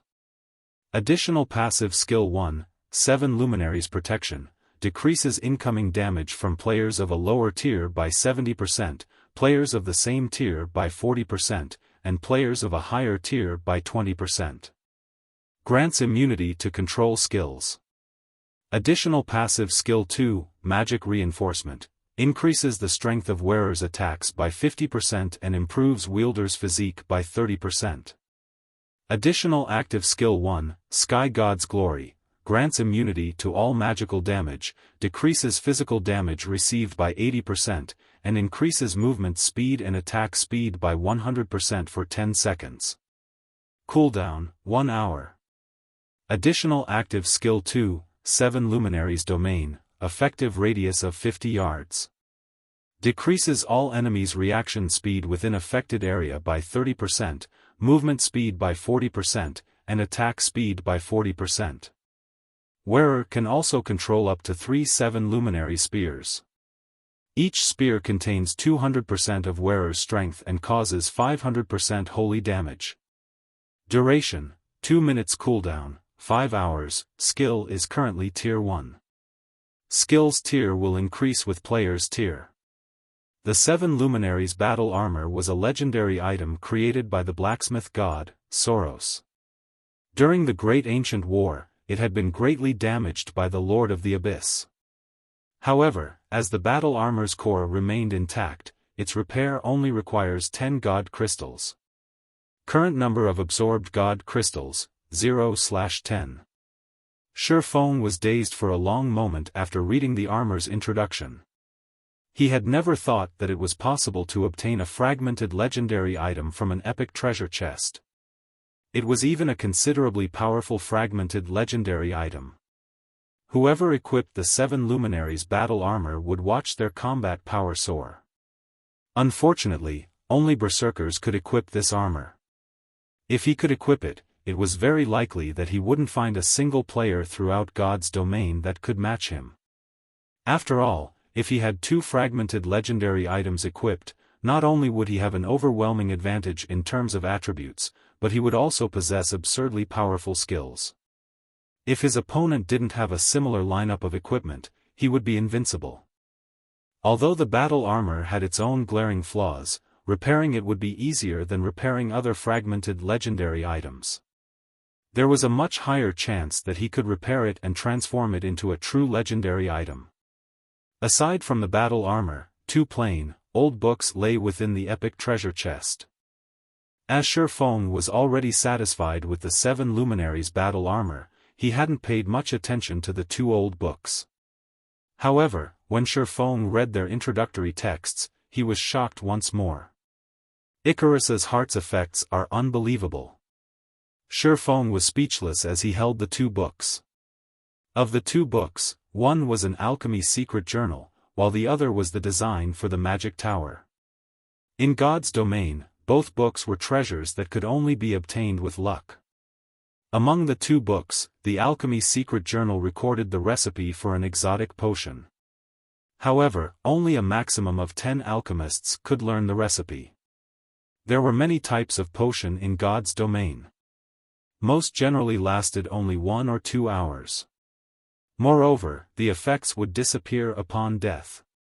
However, exotic potions were different. Not only did they have long durations, but their buffs would remain after the player died and resurrected. Furthermore, these were only exotic potion side effects. Exotic potions were the product of the hard work of God's domain's craftsmen alchemists.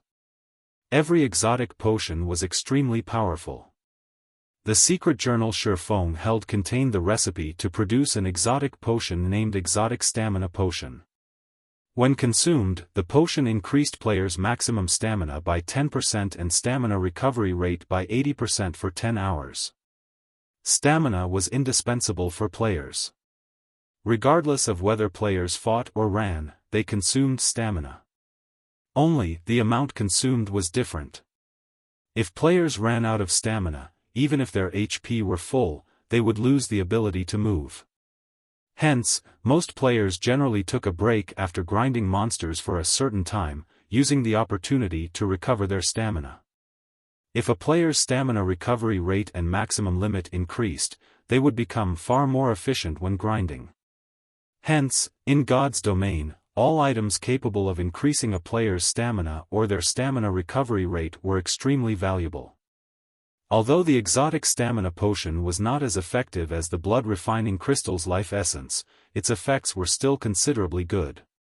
It was useful to both expert and ordinary players. With this alchemy secret journal, the Candlelight trading firm's business would reach a whole new level. However, compared to the alchemy secret journal, the magic tower construction design was truly useful to Zero Wing right now. In God's domain, Players could purchase defensive weapons in the Adventurers Association after capturing a town successfully or while constructing a town. Defense turrets were one of the most common defensive weapons. Not only did they possess massive firepower, but their attack range was also relatively large. However, turrets were the most basic defensive weapons. There were many others that players could find elsewhere. The basic mana pulse cannon was one example. Unfortunately, it was very expensive. Moreover, not only did it possess a very long cooldown, but it was also costly to operate. Even so, its attacks were a force to behold. A single blast could almost rival the might of a Tier 4 large-scale destruction spell. The defense turrets could not compete with it. However, there was something even more advanced than the two aforementioned defensive weapons, the magic tower. Not even 8 defense turrets were a match for the defensive capabilities of a single magic tower. This was precisely the reason that the basic tower had become a mainstream building in Xiaofan's past. Unfortunately, constructing a magic tower was very difficult. Now that Xiaofan had the design, he would need a lot of resources to build it.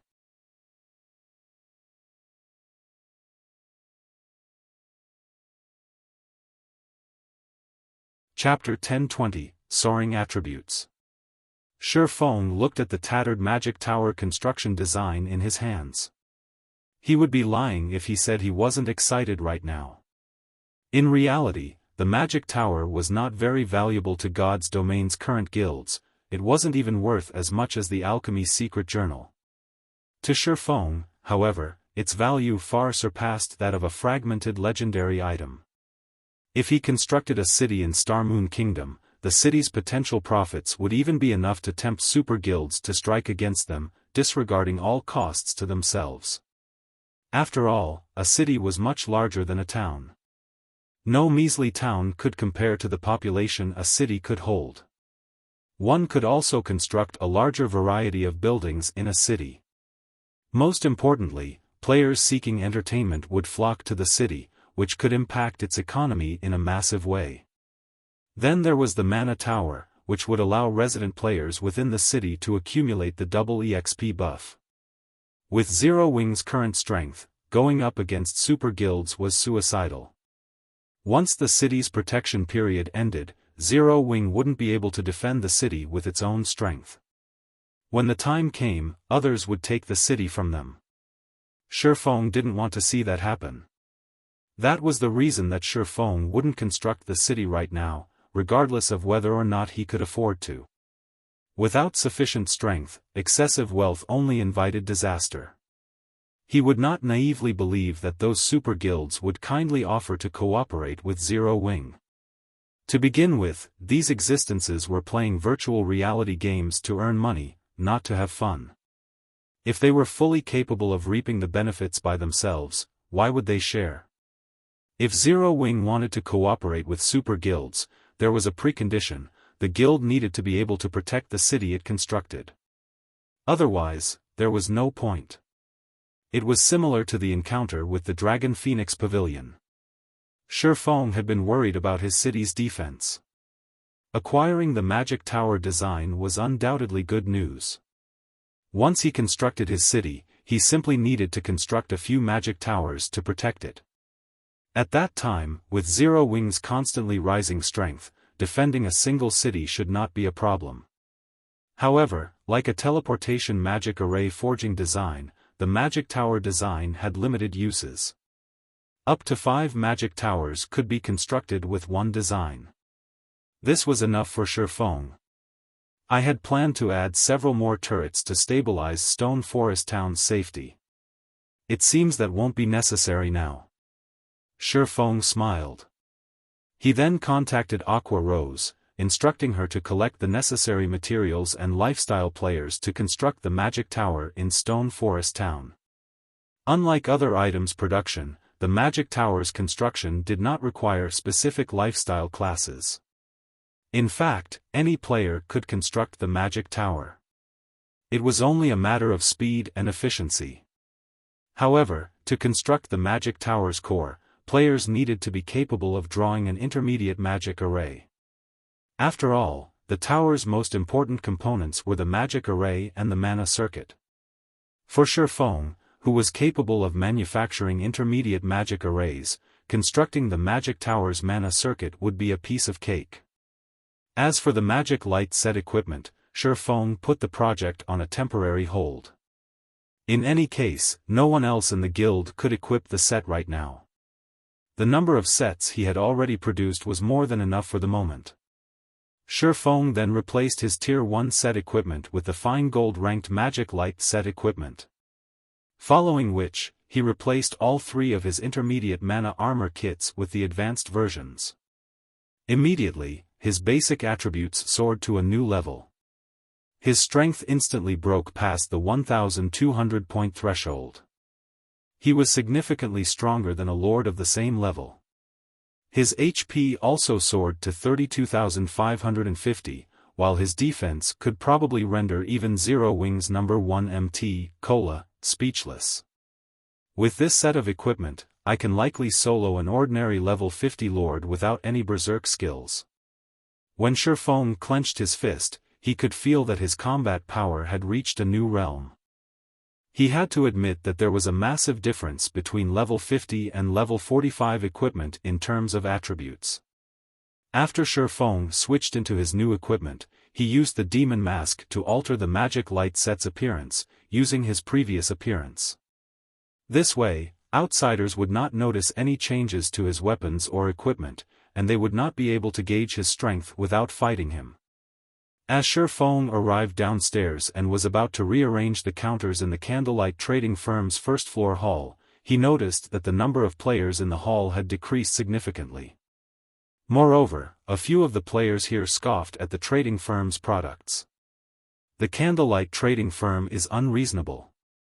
Both the Heavenly trading firm and the Blackwater trading firm are selling their light stones for 80 copper each, yet Candlelight is still selling them for a silver each. I think I'll be better off shopping at the other 2 trading firms. Isn't the light stone supposed to be the Candlelight's specialty product? What? You don't know? Not long ago, both the Heavenly trading firm and the Blackwater trading firm announced that they are selling light stones.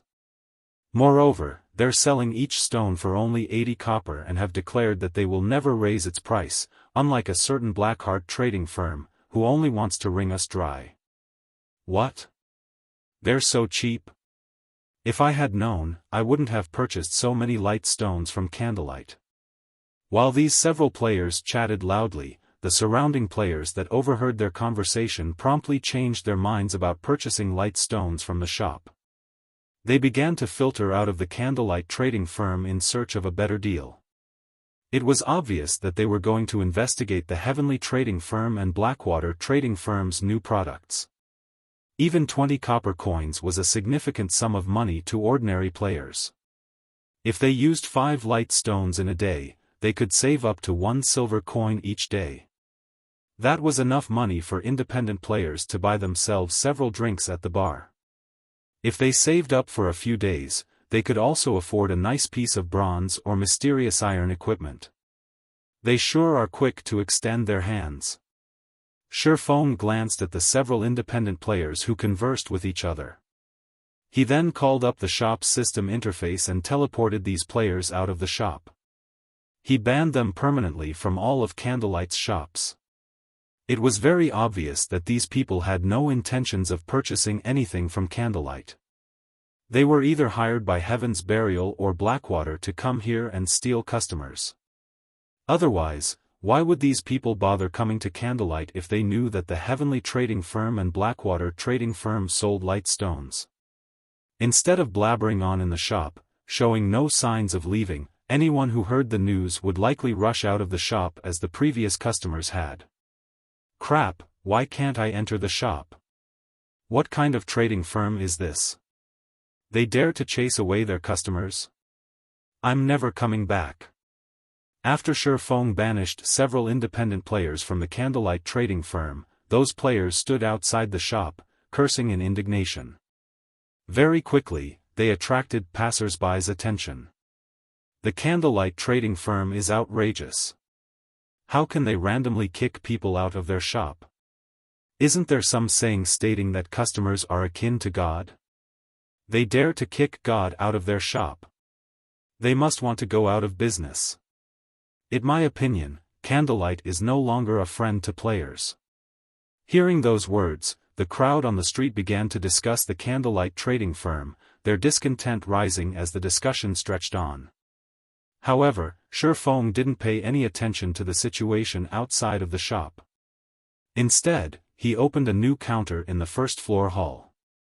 He then placed 10 advanced mana armor kits on display inside the counter's cabinet.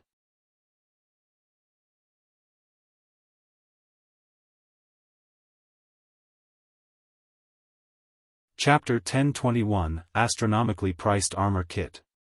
I can't wait to see what the Candlelight trading firm plans to do now. As several players felt triumphant, thinking that their actions would damage the Candlelight trading firm's business, they noticed that the player traffic entering the firm gradually began to increase, rather than decrease. Moreover, among these players, there were even members from various large guilds. A flood of advanced horse carriages also began to stop near the shop's entrance. Quick! Quick! If we're late, they will sell out. One after another, guild players alighted from the carriages. What's going on? The independent players who had been banned from the shop realized that something was off, but they had no idea what was wrong. Although they wanted to enter the shop to investigate the situation, no matter how hard they tried, they could not take one step into the building. They could only stare at the establishment from outside. Fellow brother, do you know what's going on inside the Candlelight trading firm? It seems that Candlelight has revealed a new product in the first-floor hall. After hearing what a friend told me, I stopped what I was doing and hurried over immediately. The new product is called the Advanced Mana Armor Kit, and I heard that its attributes trump the intermediate version. However, the production volume is much lower. Hence, Candlelight intends to hold an auction in a few minutes. If I can get my hands on one, I'll definitely make a fortune by reselling it later. Advanced Mana Armor Kit? The several players that Xiaofan had chased out were stupefied. They had been tasked to observe the Candlelight trading firm and to cause some trouble while they were at it. Yet, as soon as they had been kicked out of the shop, the Candlelight trading firm began to sell the Advanced Mana Armor Kit. Everyone in Star Moon Kingdom and the several surrounding countries knew about the Mana Armor Kits. However, due to their rarity, very few players could actually get their hands on them. For the intermediate Mana Armor Kits, only Zero Wings members had reliable access to them with their guild contribution points. Even then, elite members were only allowed to purchase one kit, while only core members were allowed to purchase 3. Because of this, the various large guilds were forced to purchase the intermediate Mana Armor Kits from Zero Wings members secretly and at a high price. Moreover, only their guild's top-tier experts qualified to use the kits. Now that Zero Wing was selling the superior Advanced Mana Armor Kit, it would cause an uproar throughout Star Moon Kingdom. It was no wonder why the various large guilds had frantically dispatched their representatives to Candlelight. Even the large guilds, who had come to White River City to grind abyssal monsters, surged into the Candlelight trading firm. Thinking up to this point, these spies contacted Blackwater's upper echelons immediately, hoping these upper echelons would send representatives to purchase the kits. If they could make it in time for the auction, the guild might decide to forego their punishment. However, as soon as they began to contact their upper echelons, they heard a cheer from inside the Candlelight trading firm. Following which, a loud, clear voice echoed down the street. "Welcome, everyone, to the Candlelight trading firm. The auction for the Advanced Mana Armor Kits will now begin." When the announcement ended, some new arrivals rushed into the shop with eager smiles. Upon hearing news of the Advanced Mana Armor Kits auction, they immediately teleported to White River City and rushed over in an advanced horse carriage. Had they waited a minute longer, they might have lost their chance to purchase the armor kits. At this moment, the several incognito Blackwater members were stunned. They no longer had a way to explain themselves to their superiors. Even if someone from White River City's Blackwater trading firm headed this way now, they wouldn't arrive for at least another 10 minutes. By then, the auction would be over. As for having their guild send them money, although the funds would arrive in time, they couldn't enter the Candlelight trading firm. Meanwhile, inside the Candlelight trading firm, the various guild members and independent players began to yell out their bids. The advanced mana armor kit's starting bid was 10 gold. Everyone was surprised. No one had expected the Candlelight to sell these kits so cheaply. Even the intermediate mana armor kits cost more than 10 gold per piece. Every player here had seen the advanced mana armor kit's attributes for themselves. If a player equipped 3 of the kits could increase their basic attributes by roughly 10%. This might not be a lot to Tier 1 players, but once players reached Tier 2 or above, the boost would be massive. When everyone thought about how they could use the advanced mana armor kit after reaching their Tier 4 and Tier 5 classes, the passionate light in their eyes blazed as they looked upon the kits. This time, a total of 10 armor kits were up for auction, with each lot containing 1 kit. The various large guilds inwardly cursed the Candlelight trading firm for this despicable decision. The benefits of a single advanced mana armor kit were barely noticeable. If one wanted the most benefits out of the kits, they had to collect 3 of them. In other words, if one managed to obtain 2 kits in this auction, they would have to purchase the 3rd kit, regardless of the cost. The competition in this auction would be fierce. Although the starting price of a single kit was 10 gold, shortly after the auction began, the price quickly soared, surpassing everyone's imaginations. 50 gold. The 100 Flowers Palace wants it. Cleansed Rue, who wore vermilion red mage robes, declared softly. Everyone instantly shifted their gaze towards Cleansed Rue, gasping. However, their shock was not due to Cleansed Rue's beauty or elegance, but her bid. With 50 gold coins, one could purchase a relatively valuable piece of level 35 dark gold equipment. Suddenly, an indifferent youth emerged from the crowd and said, "What arrogance from the 100 Flowers Palace. Isn't your offer just a measly 50 gold? The secret pavilion bids 100 gold." This youth was none other than the secret pavilion's genius newcomer, Cold Autumn. The youth had already reached level 40 and was fully geared in level 40 dark gold equipment. Many guild members were stunned when they saw Cold Autumn. 110 gold. Cleansed Rue unhurriedly announced. She must obtain the advanced mana armor kit. If Zero Wing had only held the auction after some promotion, the 100 Flowers Palace might not have had a chance to purchase the armor kit. This auction was too sudden. As a result, not many guilds had made it in time. She, on the other hand, just happened to be in White River City to purchase land for a guild residence. Hence, she had plenty of coins on hand. She definitely had what it took to compete with the secret pavilion. However, Cold Autumn did not give up as he shouted his next bid. Within a short moment, the advanced mana armor kit's price rose to 150 gold, causing most players to give up on the item.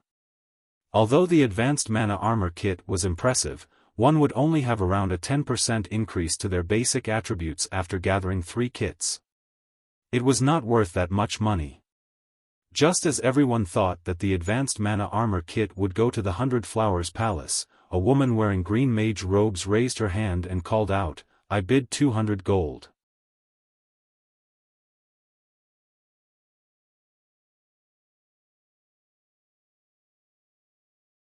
Chapter 1022, Candlelight's Large-Scale Auction.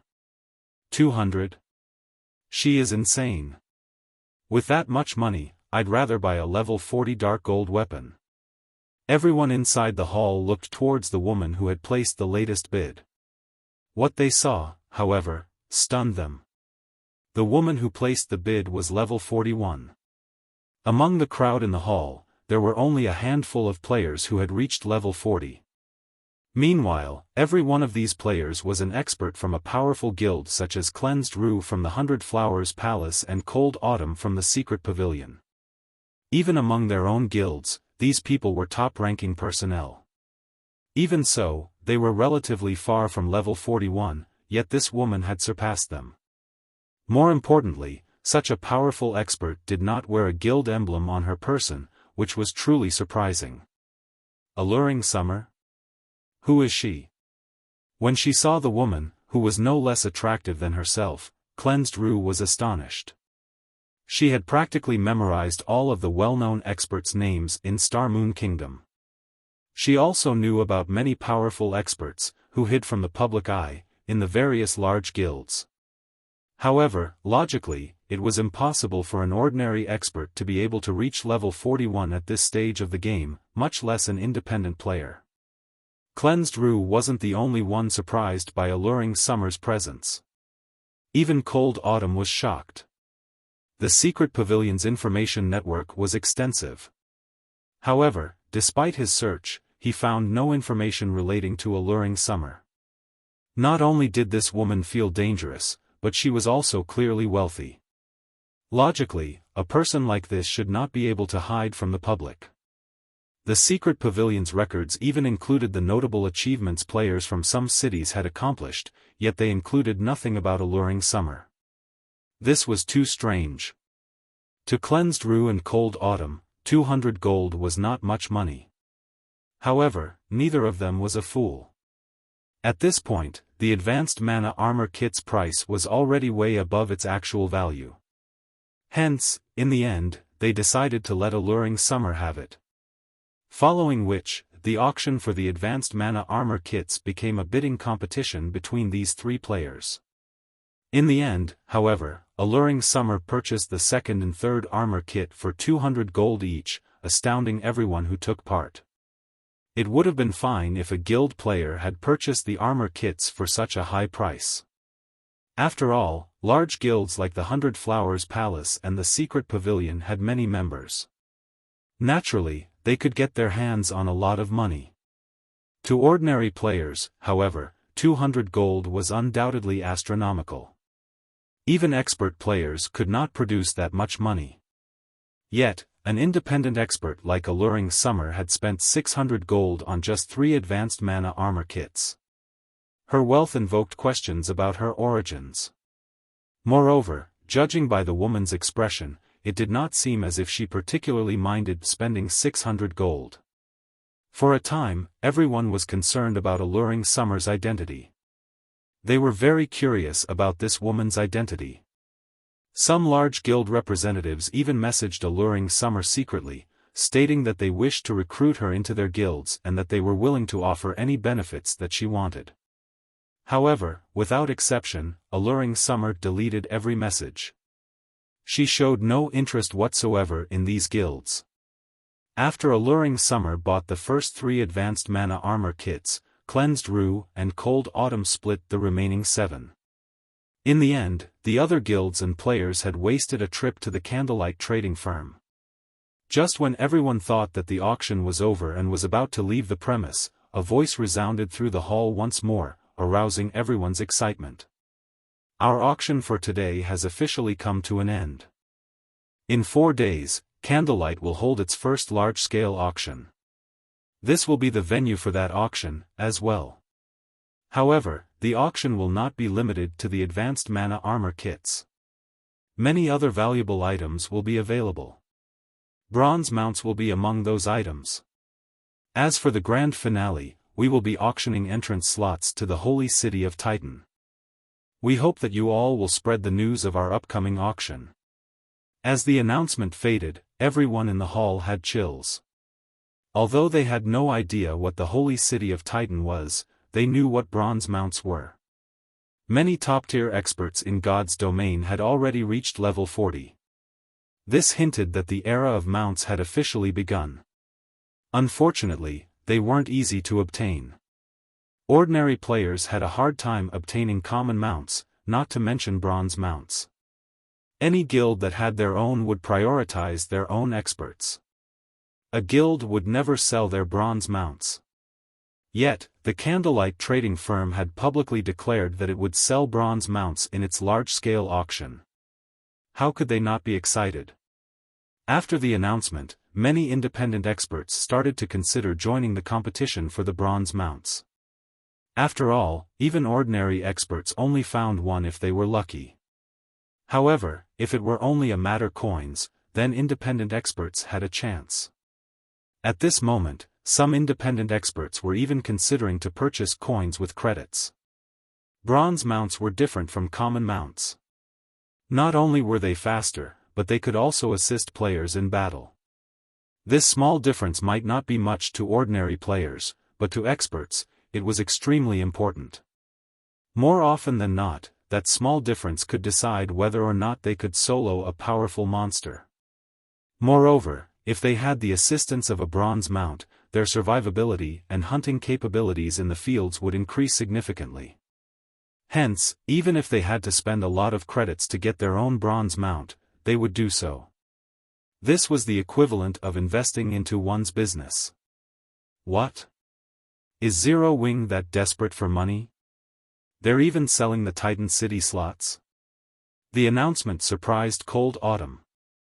The majority of the players present might not know what the Holy City of Titan was, but he knew.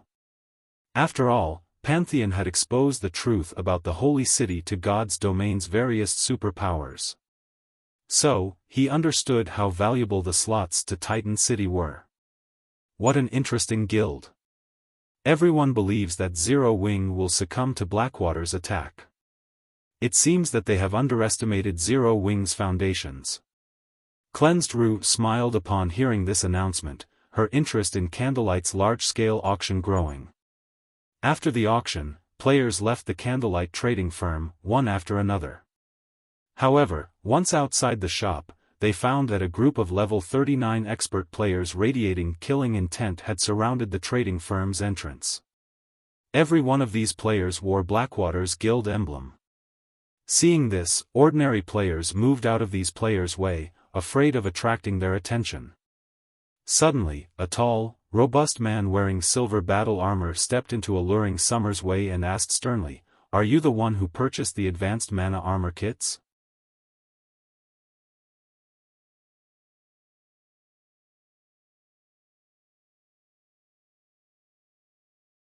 Chapter 1023, Intense Battle at the Entrance. When Blackwater's members blocked Alluring Summer's path, the people on the street turned to watch what was happening. Setting aside Alluring Summer's great beauty, her level 41 drew everyone's admiration. Between that and Blackwater's menacing players, this group had no difficulty attracting attention. So, he's Laughing Drunkard of Blackwater. Cold Autumn's gaze chilled when he saw the leading silver-armored man. Laughing Drunkard was one of the few experts who had risen to prominence in the Blackwater Guild. Although his battle record was limited, he had, single-handedly, defeated the Star Alliance's Purple Eye and a dozen or so experts, wounding the first-rate guild. He already ranked within the top 1,000 on the God's Domain experts list. Moreover, it was obvious that Laughing Drunkard had not used his full strength in his last battle. Due to this, the secret pavilion had investigated this man thoroughly. Even now, Cold Autumn could remember Yuan Tiexin's words, warning him that, should he encounter Laughing Drunkard in the fields, caution would be best. His safest option was to step aside and take a long way around. Now, after observing Laughing Drunkard in detail, Cold Autumn discovered that the man radiated quite a pressure. Laughing Drunkard wore a full set of excellent level 40 dark gold equipment. The man also carried a snow-white spear across his back. Overall, the man looked like a daunting general on a battlefield. However, with his current strength, he shouldn't need to fear Laughing Drunkard to the point of avoiding contact. This left Cold Autumn confused about Yuan Tiexin's warning. While Cold Autumn watched Laughing Drunkard, the man shot the youth a look, revealing a sneer, as if he had sensed Cold Autumn's gaze. He then ignored Cold Autumn and returned his attention to the woman before him. Watching Laughing Drunkard and the others, Alluring Summer nodded and said, "That's right. What business do you have with me?" "Good. We'll give you 150 gold, sell us all of your advanced mana armor kits," Laughing Drunkard said in a commanding tone after confirming that he got the right person. Of course, you can choose not to sell them. But I can't guarantee you will leave White River City with your life. As soon as Laughing Drunkard made the threat, the dozen or so level 39 players beside him encircled Alluring Summer, sneering at the woman. Laughing Drunkard had not spoken softly. Almost every player watching his group had heard him clearly. Many players instantly voiced their complaints. That woman spent 600 gold to buy those 3 kits, yet he wants to buy them all for 150 gold? Blackwater's members are too much. Has Blackwater lost its mind? They dare extort others in broad daylight. Are they not afraid of the guards? Sure enough, independent players shouldn't stand out. I've heard that Blackwater members even dared to attack Ouroboros's guild leader, Gentle Snow, in the middle of the city. That beauty has no choice but to concede. Many players began to pity Alluring Summer. Everyone understood that, rather than targeting Alluring Summer specifically, Blackwater's true intention was to demonstrate its might in White River City. Blackwater was currently engaged in an all-out war against Zero Wing. Now that Zero Wing had declared its large-scale auction in 4 days, Blackwater had to do something to suppress Zero Wing, preventing the guild from making a comeback. An independent player like Alluring Summer, who had purchased the Candlelight trading firm's items and wasn't particularly strong, would undoubtedly be Blackwater's best target for a demonstration. Whether Alluring Summer handed over the items willingly or they took the items by force, the act would send a message that anyone who purchased items from Candlelight would suffer the consequences. You're going to attack me if I refuse? Narrowing her eyes, Alluring Summer smiled as she said, I want to see if your Blackwater is strong enough to do so, then. You must want to die. A level 39 black-robed assassin suddenly appeared behind Alluring Summer, his eyes containing bloodlust. The assassin thrust his dagger towards the back of Alluring Summer's head, giving the woman no room to dodge or counter. Despicable.